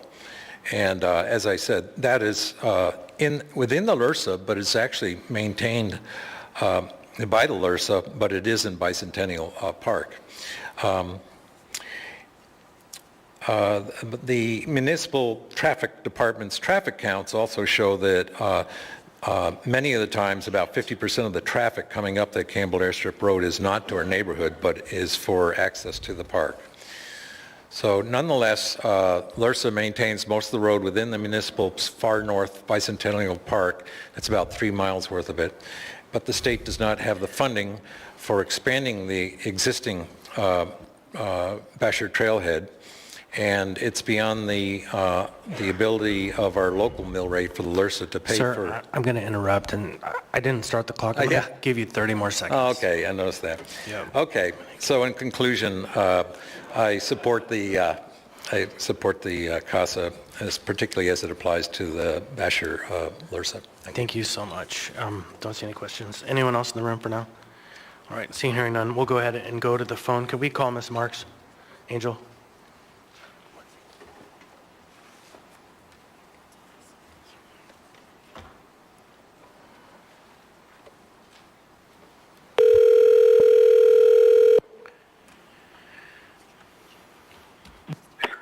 Hello, this is Roger. Hello, Mr. Marks. This is the Anchorage Assembly. We're here in a public hearing on AO 2023-132, the CASA bond program. You'll have 3 minutes. Thank you. Ready now? Go ahead, please. Can you hear me okay? Please. Okay. Good evening. My name is Roger Marks. I am the acting chair of the board of the Glen Alps Road Service Area, or GARSA. GARSA operates and maintains the Glen Alps, Upper DeArmond, and Canyon Road corridors that go up to Chugach State Park. I speak in support of the proposed bond ordinance to fund capital improvements for access to the park through the Chugach Access Service Area, or CASA mechanism. Last year, the Assembly unanimously approved the ballot measure proposition that would create CASA, and voters overwhelmingly approved the formation of it. CASA became the only funding mechanism to improve the patchwork of 4 roads that lead into the park. It's time to put CASA to work. It is the road service areas, or RSAs, on the hillside which access the park that are responsible for the capital improvements and maintenance of the roads within their service areas. The RSAs are self-funded from local residential property taxes and receive no funding from the city. Yet most of the traffic on these corridors is Anchorage residents who live outside the RSAs going to the park. Many of these roads are in poor shape, and these RSAs are sparsely populated. And even with the highest mill rates in the city, we don't have enough funding to properly maintain the roads due to the low volume of residents, coupled with the exceptional wear and tear that high park traffic puts on the roadways. If you want to support the tourism sector, you should support this. There are more visitors to Chugach State Park than Denali National Park. It is a very, very popular park with very, very few access points. The park is beneficial to hotels, restaurants, car rentals, outdoor outfitters, tour operators, and other tourism-related businesses. Not to mention the annual 1.5 million Anchorage residents and visitors who reach the park by traversing the RSAs to hike, bike, and ski. Our area has 2 of the most popular trailheads and only 300 homes, so you know the traffic to the park originates outside our area. Essentially, these roads should not be thought of as RSA roads, but as park access roads that happen to go through the RSAs. The proposed bond package will begin to fix this. It will allow voters to weigh in on these projects. The $5.9 million in the current proposal would amount to only 12 cents a month per $100,000 in assessed value. Many residents outside the Anchorage Bowl, such as Eagle River, Chugach, Indian, or Girdwood, would vote on the bond proposition but will not pay for it. The mechanism provides a match between who uses the road and who pays for the roads. 2 of these projects on Basher and Canyon roads include parking enhancements, which will also enhance public safety. In summary, without the bond, no meaningful access and parking improvements are going to happen, and the roads will deteriorate further. Finally, in order to have a fair chance to gather broad public support, it is important that the bond package contain the diversity of projects from multiple RSAs. So again, please let the voters have their say. Thank you. Thank you, sir. All right, next on the phone we have Ms. Pease.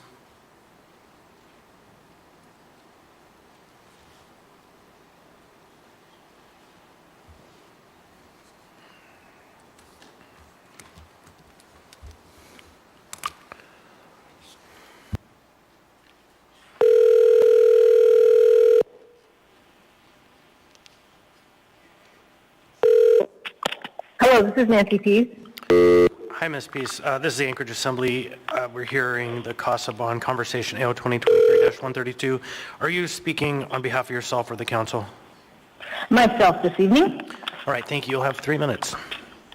Yes, thank you for this opportunity. I fully support Ordinance 132 to put the CASA bonds on the ballot for the 4 projects and to raise the tax cap by the tiny percentage necessary for future maintenance. The reasons are quite simple. Number one, safety. There are acute blind spots on Upper Canyon Road, for example, and the Assembly's already heard about the occasional obstruction of the roadway at Basher Drive, so safety. Number two is public health. The dirt roads in Bear Valley and Upper Canyon Road create dust that coats the neighborhood. Of course, this is a public health hazard to those passing through. It creates, I guess, some extra car washing, but it's generally bad for public health. Third, equity. I like this package because it's equitable to have a package that serves East and North Anchorage at the Basher Trailhead, as well as South Anchorage. This improves access, and it also protects the park resources and the quality of recreation by distributing visitors to several entry points, and distributing visitors is part of Chugach State Park Resource Management Plan. So this works for equity. And finally, the economic benefits from decent park access are a really good investment. So for visitors to Anchorage, what better way to get folks to stay one more day than an easy outing to Chugach State Park, which then leads to another local meal and an overnight stay. And for residents, and especially for a vigorous, healthy workforce, what does Anchorage offer compared to other cities, say Seattle or Denver or Minneapolis? Anchorage has wild mountains in our backyard. So let's give residents and our workforce a safe, convenient way to get to trailheads at Chugach State Park. And that's what this bond will do. So I hope you will all support it. Thank you. Thank you. I had a question for you, Ms. Peace. You submitted testimony, or you submitted that you wanted to provide testimony, and it was interesting what you called the item, the CASA Road Improvement Bond.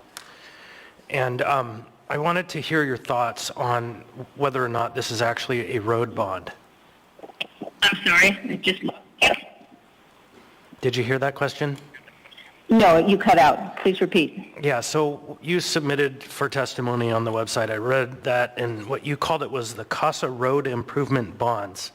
And I wanted to hear your thoughts about access and road improvements, because I never thought of this as a road bond, but it's clear from the projects that were nominated by the LRSAs that there is a set that thinks this is a road bond. So I just want to hear your thoughts on access and roads, and just briefly, of course. Well, the improvements are, except for the Basher Trailhead, they're outside of Chugach State Park. I guess maybe, there's a design package as part of Basher, so I'm not sure how much of that is within the park and how much of it is within the roadway. But because they're projects within the roadway, I think that's the reason I called it a road improvement project. And certainly that's what LRSAs do. That's one of the reasons the LRSAs are supporting it. The cost exceeds local resources to do these upgrades. Yep, exactly. And Okay, the that's what capital improvements. LRSAs do. It's a great answer. Thank you, Ms. Peace. So, Thank you. I don't know if there's anyone else in the room who wishes to testify on this item at all. Seeing, hearing none. Public hearing on this item is now closed. What's the will of the body? Move the yes. Move to. Second. I was going to say move to approve. All right, so there's a I'm motion seconding the to S. approve the S version. Second, the original version, if it's, which I don't know who got it in first, but. So I believe that, and I hate to do this, but I think Ms. Alatel was the first to pull the trigger on motion to approve. And then Mr. Volland was second. So that's the motion. The S version is the motion on the floor at this time. Okay, thanks. I'll speak to the motion. So I think that the S version that myself and Member Zalatel are bringing forward is a really good compromise. The Canyon Road improvement is one of the bigger items in terms of dollars. I still think this keeps the overall dollar amount sort of consistent with, being around the amount of a parks bond, just like we did with the bathroom bond. And for those who are reading this, what I'm referring to is what's also called the Sunnyside Trail Access Improvement Project. I will say I have a number of concerns on the whole process of this bond. It's a new bond, right? So there's been some kinks to work out, but I can't support the original version because of those concerns. One of the testifiers here mentioned non-resident damage to roads in the LRSAs. Well, the equity piece, I don't think is quite there, having all 4 projects that the original version lays out. What about the non-resident damage that folks in the LRSAs cause when they drive to Costco, when they drive on the Gamble-Ingra corridor? What about the maintenance that's required on those roads that everybody uses that the folks who live in the LRSAs don't pay for? What about the unpaved alleys in Fairview and Mountain View? You want to talk equity?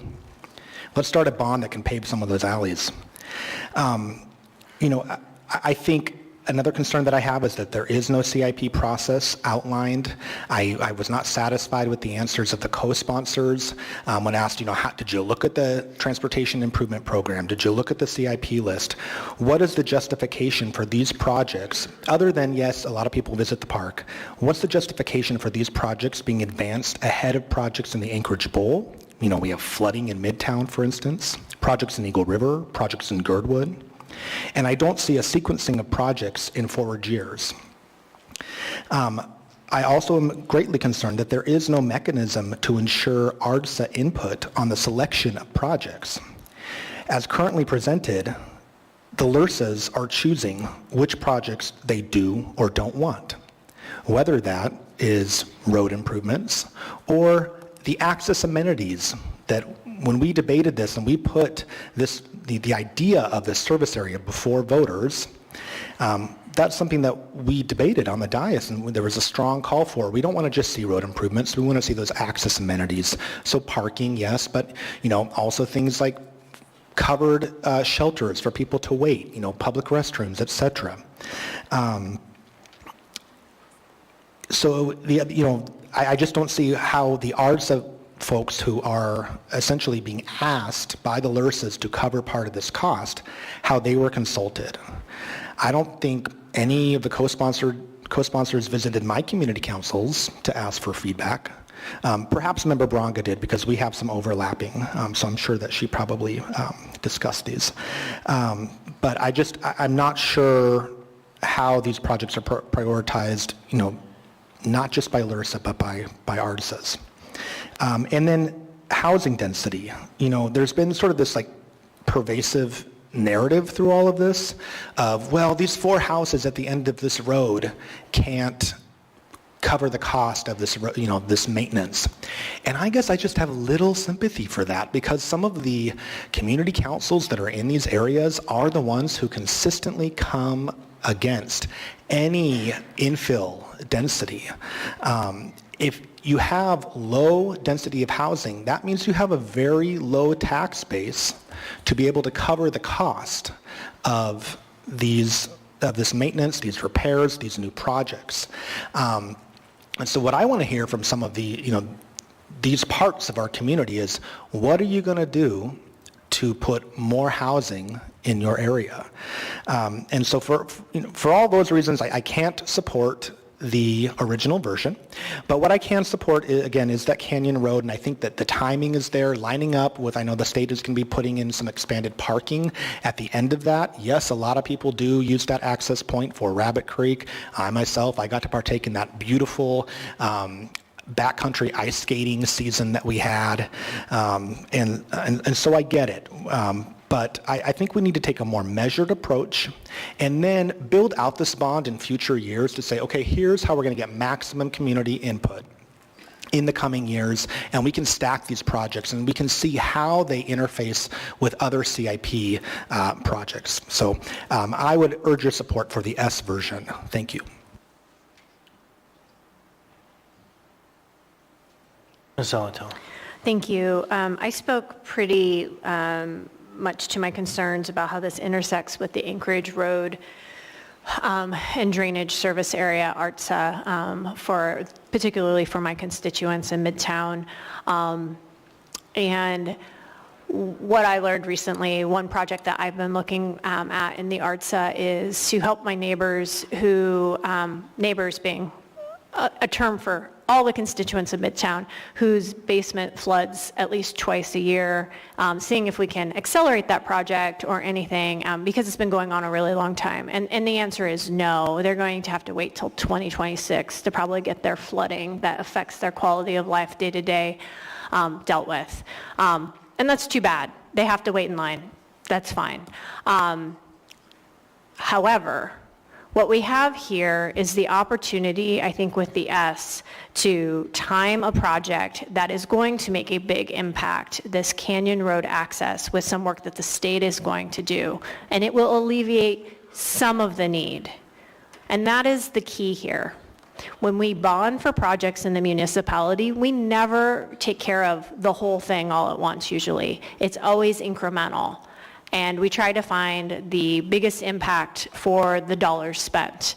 And how are we leveraging it and timing it? Often you want to ensure that you are timing hopefully a drainage project with a road project, because you don't want to repave a road to turn around and tear it back up to put in storm drains. And so here I think the Canyon Road or Sunnyside Trail access is that opportunity, and the opportunity is ripe. What I think we have here in the original version, which includes the Campbell Airstrip Road, the McHugh Peak Trail Project, and the Basher Trailhead, are opportunities that aren't lost if they are put off a year or two and included in a capital improvement program.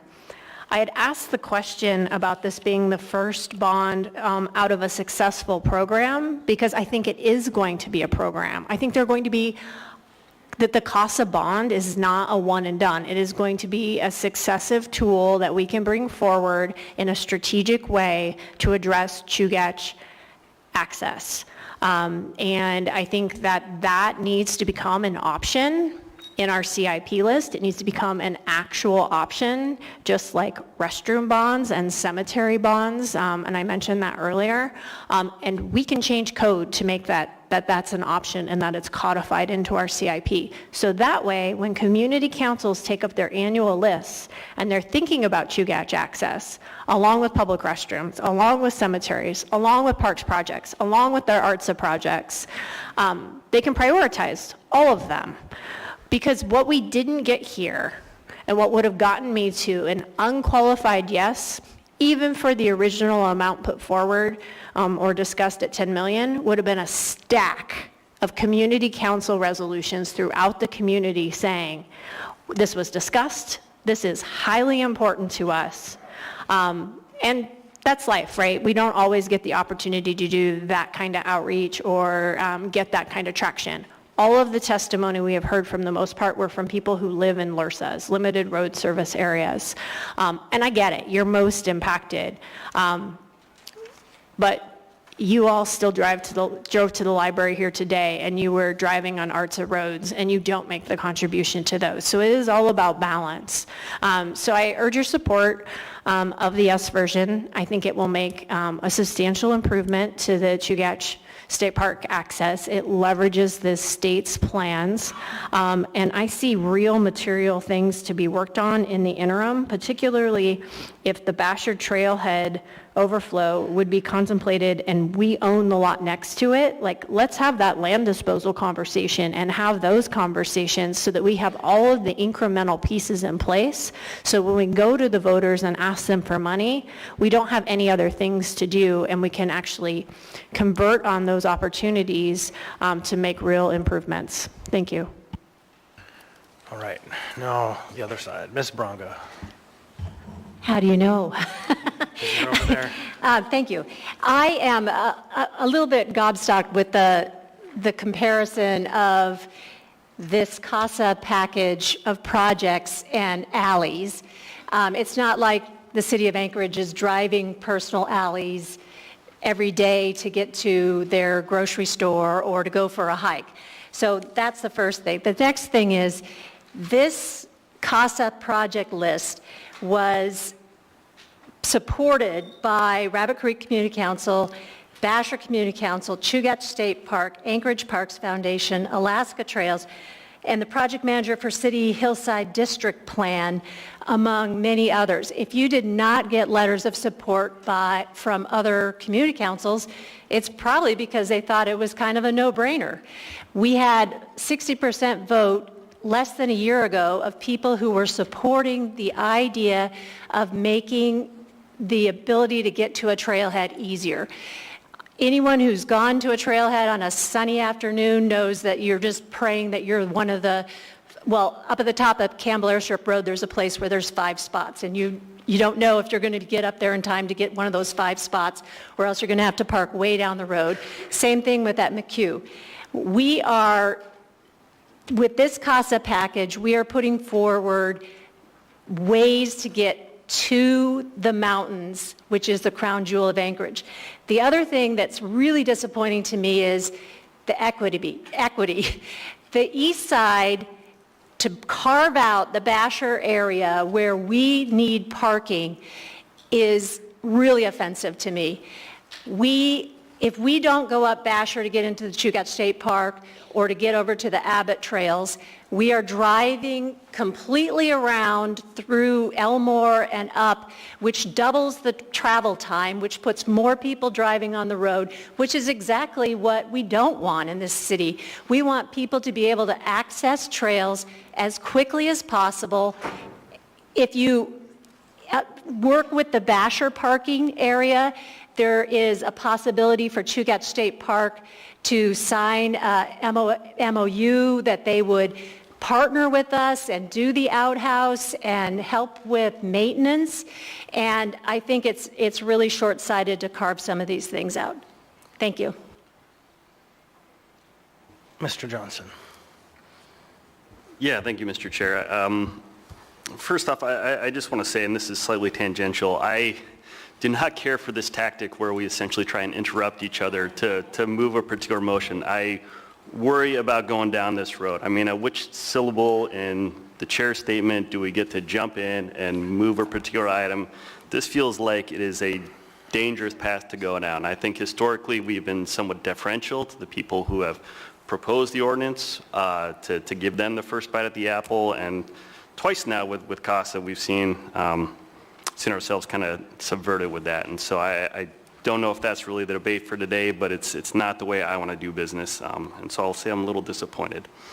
I'll also say too, with this and the project list, it's fair to have a conversation around what we want to include, but to Member Voland, I'll say that in our first work session, we talked about what kind of mix of things do we want to see in here, and it was a pretty road-heavy package to start with.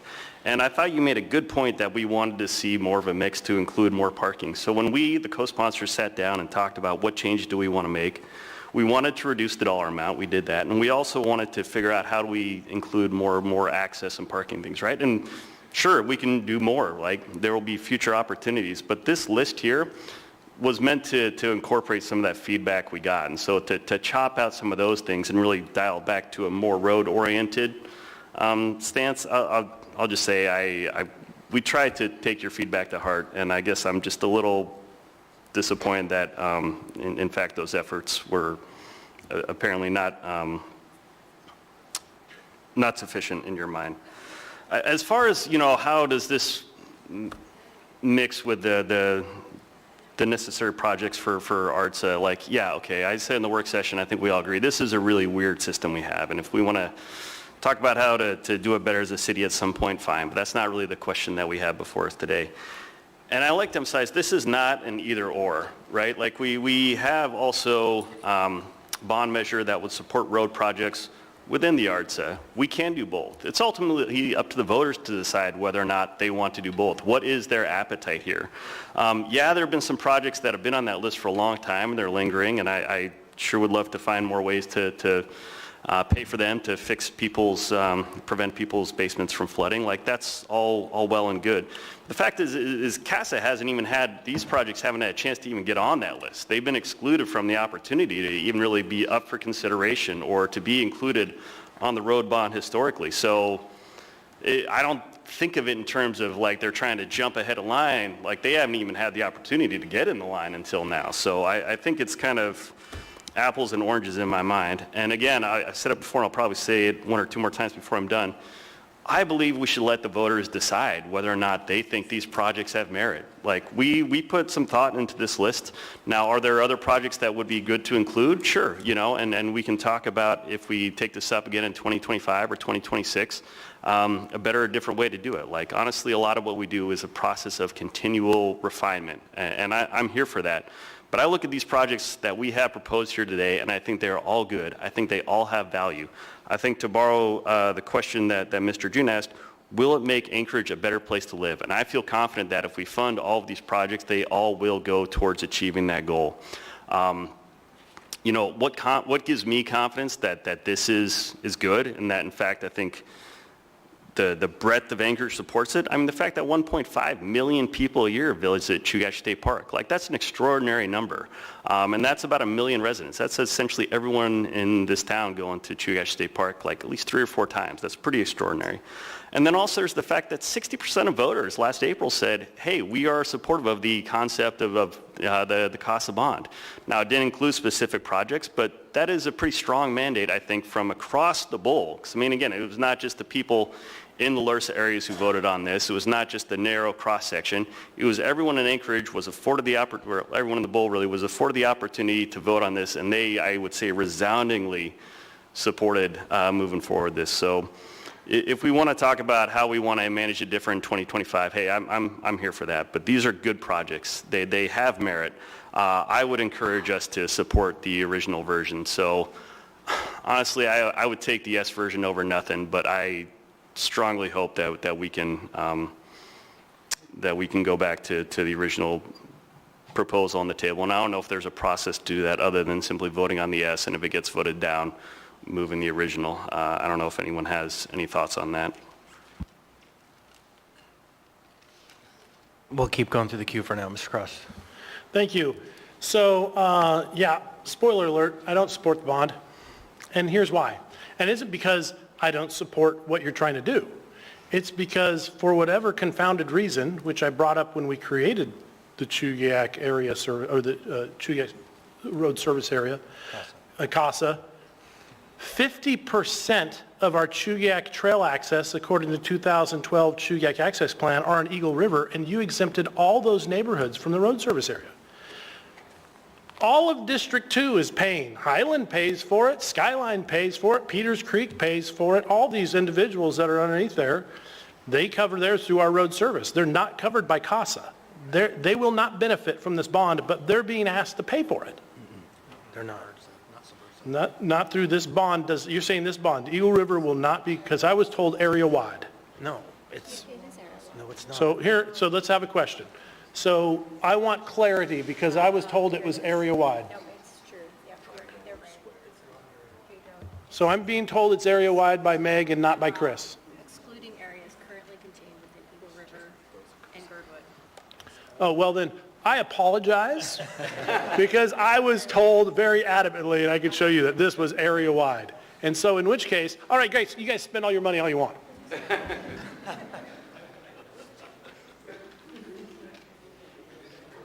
Tax yourselves to oblivion. You go. Mr. Salt. Okay, thank you. So I guess, so it is CASA, it is the Chugach service area that pays for it, which there's a map that shows it. But so I guess why are we in this boat? A couple things. One, the state builds a great park, puts great trailheads, and then doesn't think about how to maintain access to those trailheads. So like Mr. Marks said, these are access roads that pass through road service areas that are not allowed to bond for capital improvement. So as Mr. Johnson said, they don't have a means to pay for these projects or even a seat at the table. So that's why CASA was created almost 2 years ago, voted on a year ago. And I'm just going to read some language from the ballot proposition. Creation, so we're all clear, creation of the service area would allow the municipality to submit to voters bond propositions for projects that support access to portions of Chugach State Park that are located in the service area and ameliorate the neighborhood effect of access by park users. Projects could include road and parking improvements, park access, and park access supporting amenities. Okay, so pretty clear. We can build amenities down the road, but if you can't get to them, you can't get to them. The reason why you're seeing the projects that you see is we did take the slant of access, and we went to the LRSAs for what projects they have had on the books and they have wanted to get done but couldn't fund, and that's where we got these projects from. The initial list was, I think, almost 10 million, which we've cut down to 5.9. Like Mr. Johnson, I would like the original version, but of course can live with the S1 version. In my view of the long-term history of this is we'll see some projects come in the next several years, and then eventually it should hopefully die off. And then I guess the last piece is just a word of warning and caution. We have a CIP and we have a CIB process, and we're violating that, and we're going outside the norm. And I think it's a unique year, and we're probably treading on dangerous ground should we continue going down this path. And there's a reason why we're going down this path. We probably need to take a step back and look at the CIB process to see if it is fit for purpose. Thank you. Mr. Constant. Thank you. So I personally support the main version or the S version this year. I agree very much with Mr. Salt that the process that was gone through is perilous because it doesn't really engage the community. What my first impressions were with the process, I was quite shocked when I saw a list of nominated projects all by the leadership of LRSAs, Limited Road Service Areas. I was just shocked because even in their list, in the documents, they listed all the road services in the PowerPoint, except for the one that is really the payer. ARTSA is a road service area. And so they only communicated with the leadership of the beneficiaries of the resource, the money, not the payer. And so an argument could be made they have an impact that no one else does because they live up there and people drive up there. But we've already heard testimony that, well, this is an interesting town because the people who live at the top drive down here and don't pay. Those of us who live down here drive up there. Some of us, it's just the way it is set up. And so to those who did the work of coming up with this list, I would say thank you for doing that work. I never want to kind of kick at people who are volunteering, but also next time you have to also include people from ARTSA at some level. And I've had some discussions with Mr. Johnson about next year's process, maybe a convening by the Parks Foundation with key stakeholders from the service areas and ARTSA, so that whatever list of projects is generated meaningfully for people who are in all parts of this new CASA service area, not just the ones who stand to receive money. I don't agree why we didn't hear from folks from ARTSA because it was a no-brainer. It was because they never were asked, never had an opportunity to make it to them. I can assure you, as soon as I saw the list, I shared it, but it was already done at that point. Like, we're already in the last phases of the conversation. And so I have been saying to the membership as much as possible for our bonds and ballot processes, I'm trying to move it all back a couple months in time, start earlier, so there's more opportunity for people to hear. And again, I'm only in the midpoint of my comments. I'll say again that I do support this, either one, whichever one makes it to the final finish line. But again, my concerns are germane and have to be spoken about. We have had great testimony from the folks from the road service areas. One gentleman said that basically the projects in the project would maintain half of the road service area's roads. That's a huge subsidy from ARTSA to a LRSA.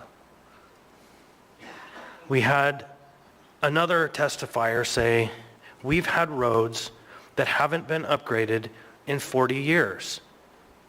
So you should do this. That's not fair. 40 years you deferred your maintenance, waiting for someone to come along and pick up the bill for you. I'm looking around, I'm not pointing at anybody, but... So, then I think of like Chuck Marone, who was here for our housing policy conversation, and what he talks about. And it's just a reality we all have to face. When you build way out into the suburbs, at the end of these long roads, your sugar daddy is us. We who live down here pay for you to exist, and yet we get beat up by you all the time. It makes no sense to me. Your roads are effectively paid for by us, except for the very end which you come to. Your utility lines, it's because we buy in at 10 to an acre that you are able to buy in for your acre at the price you can. So there's this so heavy disconnect between who pays and who benefits. I agree with Mr. Volland. We need more density of housing all over this town, but I guess that is fairly a separate conversation, although it is tied to this conversation. So I will wrap it all up to say that I will be very invested in ensuring the process going forward is representative of the whole community, who are the stakeholders, those who pay, those who use, and those who benefit. And to answer your question, Mr. Martinez, or excuse me, I'll just look at the queue. Mr. Johnson, I think there is a way to have that other conversation, but you just have to figure out the parliamentary procedure that you saw tonight in action. So with that, I'll tell you, whichever one gets to a final vote, I'm a yes. So, Mr. Martinez. Thank you, Chair. I'm not sure about using the term sugar daddies with respect to the municipal government and making sure we have the city that we all want to live, work, and play in. But I understand your point about funding outside of areas or for areas that often find themselves at odds with the innovation that we try to take on behalf of this body. But I do want to say I will be supporting the original. I think the original, I don't find the arguments for going into this particular ordinance compelling to change it lower. I think we should keep it at the original number with the original project list. And I do take your point, Mr. Chair. I hope folks will improve the processes moving forward if they see deficiencies in the process. I do want to take one exception and just make sure we clarify the record. Mr. Cross, you mentioned tax yourselves into oblivion. I think that was your exact phrase. And we are not voting to tax, we are voting to allow the voters to then vote on these particular items. And so back to the holy grail of democracy, let the voters decide, let the voters decide, let the voters decide. Thank you.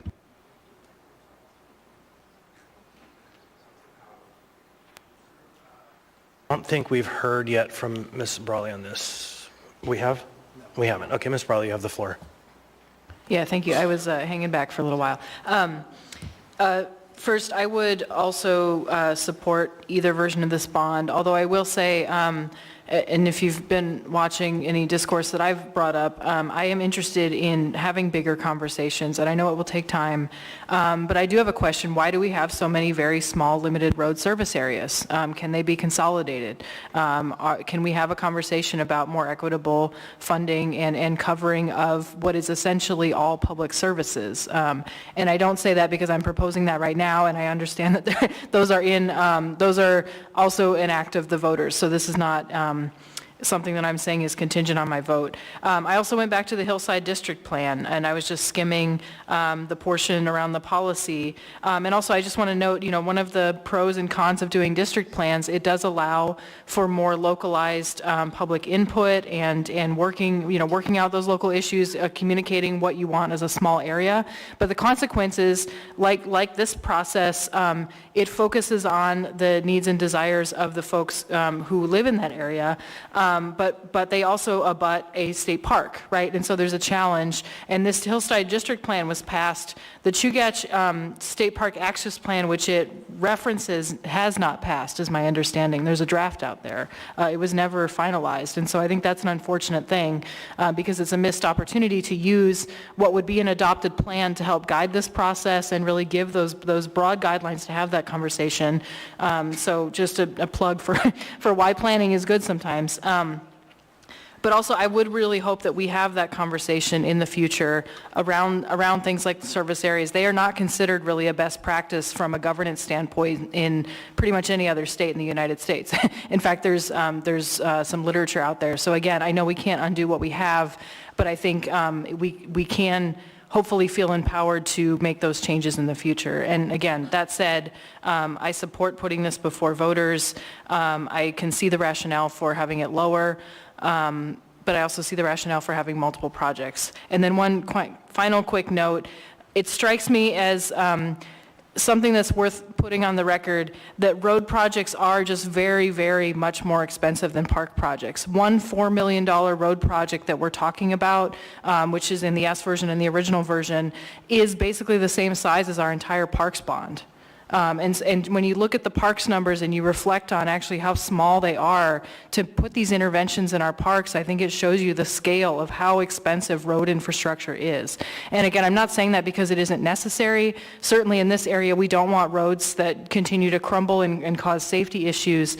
But I think it's important to think about the scale of our investments and where our money goes. And I know that's a challenging thing often for the public and for members of this body to put our minds around. Public finance can be complicated, but it is something to think about that one road project for park access is going to be about the same size as the entire parks bond, unless we make amendments. Thanks. Thank you. I don't think anyone else hasn't spoken that's in the queue, so Mr. Volland. Thank you, Mr. Chair. I'm glad Member Brawley brought up parks and the cost of parks because just a handful of years ago, Member Weddleton, when he was on this body, brought forward a proposal where LRSAs would join the Anchorage Parks service area, and they would have to. And so I'm going to hit the equity piece again. You bet I am, because LRSAs pay very little for our Anchorage parks, the parks that are in the Anchorage Bowl. So those parks that are in Russian Jack, Airport Heights, Muldoon, etc. So my personal perspective is if you want to live in a LRSA, you need to be prepared to deal with the cost of doing so. I'm also still very concerned, and I certainly appreciate Member Johnson's comments to, wanting to be responsive to some of my original feedback. I appreciate that.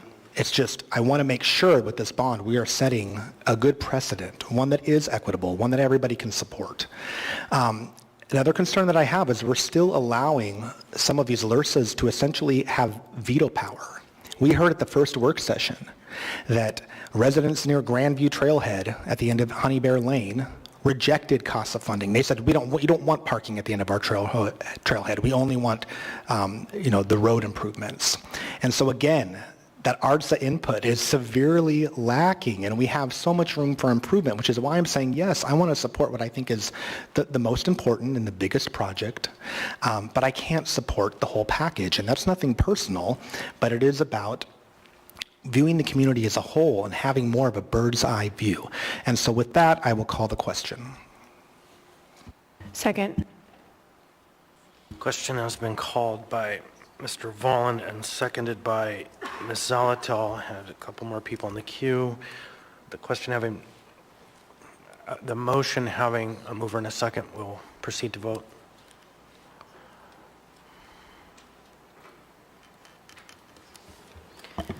Member Rivera? Yes.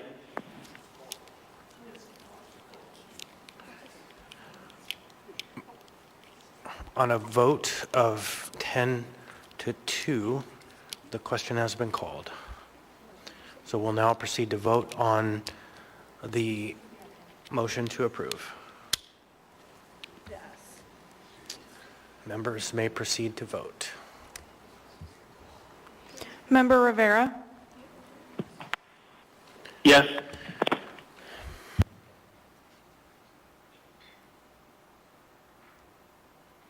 On a vote of 7 to 5, the bond is passed. So the ballot question, excuse me, is passed. That's item AO 2023-132 on a vote of 7 to 5 has passed. The S version. Thank you, Madam Clerk. I'm going to clear the queue. That's fine.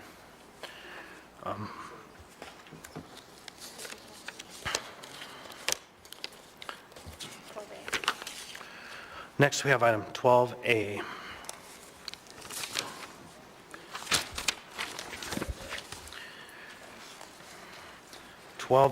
Assembly action on mayoral veto of ordinance AO 2023-129S, an ordinance of the Anchorage Assembly amending Anchorage Municipal Code Section 2.30.030 to clarify the authority of the Assembly to manage its premises and resources. What's the will of the body? Move to override. Second. Mr. Voland has moved to override, and Ms. Zalatil has seconded in harmony. Double. Does you want to speak to that first, Mr. Voland? No, just support the original motion. I feel like we do have authority over the time, place, and manner of our meetings. Thank you, Mr. Chair. Thank you. Anyone else wish to be in the queue?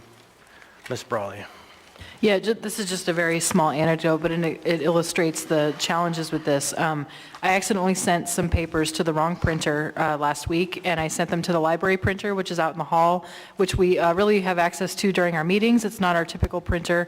I went to pick those papers up thinking I don't want to waste, a bunch of paper and print them again.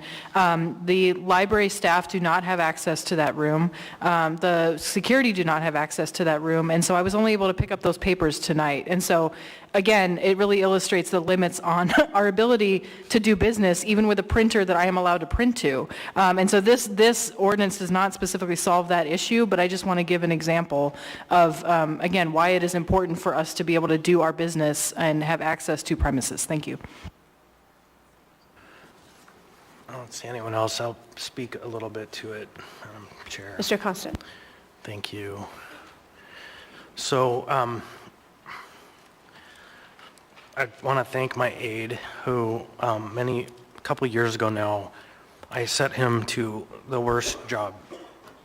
And that terrible job was reviewing in detail the public hearings around the mask mandate, which really brought out in some ways the worst in Anchorage. And he did that then. And then since the veto, I asked him once again to go into that breach and review the content so I could help my peers who didn't come through that time understand why it's important that we move to override this and that we assert in the code a process by which we determine our facilities. And so to my aide who experienced that trauma, again, I say thank you and I'm sorry. So I'm going to start by reading briefly just the dialogue that happened on the dais between Mr. Martinez and Ms. Helzer. Mr. Martinez asks, who is affording, excuse me, Mr. Martinez asks, why is this the Assembly's chamber? Ms. Helzer said, quote, the Assembly is provided the place to hold meetings and to engage the public, and the Assembly is afforded both this chamber and also spaces in the municipal city hall. So Mr. Martinez asks back, so who is affording with respect to the separation of powers? And that really does get to the heart of the question. Ms. Helzer replies, the charter provides the Assembly have a place to conduct legislative function. And so you do have the ability to have space for that function. But again, that space, according to that read of the law, we are afforded. We are provided. It is not ours. So Mr. Rivera asks, and the determiner, or excuse me, Mr. Martinez asks, and the determiner of that space, who? Ms. Helzer replies, the designation of space is an operational function in the city. So the operational functions are covered under the executive branch.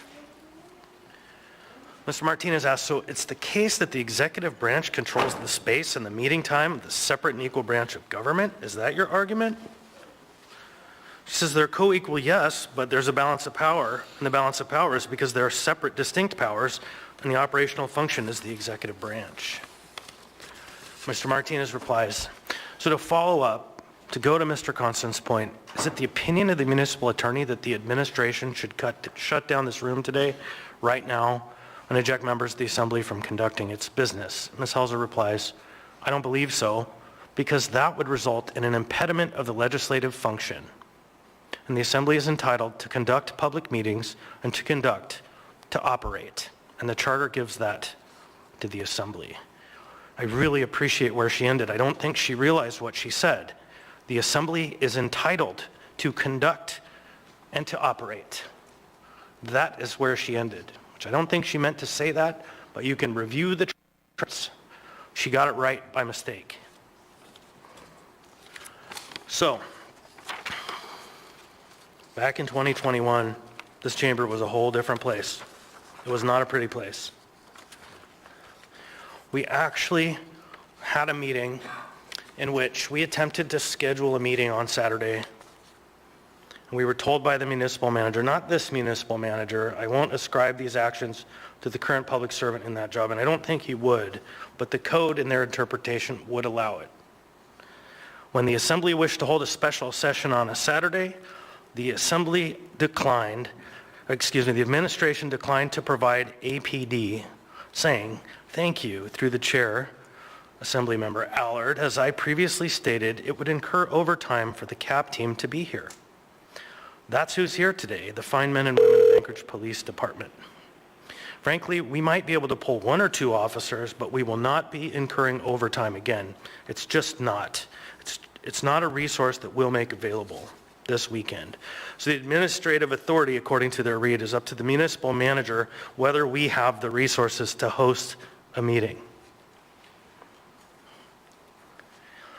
The administration further declined to provide audio, visual, and technical for the proposed meeting, telling us that I would have to double check with the fire chief what the actual footnote cost would be, but I want to caution, this isn't a game, this isn't a joke. There are real-world security issues that the Anchorage Police Department has gone over with me, who has discussed the crowd is going to be much larger, and I'm just encouraging the body to really think about security. The resources that will be needed will be dramatic. It's more than what Ms. Zalatel would have in her account. All I'm saying is, I recognize everybody wants to get through this. We're asking you to make a thoughtful choice and assessment. I'm trying to keep you safe, but I want to let you know that you will not have audio visual. Mr. Crabb is not available. Having spoken with Mr. Crabb, I can tell you he was available. It was the administration asserting its hand on our business to tell us when and how we could meet. I'm not going to even read the details of the screen being moved. The screen was absurd, but it was really amazing to typify that moment. But I'll tell you the crux. This really is the crux. Through it all, thank you, Ms. Domboski says, through the chair, Mr. Presverdia. It's an excellent question. I want to point out, Chief McCoy is here, if you have direct questions for him. But there's one thing to point out. If we go into the weekend, it will occur overtime, will be a direct cost, which the administration will charge. Here's the part. But I would suspect, and this is very mob, the fastest way to diminish the police resources is to vote no on this ordinance. So what the administration was attempting to do at the time was create a hostile environment, to recede and tell the police not to participate or respond, tell security to go home, cut off the video feed, and then tell us we can't actually meet on Saturday when we want to get the work done because they will not provide security. And in fact, really the best way to get this all done is just to vote how we want you to vote. This is not just a bad relationship over time. This is an orientation to power. And at the time, they cited the exact same charter section when they did all of this to us and this community as they did in that veto message. Thank God APD said we're going to follow the law and we're going to enforce the law. Thank goodness Mr. Crabb was the line in the sand and the video did not get turned off.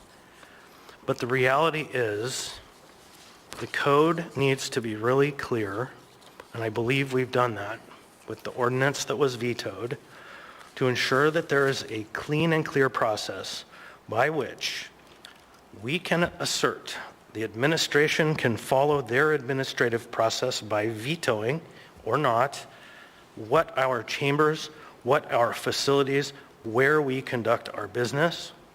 And just one last note, our business is not just when meetings are convened and we are in open session.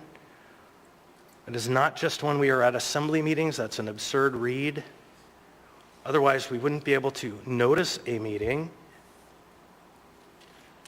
Would be subject to veto by the administration or being told you don't have that authority. So ultimately, this is a common sense solution, and I urge your support. Ms. Zalatil.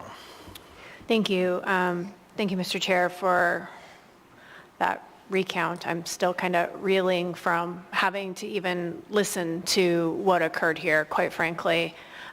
We have a strong mayor form of government, but it's not absolute. And we're a co-equal branch of government.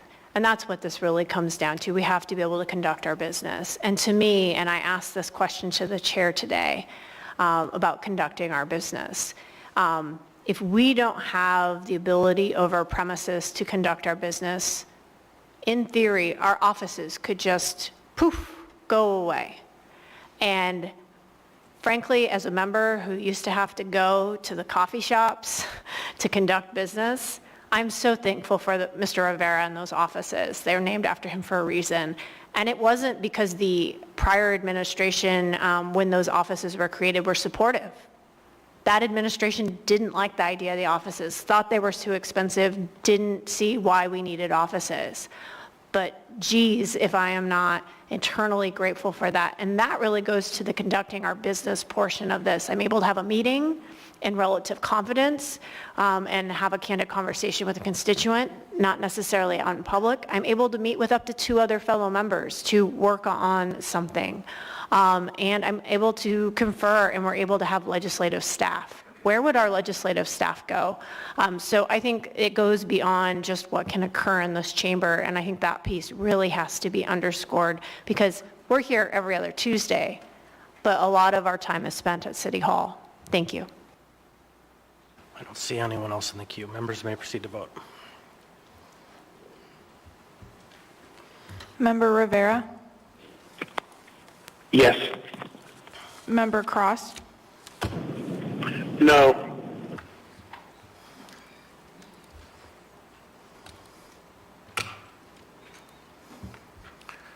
On a vote of 9-3, that veto has been overridden. I thank you, my peers.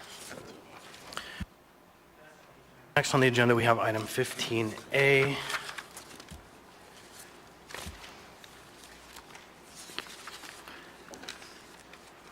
Is resolution number AR 2024-9, a resolution of the Anchorage Municipal Assembly approving an alcohol special land use permit for beverage dispensary use and license number 1666 for Pink Cadillac LLC, DBA Pink Cadillac. Waive reading. Thank you. The public hearing on this item is now open. Anyone wish to be heard on this item? Anyone at all? Seeing, hearing none, the public hearing is now closed. What's the will of the body? Move to approve. Second. Move to approve by Mrs. Zalatil, seconded by Mr. Volland. Any discussion? Hearing, seeing none, members may proceed to vote. Member Rivera? Yes. Member Cross? Yes. On a vote of 12-0, AR 2024-9 has passed. Yep. Change the order. Yes, Mr. Chair, I move to change the order of the day to take up item 14 Delta. It's one more bond item that I missed for the Anchorage School District. Second. Thank you. There's a motion to change the order of the day to take up item 14D, moved by Ms. Zalatil, seconded by Mr. Volland. Is there any objection to that motion? Hearing seen none, the order of the day has been changed. We now have before us Item 14D, AO 2023-123, an ordinance providing for the submission to the qualified voters of Anchorage, Alaska, the question of the issuance of not to exceed $62,370,000 of general obligation bonds in the municipality of Anchorage to pay the cost of capital improvements for the Anchorage School District, the election to be held in the municipality on April 2nd, 2024. The public hearing on this item is now open. Welcome. Please state your name for the record, what part of town you're from. You'll have 3 minutes. Hi, my name is Brian Witzke. I go by Bree Shear. Her pronouns, 14 years. Currently residing at the Alex. Not that I have a lot of information on this as far as the insurance goes or anything of the ASD. I do not have a whole lot of skin in the game. I have no children. But I can tell you this one. I am a member of the transgender community. And as of recently, the state has made a lot of decisions on what those children can do. So when it comes to any support for ASD, I have to stand here and say, other than the future of our children, maybe they need to remember to include everybody equally in all aspects. So if it means that they need more insurance money to make that happen, let's do it. Humdrumming about everything, killing all our time for everything else. If that's what it makes them happy, let's make it happy. Thank you. Welcome. Please state your name, what part of town you're from. You'll have 3 minutes. Irene Queed now, Sand Lake. I have trouble with this because in 2022, the school district asked for a bond to, can't remember if it was rebuild or renovate, I think rebuild the Inlet View School. The voters voted no, and now they're trying again. And my question is, if they don't listen to the voters, why do they keep asking? They had it already on the ballot, and now they are trying to do it again against what the voters already decided. And what they also are doing, which is practice, I guess common practice, is putting it together with other stuff that's important so that people have a harder time voting it down because the other things are important to be done. And I'm really sick and tired of these games. Make it separate. And if the voters say no, then abide of what the voters say. If you don't want to listen to them, why do you put it to a vote? Thank you. Thank you. Anyone else wish to be heard? Come on down.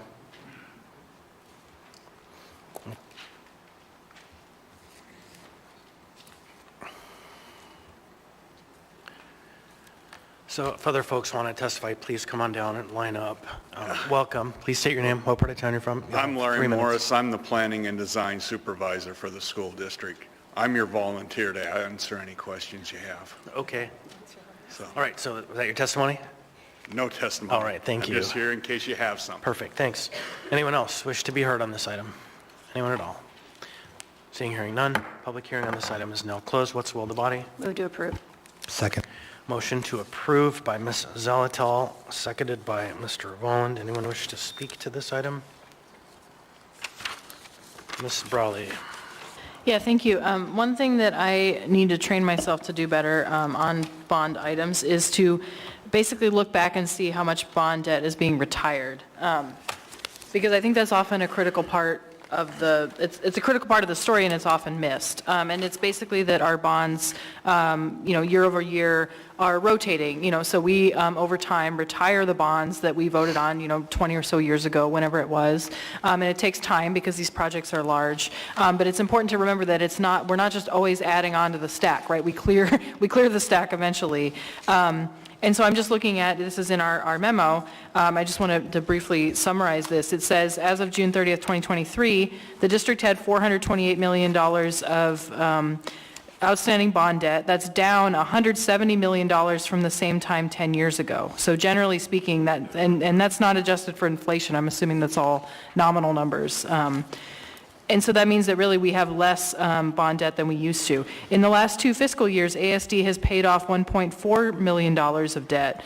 And also the district has received $37.7 million in new voter authorization. There was no bond that was approved in 2023. No. And the memo also goes through some details of how they've been able to save money over time. It looks like maybe refinancing essentially. And it's important to also understand that provided this still exists and that it's not vetoed, there is a thing called state bond debt reimbursement from schools. And so that is a cost-sharing mechanism for the state and communities, many of whom don't necessarily even bond for capital projects, so they're in a worse position than we are. But for the ones that do, that there is cost-sharing. And in fact, there was a reduction in our property taxes, or at least the math worked out such that it was able to be reduced when school bond debt reimbursement was restored. So first, just to note, bonds are a rotating cycle, and so we're not just continually adding. We haven't added as much as we used to. We've paid off more than we used to. And also, provided that the state continues its commitment, there is a cost sharing there for our local schools, which have a statewide implication for our economy, for our well-being, all of those things. And so I just wanted to state that those are really important facts when looking at our bonds, and I understand it can feel like a sticker shock when you're looking at these numbers, but really this is how we pay for things, and this is how we've paid for things for a long time. So I support this bond. Thank you. Thank you. Mr. Salt. Thank you. So I do have a question for you. So as it was pointed out, Inlet View bond was voted down by the voters, I think last election cycle. So I guess what's the justification or the reasoning for including it in this bond package, knowing it might carry a negative connotation or stigma to it? Thanks. All I can answer on that is that's what the board decided to do. So would you say your name again quick? Would you say your name again for the record? Oh, Larry Morris. Thank you, Mr. Morris. Thank you. Ms. Alatal. Thank you. Mr. Morris, I do have a question. Attachment B, as in Bravo, in our packet has this chart. It's the capital project allocation, and it talks about DW unallocated SBDR funds, which are school bond reimbursement funds, is how I understand them. So are these basically additional funds that will be leveraged against the bond funding, or are we asking the voters to approve the allocation of that money to these projects? On the one that you're looking at is projects that were funded by the school bond debt reimbursement program is in hiatus until 2025. However, those bonds that were approved prior to 2015 and we're still paying on, those still are being reimbursed because they were passed. And so the state had shorted that reimbursement because it's due to legislative each year. And so that caught up on 3 years of it, and they took that money and allocated it to new projects. Okay, yes, I got that. And those projects are the ones that are also in the bond package? No. Because Rebuild Inlet View says DW unallocated SBDR at $26 million. So it is a portion of the capital cost. It's part of the fund stack. Yeah, the total project is $50 million. Great. Of which $26 million they took from the SBDR to go towards it. Perfect. Okay, thank you. I'm going to make a quick comment. So the attachment B is actually really interesting because quite a few of these projects are leveraging either unallocated general fund or this unallocated school bond debt reimbursement in order to make these projects go, which I think is important for voters to know before thinking about the bond proposition, because it's not just saying, hey, taxpayers, we want you to pay for these. There are other funds in these projects. Mr. Salt, you're back. Yeah, sorry. I don't think you'll have the answer to this, but it would be good to know, as Ms. Brawley said, there's $428 million in bond debt out there, but there's also bond authorization that we've approved in the past that may not have been issued. So it'd be good to know, and I don't know if you would know that, but what that additional potential debt that if we just issued it could be out there. I don't have that. Good. All right. Anyone else? question before us is approval of the Anchorage School District bond. Oh, there you go. Ms. Branca, go ahead. Thanks. I just want to say strong schools make a strong community. We've heard that a lot from our housing conferences, that first thing you do is you look at the schools, and when you have strong schools, it attracts people, and they want to raise their families here. So I fully support doing what we can to maintain our schools and make them more attractive to the public and educate our school kids well. All right, anyone else? Seeing, hearing none, members may proceed to vote. Member Rivera, Yes. Member Cross, No. On a vote of 9-3, AO 2023-123 has passed the body. So this rolls us on our agenda back up to item 11. Mr. Chair? I'd like to propose changing the order of the day to take up item 14I. Okay, you should make that motion and get a second if you got it. I make the motion to change the order of the day to take up item 14I. Is there a second? Who was that? Mr. Myers? Okay, so we have a motion to change the order of the day by Mr. Johnson and seconded by Mr. Myers. So is there any objection to the motion? Hearing, seeing none, the agenda has been changed, the order of the day. Next we have item 14I. 14I is AO 2023-137, an ordinance authorizing the competitive disposal of portions of Heritage Land Bank parcel 6-011, 6-016, and 6-017. Waive reading. Thank you. So just a clerk's note on this. It is the intent of the sponsor to continue the item to the meeting of January 23rd. So if you speak tonight, it's possible you won't be able to speak at the next meeting unless, it's likely you won't be able to speak at the next meeting unless there are substantive changes in an S version. So you may speak tonight, and you can only speak once to the item. So with that, the public hearing on this item is now open. Anyone wish to be heard tonight? They're here, that's why he changed the order. Just get through them and they can't speak again. Welcome, please state your name, what part of town you're from. You'll have 3 minutes. Hi, my name is Betsy Cannell. I've been a resident of Girdwood since 1989. I've worked at the school there since about that time with a few years off. I've been active in the community in Challenge, Alaska, Four Valleys Community Schools, PTA, Food Pantry, Land Use Committee, poll worker, Girdwood Forest Fair, attender of the Girdwood Board of Supervisors meetings. In other words, I really know about Girdwood. I'd like to speak about the laid on the table ordinance 2023-17. There are a number of reasons that the methods used to reintroduce the Houghton Hills issue appear to be disingenuous. Number one, laid on the table items are usually those with a need for a quick turnaround time. This doesn't apply to the Houghton Hills ordinance. Number two, a laid on the table item is not publicly available ahead of time, whereas an item on new business would have been on the agenda, posted on the MOA website for all to see.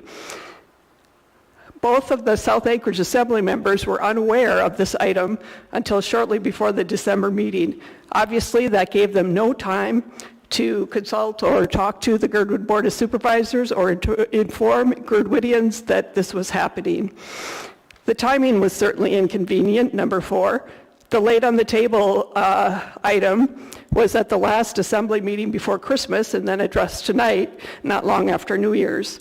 And number five, no communication, town hall, public meeting, brainstorming session, or work session has occurred between MOA or HOB and the community of Girdwood during the 11 months that this ordinance has been tabled. Over that time, Girdwood's volunteers have been busy working on housing issues and the necessary infrastructure for increased housing. Number one, the Board of Supervisors has created an advisory committee, the Girdwood Housing and Economic Committee. Some of the immediate housing issues that they have been working on include looking for viable parcels for workforce housing, getting an accurate count of the unhoused Girdwood residents, and also a count of how many short-term rentals we have. Thinking about incentives for converting short-term rentals and ADUs into long-term rentals, and investigating getting gravel from a local source to reduce the cost of producing housing. Number two, the use of the Girdwood Food Pantry has continued to grow. We know that some of our clients are unhoused. If that's the case, we work on asking them what their cooking accommodations are so that we can give them the right kinds of food. Number three, a group of Girdwoodians is looking into the possibility of creating an RV campground. Also a small business owner. I was here last year advocating for Holton Hills to become a development project that would benefit the community of Girdwood. Despite Girdwoodians being called NIMBYs, including that of the Anchorage Daily News, you saw yourselves last December that we are YIMBYs, yes, in my backyard. We asked for this development to address our housing needs. We asked for affordable housing. We asked for dense housing, which I heard many times tonight that you say we need. We want multifamily homes, condos, dense living. We also asked for the development to be designed like other ski resort towns and address our needs for commercial space so businesses could grow in the valley. We asked for a certain percentage of housing to have deed restrictions so that our community could grow and not just become the land of the second homeowners and vacation rentals. Over the past year, Girdwood has been working to find temporary short-term ways to address our lack of affordable housing, but we can't do it alone and we need your help. We also need to have long-term solutions. Having the Holton Hills project be laid on the table before you with no outreach to our community is upsetting. For the past year, neither the administration nor the Assembly has reached out to work with the Girdwood community to re-envision the project to address our needs. The way this is coming before us is being laid on the table feels as it did a year ago, without concern to address the needs of the community. To build houses that become second homes does not address a housing problem. To build short-term rentals does not solve housing problems. To build homes that aren't affordable for community members does not solve housing problems. As I understand it, nothing has been done over the past year to change the development proposal that Girdwood objected to last year. Once land is developed, it cannot be undone. Please, please, please listen to us and use this opportunity to solve Girdwood's housing problem so that our community can grow and prosper as a quaint ski town like other communities in the lower 48. Thank you. Thank you.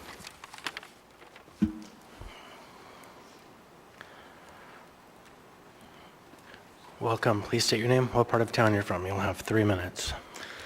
My name is Matt Schechter, and I'm a Girdwood resident. There are many financial reporting issues I've raised in the past with the Assembly. I have 2 financial issues with this AO. The first is the fair market value of the land of $2.1 million as stated. Based on the interest disclosed in the financial statements from last year, I estimate the loan to CY to be basically $7.5 to $8 million for the development project. A common metric used in real estate lending is loan to value. A bank usually issues a loan with a loan to value between 50 to 80%. If the loan is for $8 million, the bank lends with a loan to value of 80%, then the bank thinks the land is worth $10 million. If the loan to value is 50%, the bank thinks the land is $16 million. Why would a bank issue an $8 million loan on land with a value of $2.1 million and a loan to value of 400%? If the project went bust based on a $2.1 million value, the bank would only recover 25% of its $8 million loan. In my opinion, the value of the land is drastically understated and is being given away to the developer. My guess is the bank financing this project would agree with me. Second, how will CY Investments pay off an $8 million loan within this AO as $1.2 million in profits are disclosed from Phase 1 and Phase 2 of this project?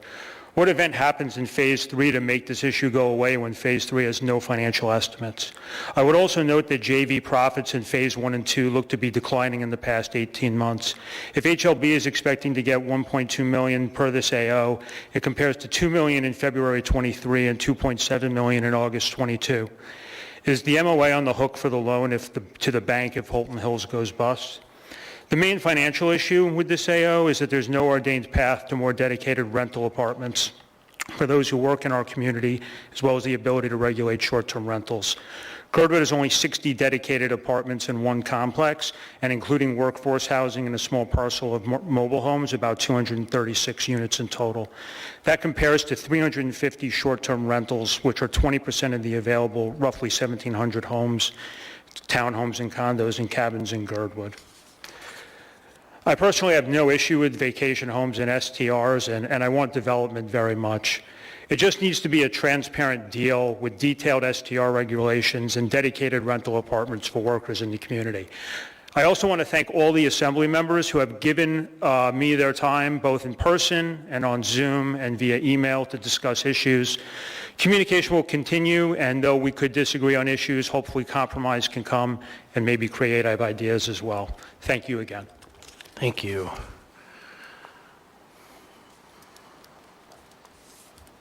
Welcome. Please state your name, what part of town you're from. You'll have 3 minutes.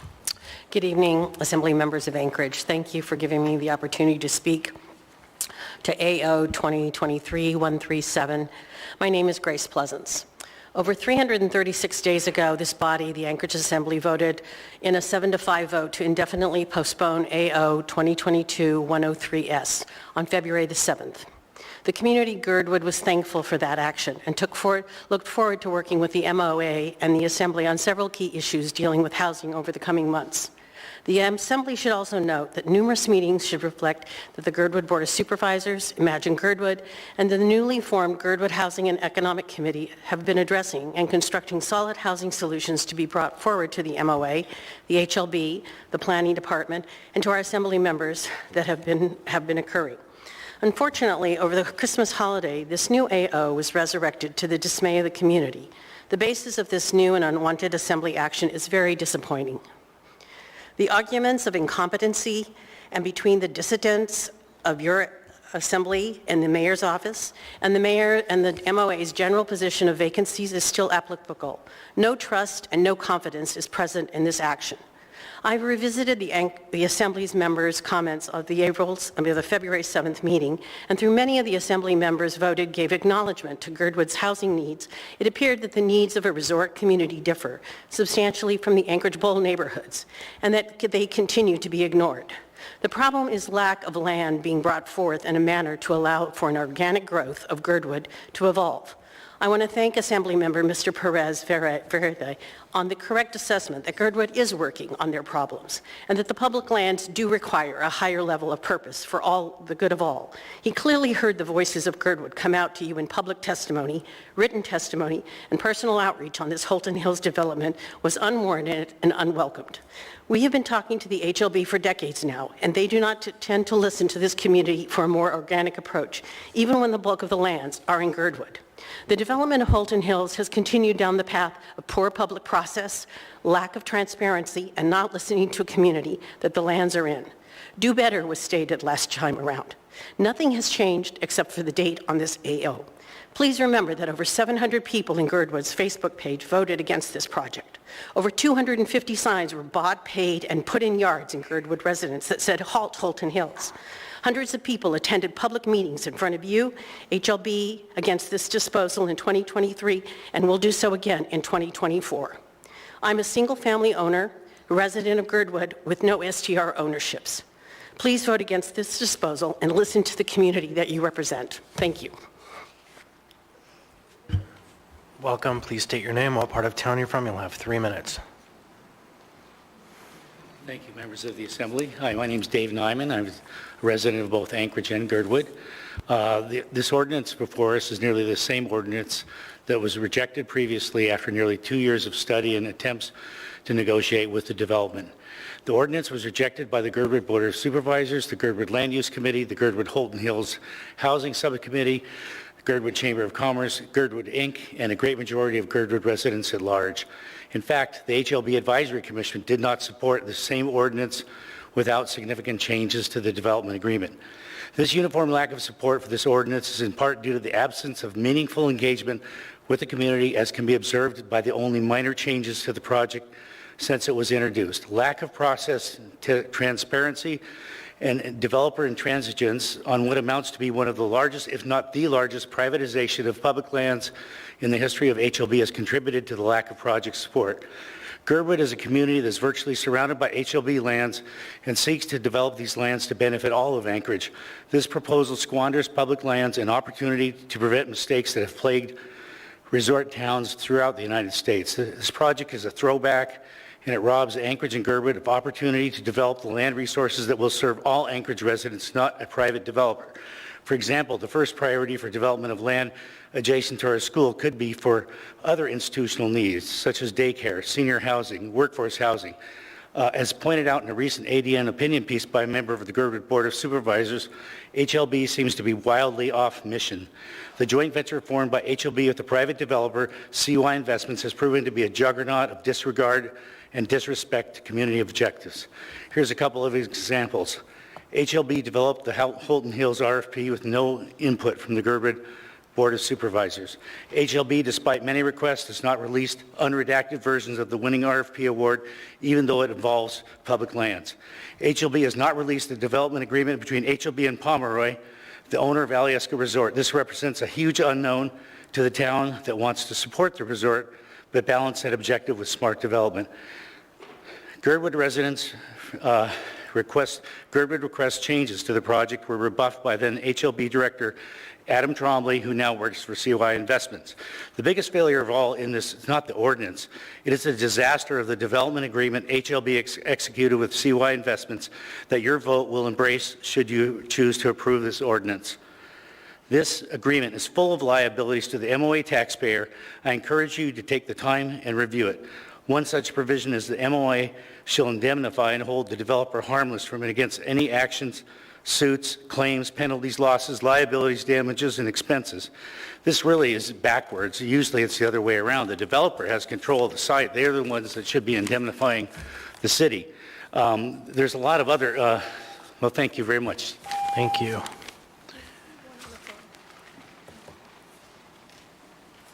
Welcome. Please state your name, what part of town you're from. You'll have 3 minutes.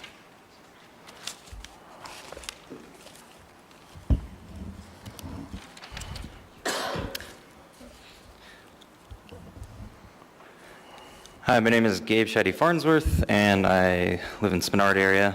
I'm speaking today for myself and also as a member of Carpenters Local 1281 and a representative of the Western States Regional Council of Carpenters.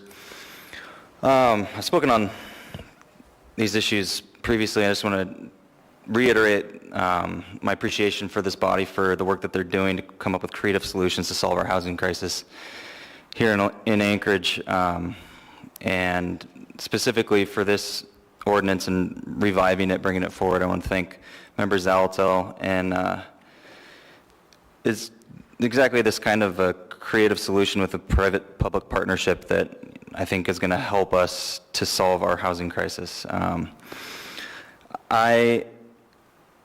Unfortunately, I'm not able to speak in favor of this ordinance as currently written, but I would like to offer a couple of proposed changes and amendments to the ordinance that would allow me to get behind this 100%. And those two changes would be to amend the ordinance to add 2 additional items to the terms and conditions of the developer agreement with CY Investments. One would be that the construction of these units be subject to prevailing wage requirements for all the construction labor on the project. And number 2, that all contractors performing work on the construction of these units employ participants that are in federally registered apprenticeship programs. As far as the prevailing wage requirements go, we have in statute at the state level Little Davis-Bacon Act, which says that all public construction projects will have prevailing wage requirements followed for all labor on construction projects. Unfortunately, the statute does not include this kind of a project because it is just the disposal of public land. But I would argue that this is a public resource and public investment for the public good, even though it's being delivered by a private developer. And I think that this body has the opportunity to require prevailing wage requirements on these projects in the development agreement, and I think I would ask that you do that. The second aspect is on the apprenticeship requirements.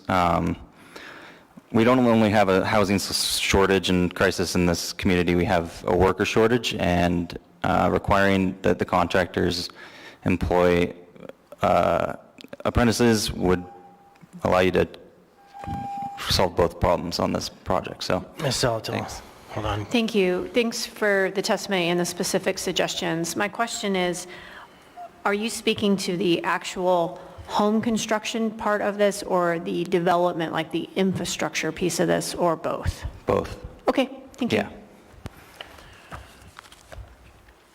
Anyone else in the room?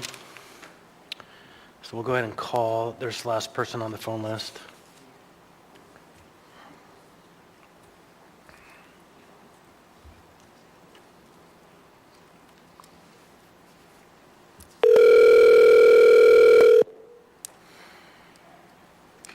Hello. Hello, Ms. Bogdan. We are taking testimony on AO 2023-137, Holton Hills. You signed up for testimony. You'll have 3 minutes. And I'd ask you to mute your TV. Okay. Please tell me when, because I can't. Go ahead. Okay. 3 minutes. Hi, my name is Paula Bogdan. I am a full-time Girdwood resident. Thank you for allowing my testimony on A0-2023. Can you hear me? Yes, go ahead. Okay, I'm sorry. 2023 without, okay. Okay, thank you. Thank you for Anchorage Assembly for allowing my testimony. My name is Paula Bogdan. I'm a full-time Girdwood resident. Shame on you for how this item was resurrected without any prior notice to any Girdwood representatives, any agencies, or residents. The fact that all previous testimony on this item is lost is even more of an insult. The Holton Hills disposal will do absolutely nothing to alleviate Anchorage or Girdwood housing issues.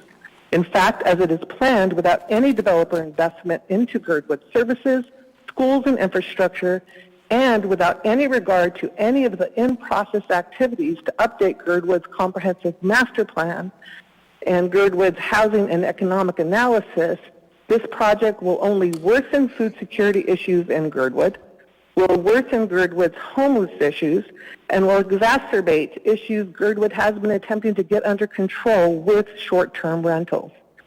Girdwood's resistance to the Holton Hills project has been characterized by the Assembly and the developer as NIMBY, or not in my backyard thinking. Opponents have also been accused of being a small group of wealthy and privileged Girdwood homeowners opposed to the project in order to protect their own interests and to keep Girdwood's exclusivity. That viewpoint is far, far from the truth. There's a misconception that Girdwood residents are wealthy and privileged. Only 20% of the homes in Girdwood are actually owned by full-time residents as their primary residence.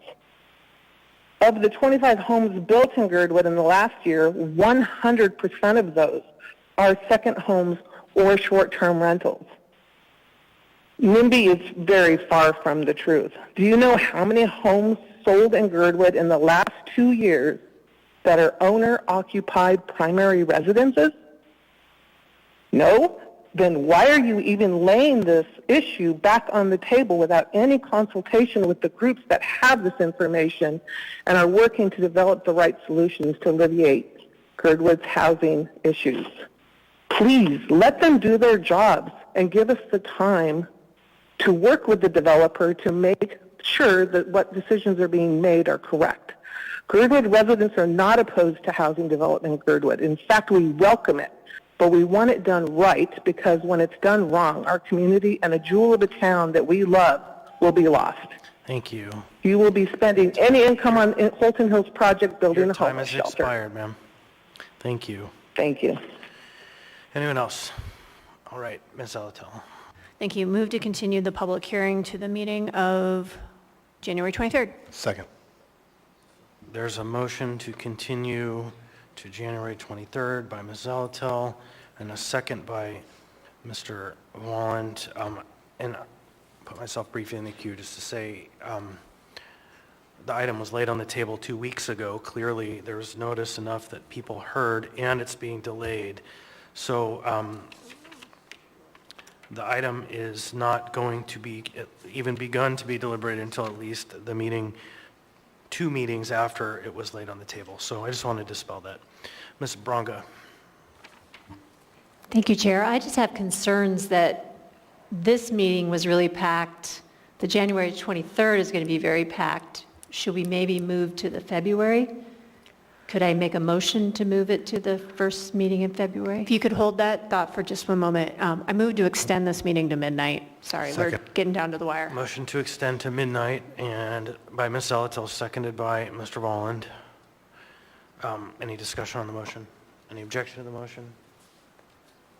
Sorry, what is the motion? Extend to midnight? No. I seconded that, yeah. Yeah, you did. That is why we do our best not to go to midnight, because it gets loose. So there is a motion, no objection?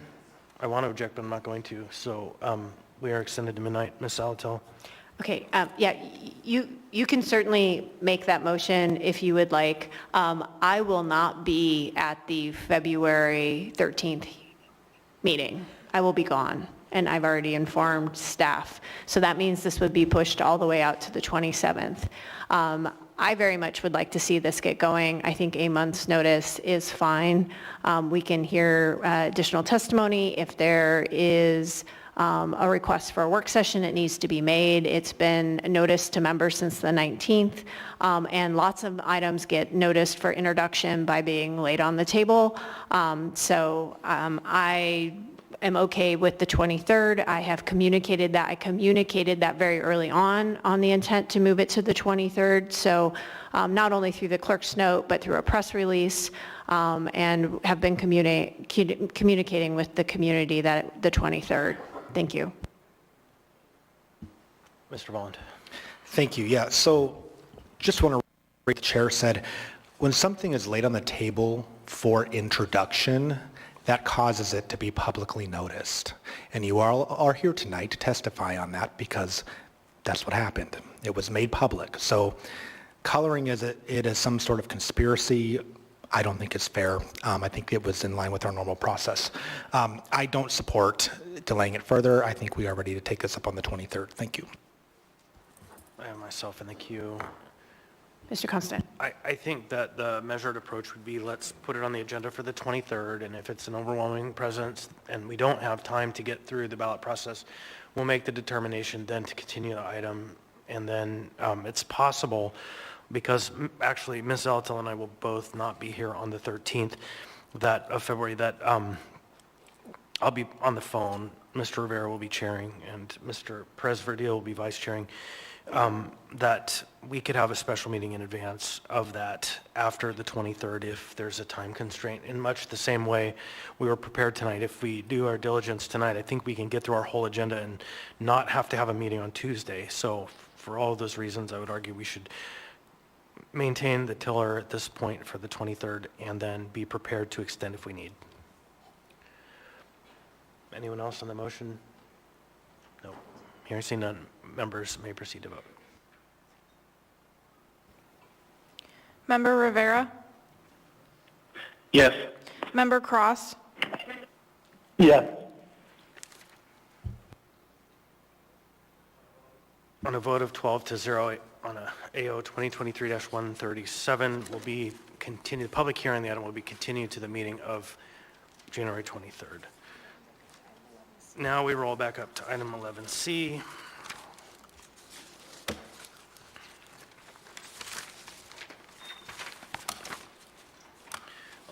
Is AM 956 2023. That's AM 956 2023. Anchorage Community Development Authority Board of Directors. Evelyn Russo, the public. Oh no, there's no public hearing on this item. There is no motion pending. What's the will of the body? Move to approve. Second. Moved by Ms. Zalatil, seconded by Mr. Myers. Is there any discussion? Hearing and seeing none, members may proceed to vote. Member Rivera? Yes. Member Cross, Yes. Member Solt, I would note that he made a thumbs up gesture, so on a vote of 12 to 0, AM 956-2023 has passed the body. Next we have item 13A. Item 13A is AO 2023-117, an ordinance of the Anchorage Municipal Assembly amending Chapter 1080 of the Anchorage Municipal Code for retail marijuana stores to allow acceptance of internet and telephone orders for sales to be picked up at the licensed premise only with identification check. Waive reading. Thank you. Public hearing on this item is now open. Welcome. Please state your name, what part of town you're from. You'll have 3 minutes. My name is Brian Witzke. I go by Bree, she, her pronouns, 14 years transgender. Again, I reside at the Alex. Not that I am against any business as far as goes marijuana sales and whatnot. I am, again, I will stress, to make any controlled substance available through a drive-through and or any other easier way than what we are doing for alcohol without the proper controls and manufacture, it concerns me. You know, free samples, we're not allowed to give out free samples of alcohol. Why are we doing it for marijuana? If we're going to do it for one, we got to do it for the other. I know tobacco, we have drive-up, pull-up places, but again, tobacco is not such a controlled substance.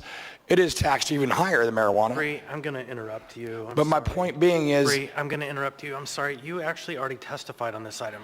I was just notified. I'm sorry. So at the previous... Sorry about that. Bouncing around so much, I'm having troubles keeping up. So It's okay. thank you. Thank you, Bree. No, thanks, Madam Vice Chair.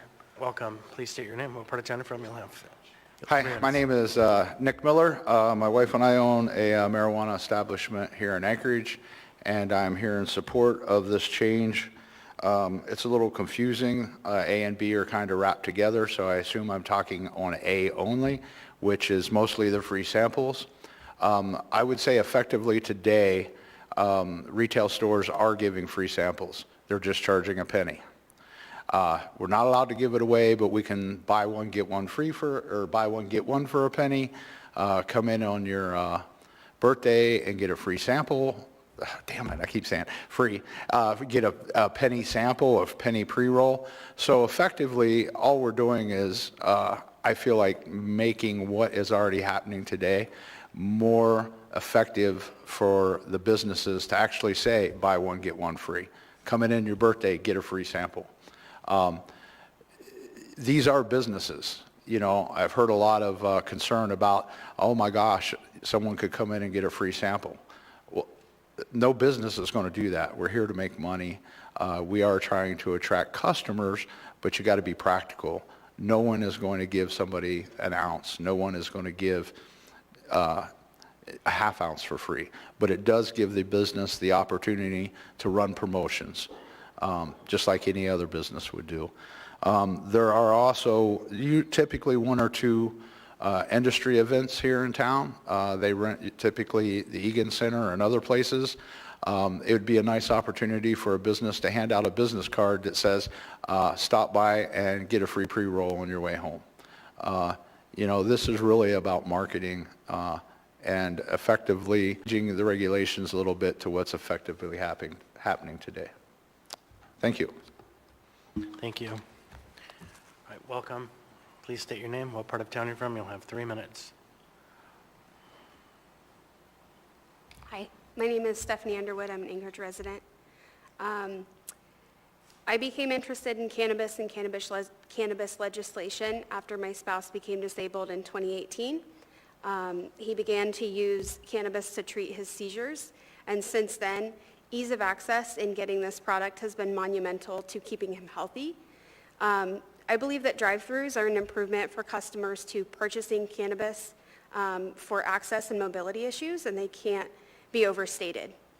Snow, ice, and thoughtless drivers or other customers can impede disabled Alaskans and Anchorage residents' access to cannabis.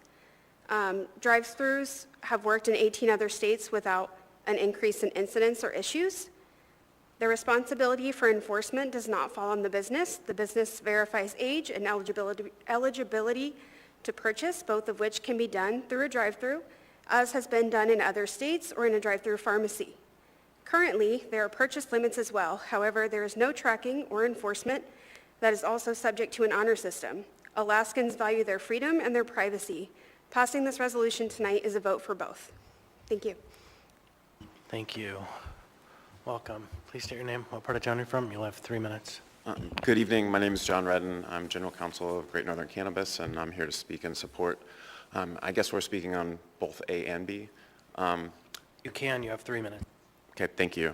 I don't really have anything to add to the other two comments, except for I would draw attention that the alcohol and marijuana regulations are slightly different in that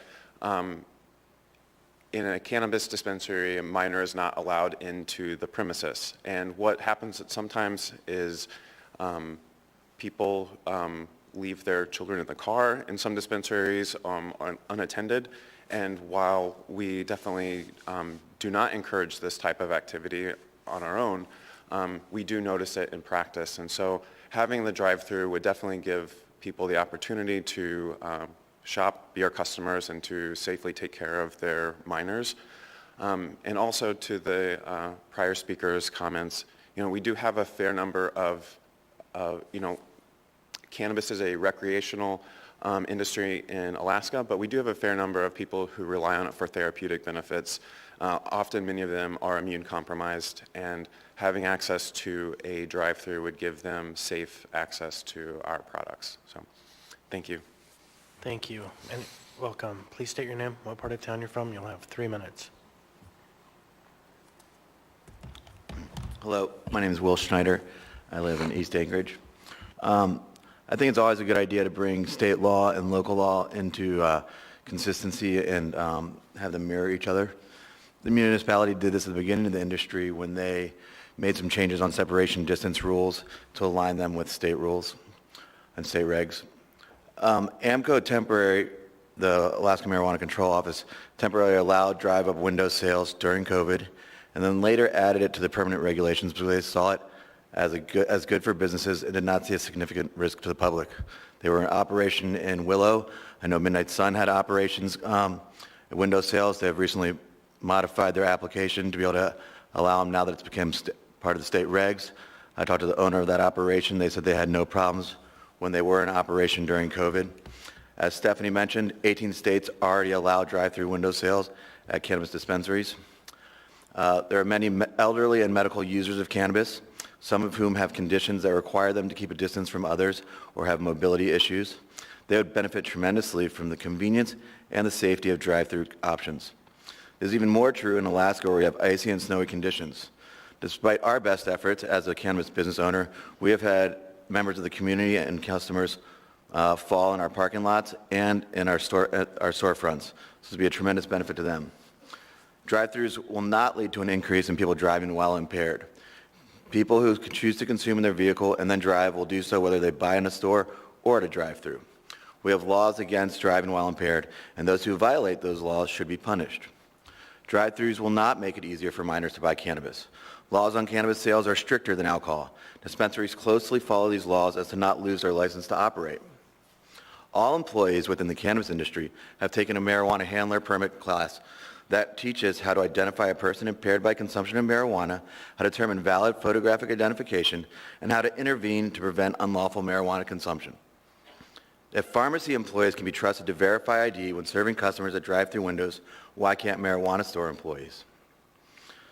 Privacy is something Alaskans cherish, somewhat to keep their cannabis purchase confidential. With a drive-through option, customers can maintain a higher level of privacy than by making a purchase inside a store. And finally, drive-throughs also can offer better security. I'm an owner and founder of Catalyst Cannabis Company, and we have a store in Muldoon where at nighttime we have sales that we operate through a window in our lobby.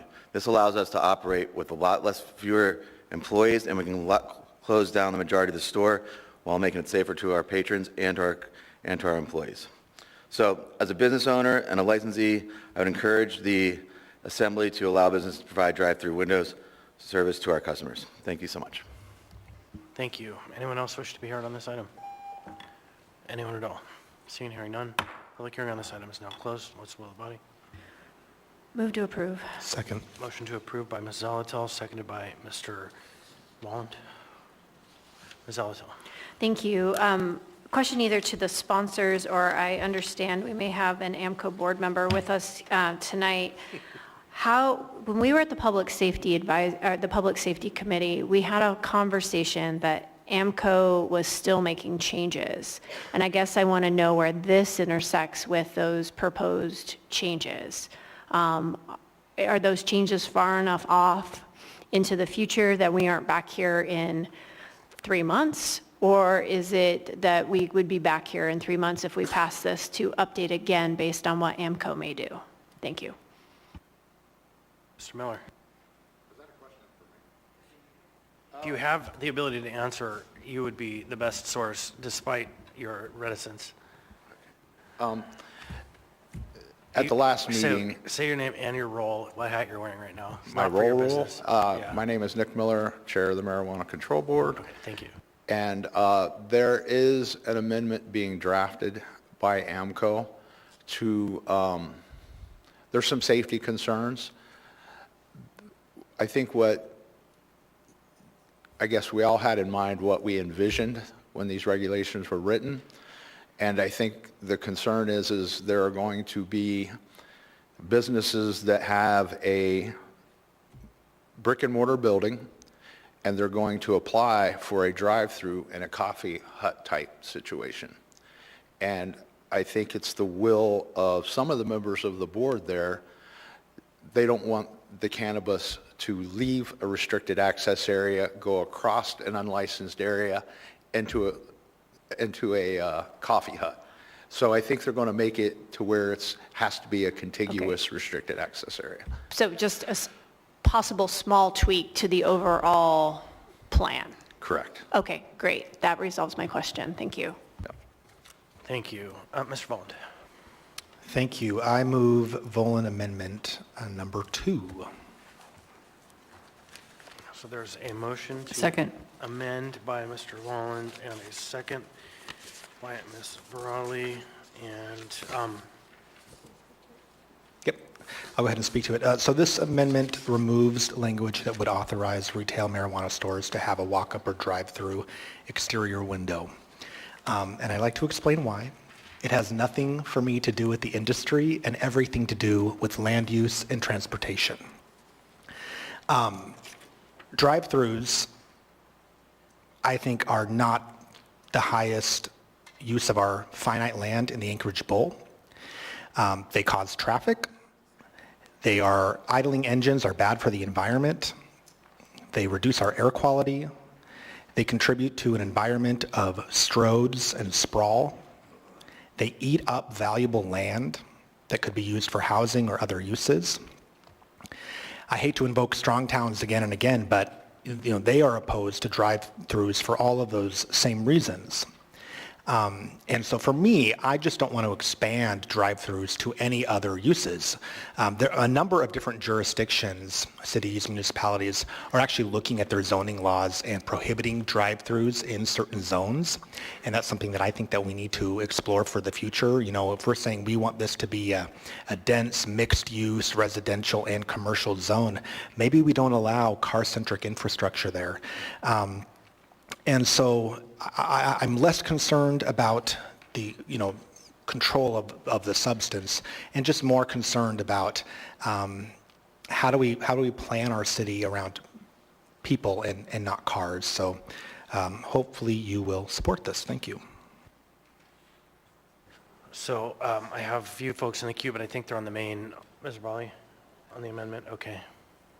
Yeah, thank you. And I'm torn on this one, but I will say that I do have concerns about the drive-throughs, and like Mr. Volland, it's not so much about the specific product, but my concern is that this would open the door to drive-through alcohol stores. And I know that that is a common thing in other states. However, it's also really seen as a public health risk in other states. And I actually, from my former role, am familiar with public health evidence base. I was digging into that one. I will say it is not one of the top 5 interventions to limit drive-throughs. So it is not the strongest evidence base for alcohol. However, I did find there was one study, for example, in the state of New Mexico that found that for folks who were DUI offenders, they were most likely to have used a drive-through store to get their liquor. So again, I'm not saying that these are the same products, but I am also going to say that driving under the influence is a problem, and I think there's a lot of misconception, it seems, among cannabis users that it makes you a safer driver or that it makes you a better driver. That's certainly not the case. That's not the case for alcohol. It's not the case for being extremely tired. It's not the case for distracted driving. All of those things basically slow your reaction time. So again, when we're talking about operating vehicles, I guess I'm still deciding on whether to support this one, but I do want to really put on the record that I have serious concerns about that, and I do not want to see this state or this city move toward drive-through alcohol. Thank you. Ms. Pongos, on the amendment or the main? Well, okay, it's your call. Go ahead, you have the floor. Okay, I'm going to go ahead and speak to it. I have the exact same concerns as Ms. Brawley. It seems like this is a slippery slope to alcohol drive-ups. In general, we are a society that we have a lot of number one isms, alcoholism, child sexual abuse, problems that are not great. And anytime we are allowing substances to be easier to get to, I don't think could be great for our society. I taught health for 14 years, and during that time we had a lot of lessons from kindergarten to 6th about ways to deal with stress, anger, sadness that didn't involve using substances. And that's not the only reason I know that people smoke marijuana or drink alcohol. For heaven's sakes, I drink alcohol, and I can tell you when I want to drink less alcohol, I make sure that it's not available in my house, easy to grab. And I think when you make going through a drive-up is an easier way to get a hold of substances, or if we ended up with drive-up alcohol, it would just make it easier, more people using, more people flowing around. And I got to tell you, when I taught, it was pretty shocking. You get an interesting glimpse into the household of your students. And when you ask a kid, what is one of the chores you do at home? And they say that I hold mommy's hair while she pukes because she drank too much. Or what's daddy holding in that picture? It's a blunt. It's concerning. And I don't think making marijuana more accessible is the answer. Mr. Johnson. Yeah, thank you. I won't belabor this. I think the last couple of members have made good points. I think Member Vaughn makes some interesting points, which would be great for another conversation. But through all that, I support this amendment, and I just want to add to the conversation that it was something that was highlighted by the Anchorage Police Department when we were discussing this, that trying to evaluate the intoxication level of a driver in a vehicle is much harder than when that person is required to actually physically walk into a store. And I'll tell you, having been in that position myself, that is just correct. And it's not necessarily because the people working the windows have bad intentions or poor training. It's just harder for them to make that determination. And I think for those safety reasons and others, I support this amendment. Martinez. Thank you, Chair. So on the amendment, I just wanted to distinguish the difference between long-term land use planning and strategizing for the city and a starting point right now. It seems to me is a weird place to start the land use conversation on one industry's head at this particular time. So I'm a little torn by not necessarily leaning in that direction, but I'm torn by why we are highlighting land use at this point when we can always get to land use and we can always change the code to reduce the amount of drive-throughs across all sectors and different types of businesses that utilize them. I don't know why we would be singling out one industry as the starting point for long-term land use and drive-through discussion. So that's a little odd to me on the amendment, so I will not support the amendment on that front. I also want to say this is a little more complex than just most people's readings thus far, and let me just put two fine points on it. One point. Originally, when the state of Alaska decriminalized, let's do a little history, it was decriminalized way before it was brought into legalization of full recreation.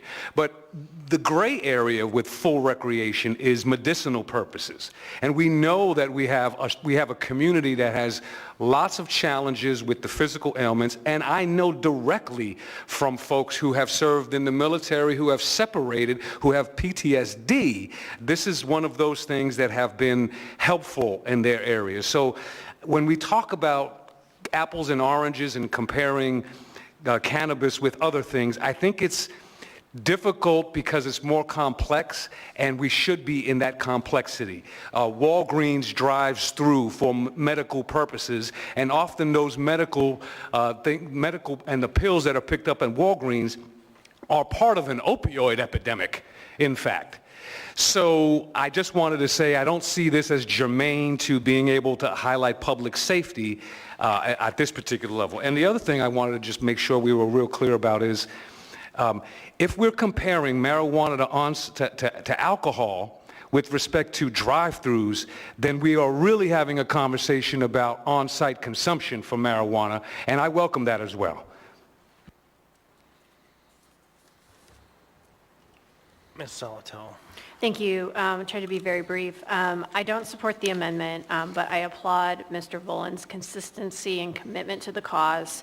And the two reasons are disability access. I think that that's important for some of the reasons Mr. Martinez raised, as well as testifier who spoke, and also security and heightened security, particularly in the later night hours. If there's the opportunity to open up a smaller portion of the store, I can see that being advantageous to various operations. As one individual testified, that kind of idea of kind of shrinking the footprint during certain hours makes good sense. And I think that it's really important to acknowledge that this is something that is legal, that there are rules and safeguards around it, and we have to legislate within those parameters. And I don't like to legislate with the idea that the sky will fall. Let's get data, let's get actual facts, and if we find that there's a problem, we can always come back and fix it. Thank you. I haven't spoken yet on the amendment, and so I'll put myself in the queue. I have been going back and forth on all of this as a sponsor. I had some great areas I had to sort through, and I have found compelling the safety arguments and the disability arguments in the community. It hasn't happened here, but it's happened in other communities, some pretty terrible stories about what happens when kind of it goes sideways, and the less of an aperture, the better at key hours of the night. And I think Mr. Martinez makes an exceptional point when he talks about Walgreens and access to the pharmacy. So I will be voting no. Mr. Bond. Thank you. I do want to respond to Mr. Martinez. Look, we can all bring the lens to legislation that we want to bring. And I will be consistent because I care a lot about land use and transportation, and I think small decisions that we make today impact the future of our city. And I would argue that this is not a small decision. This is expanding drive-throughs to an entire use type where they're not currently permitted. There's a lot of marijuana dispensaries now in Anchorage. I think that's a good thing. It's a thriving industry. And like I said, for me, this is not about the public safety issues or about the industry, but it is about how can we reimagine our city in a way that is people-centric. On the topic of disability access, that is something that's very important to me too. For instance, when we brought forward the proposal to repeal parking minimums, we actually increased the proportion of when parking is provided, what proportion would have to be ADA spots. And so for me, that was a way to prioritize accessibility. So anyway, I think when we're looking at different topics of legislation, there's sometimes the obvious arguments, but there's also sometimes the other tangential things that do matter and are important to the future of our city. Thanks. Right, on the amendment, I don't see anyone else in the queue, and I'll just point out to folks, we have 1, 5, 6, 7, 8, 9, 10, 11, or 12 items, some that are not insubstantial, so it's becoming clear that Tuesday next week is becoming a reality. So, on the amendment, members may proceed to vote. Member Rivera? Yes. Member Cross? No. On a vote of 6 to 6, the amendment does not pass. We're back to the main motion. Ms. Brawley? Yeah, I'd like to move Brawley Amendment 1. Second. I don't have it.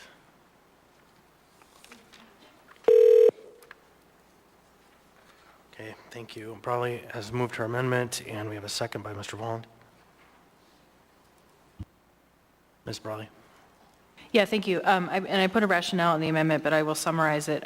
Essentially, I appreciate that the prohibition on free samples was removed, and I think Mr. Miller gave a good example of how businesses can get creative with the rules, and that is something that we see in every industry. And just to say that it is still legal what they were doing. But also, I believe that it is appropriate to consider rational limits. And the other thing that I heard, and I might have misheard in our work session, or sorry, in the Public Safety Committee meeting, is that the state was also considering potentially some rules or regulations around free samples. And I may be mistaken on that. If that's not true, I still believe that it's behooved us to either look to the state to put those rules in place, or that we take the time as the municipality, as the assembly, to craft those rules. And what I mean by that is limits on the amount of sample that can be provided, perhaps the hours, making sure that someone's ID is checked, any of those kind of rules. I'm not going to make them up on the spot. So what this amendment does is it restores the language that does not allow delivering free samples.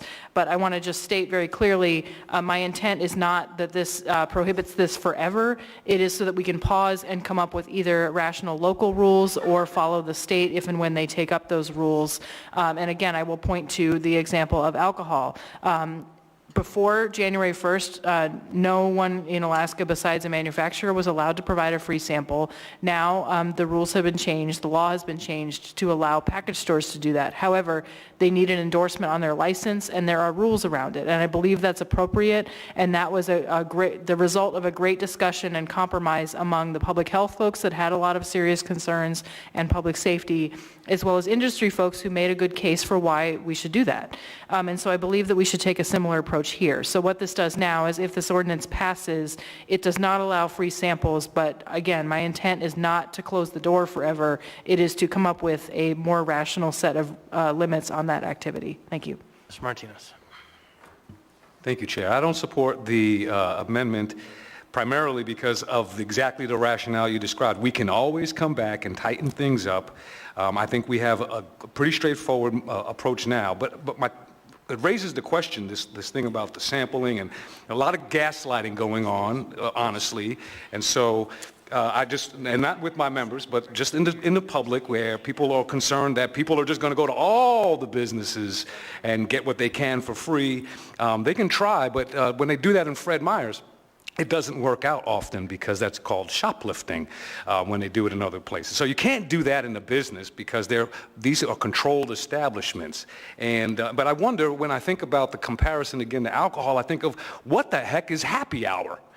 Like at a bar, what is happy hour if happy hour is not a discount or a free drink that associates with buy one, get one free or some other sort of discount? So it's an interesting perspective. I do acknowledge that the businesses are creative, but I'd rather them not necessarily feel that they have to be creative skirting our law, but I'd rather them be aligned with our law and then work with us to improve these conditions as we move forward, as we all learn together. So I would not be supportive of this because I think we can just move forward on the whole package.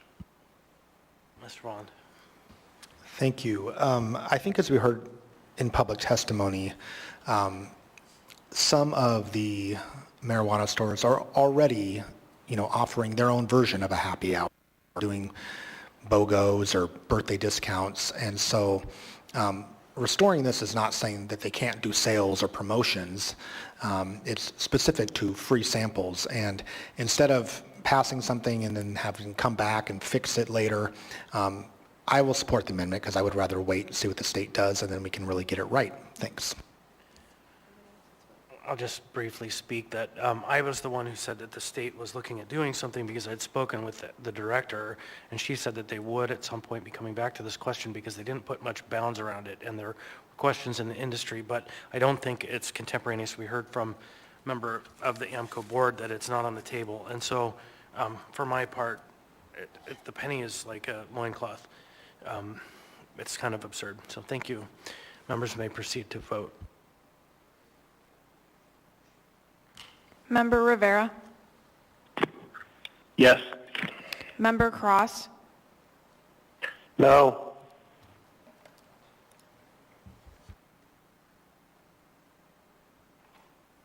On a vote of 7 to 5, that amendment has passed. Next, we have the main motion before us. Any discussion? Seeing and hearing none, members may proceed to vote. That's all. Member Rivera. Yes. Member Cross. No.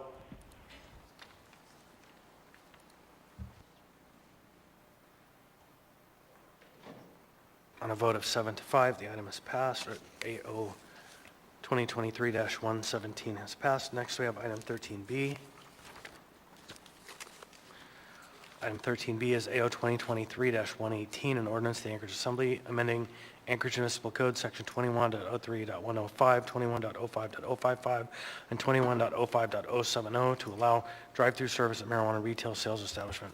Waive reading. Thank you. The public hearing is now open. Welcome. Please state your name, what part of town you're from. You'll have 3 minutes. Nick Miller, my wife and I own a marijuana retail store here in Anchorage. It's a safety thing. We've talked about armed robberies. We've talked about crimes on the licensed premises. 13 months ago, our business was a victim of an armed robbery. One of my employees was shot. Thank God he wasn't killed, but I can tell you, if it continues, someone will. This is an opportunity to do something meaningful to improve the safety of the businesses and their employees. As everybody knows, our businesses don't have the access to the credit card system or anything else. We're a cash-heavy business. Wouldn't it be nice if 7 o'clock at night you could lock the door, not let customers in, and serve them through a window where you could hopefully be better protected? We're not talking a coffee shop drive-through window. These are windows that are, basically a bank window. So for me, this is really about safety. I take it very personally, and we don't talk about it a lot, but the businesses here in Anchorage have a lot of, I would say, crime committed against them. And the other issue, or the other reason I support it so much is I think everyone here knows that there is an unlicensed market, is what I'll call them, unregulated. I can call them and have product delivered to my home, to my office. I can meet them somewhere in a parking lot. That product is not tested. A lot of the time, when you do things like that, you get subject to other crimes, right? Whether they set you up to rob you or steal from you in these areas. And it would also increase the tax revenue for the city. So the products are tested. It's about convenience. Nobody wants to go home and make dinner, so they stop on their way to get it. Or they'll call and have a delivery service. So if we can make it more convenient, I do think that's a benefit, but the real reason I support this is for safety of our employees. It's important to me. Thank you. Anyone else wish to be heard? Anyone at all? Seeing and hearing none, public hearing on this item is now closed. What's the will of the body? Move to approve. Second. Motion to approve by Ms. Alto. Who's the second? Oh, okay, Mr. Martinez. Mr. Walland. Thank you. I would love to hear the rationale from the co-sponsors for waiving planning and zoning.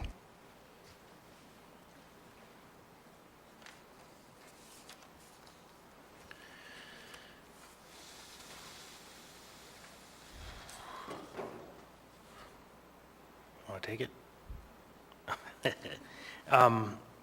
I think that the rationale at the time this was introduced in, actually the project for me started months and months ago, was that the reality was that the state was moving forward and we wanted to keep pace and we were behind them, and so that's it. Okay, in that case, I would move to refer this to planning and zoning because I'd like their input on site plan for drive-throughs and where they think we should expand drive-throughs or not. Second. So there's a motion to refer to the Planning and Zoning Commission by Mr. Walland and a second by Mr. Johnson. Go ahead. Yeah, I just think there's opportunity here to have, our commission that's advisory to us, again, coming from that land use perspective, to weigh in and potentially an opportunity. We've seen a sort of a shift in dynamic with the Planning and Zoning Commission that I think has been really cool, where the Assembly co-sponsors can act as petitioners on issues of land use and give a presentation and sort of explain why this is important, how you envision this impacting the future of our city on, whether it's transportation or different types of zoning, what it means to traffic to allow many more drive-throughs in Midtown, for instance, where we already have some traffic issues. So I think that their input would be valuable for us as policymakers. Thank you. Ms. Brawley? Yeah, thank you. And I understand the intent, and generally speaking, I do believe that Title 21 changes should go through planning and zoning because that's what our code says. However, this is an area I'm less familiar with, is regulation of these marijuana establishments, but I see in one of the whereas clauses, it does state the Planning and Zoning Commission does not review applications for special land use for marijuana, and so they don't see individual applications, and so they won't have necessarily a lot of review context because these run through staff. And then I guess the other thing to say is this ordinance simply puts this into these types of drive-throughs into the same review process that applies for other aspects of a marijuana establishment. So I'm not sure what input they would give that would be meaningfully different if this body just already decided to allow drive-throughs. So really what would happen is it would reopen the question of drive-throughs. And so I appreciate the intent. I know we're often together on land use issues, but I'm not with you on this one, Mr. Boland. Mr. Martinez. Thank you, Chair. Yeah, no, I appreciate Member Brawley's comments now. I was going to go into that space with respect to the land use and the special land use, but I also wanted to highlight that this item has come before this body twice, and we've been referred to the Community and Economic Development Committee 2 times. So I feel like considering what Member Brawley said and considering the time that it's taken us to get here, I see that this amendment is more of some ability to delay it, and I'd rather not do that when I think the arguments are compelling to continue to just get this done. Thank you. Mr. Bond. Yeah, thank you. So I'm not asking that the Planning and Zoning Commission advise us on special land use permits for marijuana. What I'm asking them to advise us on is the expansion of drive-through to another use, which I think is totally in their remit. When and where should we have more drive-throughs? I think it's worth them taking up. So just, I guess I'll take one more crack at it. I don't see any, urgency in pushing this through. I think that they can advise us on it and they can take a little time and do that. And I'm sure that they would be amenable to working with the co-sponsors to get it in their workflow. Thank you. I have myself in the queue just to say that the 2 tours of the visit from referral from this body to the Community and Economic Development Committee had the entire leadership of the planning department. And so they were quite involved. It wasn't a specific question as Mr. Vaughn is asking, but there has been a lot of executive planning time spent on this question. So I would urge us to proceed and vote no on this motion and get to the main. Anyone else? Hearing and seeing none, members may proceed to vote on the amendment. Mr. Cross, it's Kevin Cross. Okay, sorry, see that now. Mr. Cross, go ahead. Yeah, I don't think that's an unreasonable request. When I served on the plating board, it was often a point of contention when new drive-throughs moved into an area. I can tell you how frustrating it was in Huston Business Park when Sonic was introduced, and it was set to disrupt the flow. And so, I mean, depending on the number of drive-throughs, I mean, I think it's a reasonable request that Dan has proposed here. I wouldn't mind expanding it and being preemptive and saying not just expand it to marijuana, but maybe getting ahead of the ball here if the state were to amend that to allow drive-throughs for alcohol, just so that we have some sort of plan in place if that were to happen.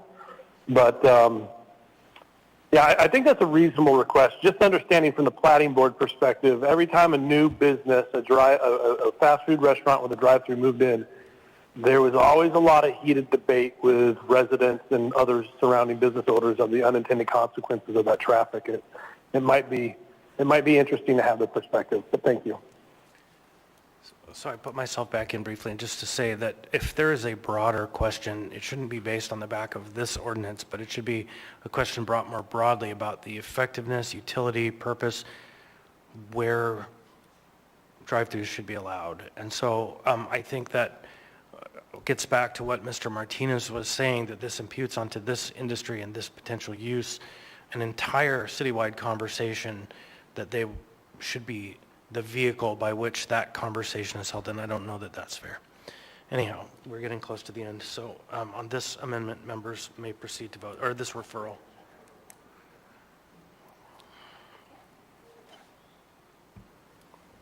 Member Rivera. No.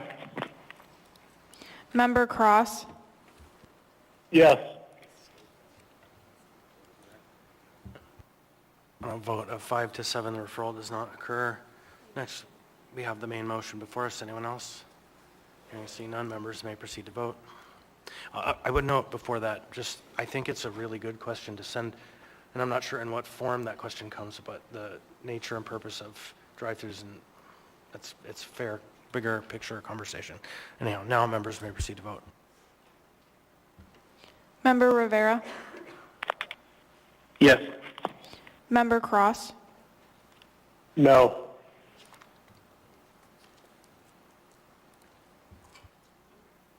On a vote of 6 to 6, that item has failed. All right.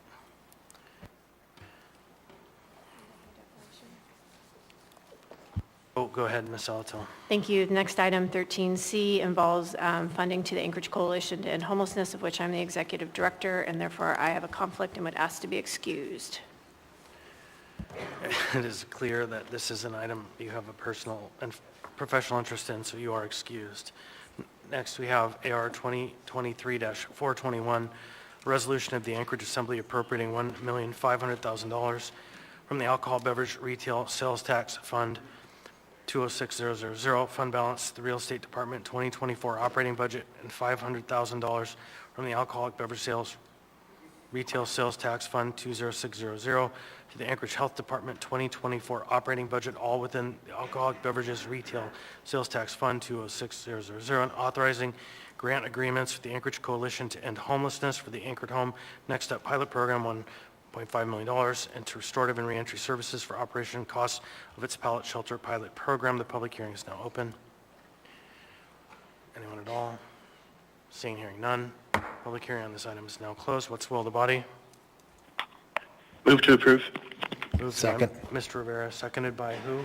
Mr. Salt. Any discussion on the item? Is there an amendment? May I, Mr. Chair? Mr. Rivera? Thank you, Mr. Chair. I move Rivera Amendment Number 1. A motion Second. to amend by Mr. Rivera, seconded by Ms. Brawley. Mr. Rivera? Thank you, Mr. Chair. So although I believe that this appropriation should be considered as a package, just based on the reaction at the December work session, I brought this amendment forward as well as another item on our agenda, item 14B tonight, to have the full conversation. So this amendment will effectively take out the transitional shelter concept and leave this item simply as the next step pilot program appropriation. Thank you. Mr. Johnson? On the main motion. Mr. Martinez? I support the Rivera amendment. Thank you. Any further on the amendment? Members may proceed to vote on the amendment.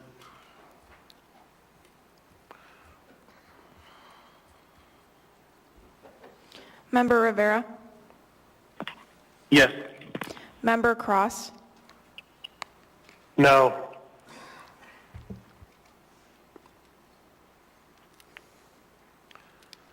On a vote of 9-2, the amendment has passed. I bumped someone out of the queue. Was it Mr. Johnson?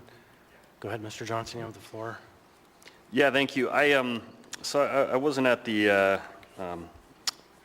committee meeting where this was first brought up, but I did go back and I watched the presentation, and I sent some follow-up questions to the coalition, which I haven't heard back from yet. And, to be candid, this is something where I think I could potentially get to yes, but based on the information I have right now, if we vote on it tonight, the answer is no. And my primary concern is this. As I understand this, we're talking about creating a mechanism to move, it sounds like I believe up to 150 people currently experiencing homelessness through a subsidy program into apartments. Now, I generally like that idea. I recognize the value of housing first. But the fact is we have this extraordinarily tight rental market right now in Anchorage. Last estimates I saw from the state of Alaska is around 333 vacant units, which is about a 4.1 vacancy rate, which is really low. So if we're talking about potentially taking away half of those and filling them with tenants who have the benefit of being subsidized by the local government and these braided programs, my concern is what impact does this have on the people who are currently renting, who are just getting by? And when I dug into this a little bit, just to kind of check my assumptions here, I did find an interesting article from Strong Towns, which we all, I think mostly large fans, that really drove home this point that scarcity reduces competition for landlords and increases the cost for tenants. And there's one quote I want to read here. What the evidence does support is that the vacancy rate in a given market tracks remarkably closely with whether rents are increasing or decreasing. So when we take an extraordinarily low vacancy rate and we push it even lower, I think inevitably this is going to increase costs for currently people who are making their way in the rental market. And so, when we're talking about hotel conversions or pallet shelters or bring on emergency cold weather shelter, these things I have an easy time supporting because we're creating new space for homeless people. And I do see a lot of value in that. And I want to continue to support efforts to find housing and space for homeless people, but I do not want it to be at the cost of people who are currently just getting by. And that's what I'm concerned this will do. And so, again, if there's an opportunity to have further conversation and there are some controls in place to make sure that that does not happen, I'd be willing to consider supporting this at that time. But with what I have right now, I worry too much about the people who are housed, but just making it and what this will do to them. Thank you. So I'm just going to step out of the debates we're having on this item and speak briefly to process and procedure going forward. I am going to call a meeting for the 16th, Tuesday, at 6:30 p.m. to address all of the remaining items on this agenda.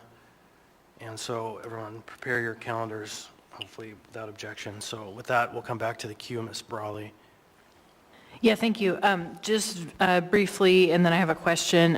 In response to Mr. Johnson's comments, I think it is important to understand that many of the people in our community are on housing vouchers, or at least they would be if they were able to get through the housing voucher system. And that also includes, vouchers that go with tenants, and it includes vouchers that are part of a project's financing. And so, and there's also many other subsidized housing that exists right now. So I think it's important to understand that a lot of folks who are on the margins, the folks you're describing, are already part of a system that has this. That said, I do have a question for the sponsor. I would like to understand the rationale for putting this through the real estate department as opposed to the health department. And I say that not because I advocate for or against that. I just want to understand the rationale. Thank you. Mr. Rivera. Yeah, thank you, Mr. Chair. So since this item is primarily dealing with housing issues and not necessarily dealing with, let's say, homelessness per se, I think this fits better under the real estate versus the health department. Also, I think the health department is quite burdened right now. Not to say that real estate isn't, but I think there's probably more breadth, more room for real estate to handle this kind of work and to help manage this contract than there is in the health department. Thank you. And I'll also point out that this is essentially seems to be one of the strategies that Houston was using with housing to really work with landlords and find those units so that folks can get housed. Thank you. All right, Ms. Bronga. I share the same concern that Mr. Johnson shared about taking more apartments off the market, but then further, when we're giving those landlords a bonus to take on people that are maybe have had problems with leases previously, then we're also raising the rental. If people can get a higher rent, they're going to start charging that. And I really like the idea, but I am concerned that they have individual leases with these landlords. And there are some landlords that if they get paid, that's all they care about. And I know this is wraparound service. People are coming in and checking on them periodically, once a week. But if they're dealing drugs from this apartment or they're doing other illegal activity and the landlord isn't vigilant, they're not around a lot, there's nothing in here that says where is the line where they keep these apartments. With public funds, I believe that we need to make sure this is really this is an opportunity and that there can be rules for it. I know that at the Alex, they inspect bags. They're trying to keep it so that there's not a lot of drugs and alcohol around because people are trying to get sober. I talked to a person from Hennings, and she had shared her experiences of having had trouble with drugs, and she said, if I was given an apartment that I could have just gone to at a certain point in my life, I would be dead today. And so she was really hoping that there will be some, screening of people who really want to make a change that go into these apartments. And I had asked the sponsor, I'm kind of a co-sponsor on here, but we all know Mr. Rivera is the one. But I asked for some amendments to this and didn't get a response. And so for me, I can't move forward with this unless my ideas for amending this were considered. Thanks. Mr. Volland. Thank you, Mr. Chair. So I'm also a co-sponsor on this, and I would just say every member has the prerogative to bring forward amendments, even if it's something that you co-sponsored. So you could have done that. I know we're running out of time here, but briefly, I have a couple questions. I think we have somebody here from the coalition. Jessica, if you could come forward. And just based on some of the discussion, so number one, how many people have been placed in housing currently through the Next Step initiative? Because I think this is something that's ongoing now. And number two, can you speak to your process for placing or screening folks so they can succeed in this program? Absolutely. Thank you through the chair. Currently, the Next Step has housed 17 individuals with the funding that we had available right now. The target population is the residents of the Alex at the emergency cold weather shelter there. So that is the identified population to be served through the Next Step. All right, I am going to call it at this point. I'm going to ask for unanimous consent that we take audience participation up for the last 5 minutes. Come on up. Welcome. Please state your name, what part of town you're from. You'll have 3 minutes. The microphone's off. Hi, my name is Brian Witzke. I go by Bree, she, her pronouns, 14 years, transgender. I am of the Alex, so I am one of those people you speak of. And this brings me to my next point. I do work an incredible amount of hours driving taxi. You guys hold the keys to being able to make sure we make an affordable rate. I can only encourage the fact that we have been at the same meter rate for 10 years. There has been a 28% increase in the price of living. And I'm telling you, I don't make enough to even be able to pay my bills, let alone think about getting an apartment. That being said, it is essential that we have taxis in this town. So I urge you to look at this. Because even at a maximum level, there's not enough meat on the table, and we're losing more and more cab drivers. The cost of their business for our cab owners is going up, and it's only going to fall on us drivers. If you don't want us taxi people here, that's fine. Uber and Lyft is going to continue to gouge everybody. So I give you that. The other thing I give you is, in the reality of it, every one of y'all can look at every part of y'all's little areas of town, and I know that our snow removal is not where it needs to be. I argue in my own head if this is your responsibility, the administration's responsibility, or the fact that our manpower is gone. That is $1 million question. Where did our workforce go? That is something that I with all my knowledge of 29 years in Anchorage, I can't tell you where our manpower are gone that used to work this. I can tell you that I do believe our youth is not coming back. Our youth goes out to college, they don't come back. I encourage that this body finds ways to be able to incite our youth to come back. If that's supporting our colleges, supporting better schools, whatever it takes. I know our population is getting older. And the only other population that we have out there, you guys keep pulling the rules that give the fundamentals to make better decisions, if it be to put people in jail when they do something wrong, so that way we can step in and correct action. If it be the administration, if it be the assembly, I don't know who to say on that one again. You guys are a higher education than I am. I am a simple street person. Working my butt off, trying to do what I can, where I can. I encourage that you guys continue to look forward in the most unique ways to try to help find solutions for everybody. I wish everybody to remember that as the citizen body, there's a lot of overreach that these folks are doing, and they're doing it for the betterment of us because we are not stepping up. As a citizen body, we need to step up as a community. We need to continue to move forward. We need to get away from our video games. We need to pay attention to our community. I do encourage growth in all sectors of business. Over 12 gas stations close at night now. Thank you. All right, I'm going to go ahead and reiterate what I said earlier, that all of the unfinished items on this agenda will accrue to a special meeting January 16th at 6:30 p.m. Yep, thank you. Ms. Quidno, welcome. Please state your name, what part of town. You've got 3 minutes. Irene Quidno, Sand Lake. In regards to AO 2023-129S, the meetings from a couple of years ago with the masks were mentioned. I want to add 2 points. Well, 1 point for those particular meetings. I was there. Again and again it said the security was sent home.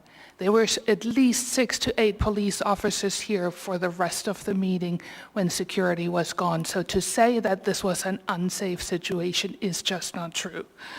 The other thing that was mentioned several times was that the administration messed with the audio and the video. In September, there was a meeting where I testified. And the video stream of that, my testimony, because what I said was not very popular, and the testimony of the person behind me, there were only 2, was completely cut off the record, supposedly because of technical issues. And then there was a big outcry, and a week and a half later, all of a sudden, the testimony was there. There was no audio issue. There was no video issue.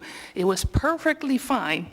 So I guess I could also claim that you guys mess with the audio and the video, and it's a public, not document, but anyway. And then through the chair, Mr. Paris-Vidia, I want to thank you that you put on the record tonight that there's a trend of taking decision-making powers away from the administration.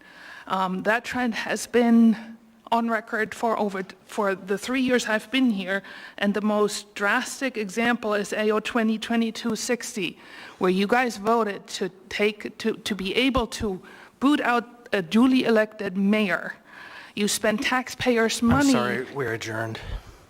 Yeah.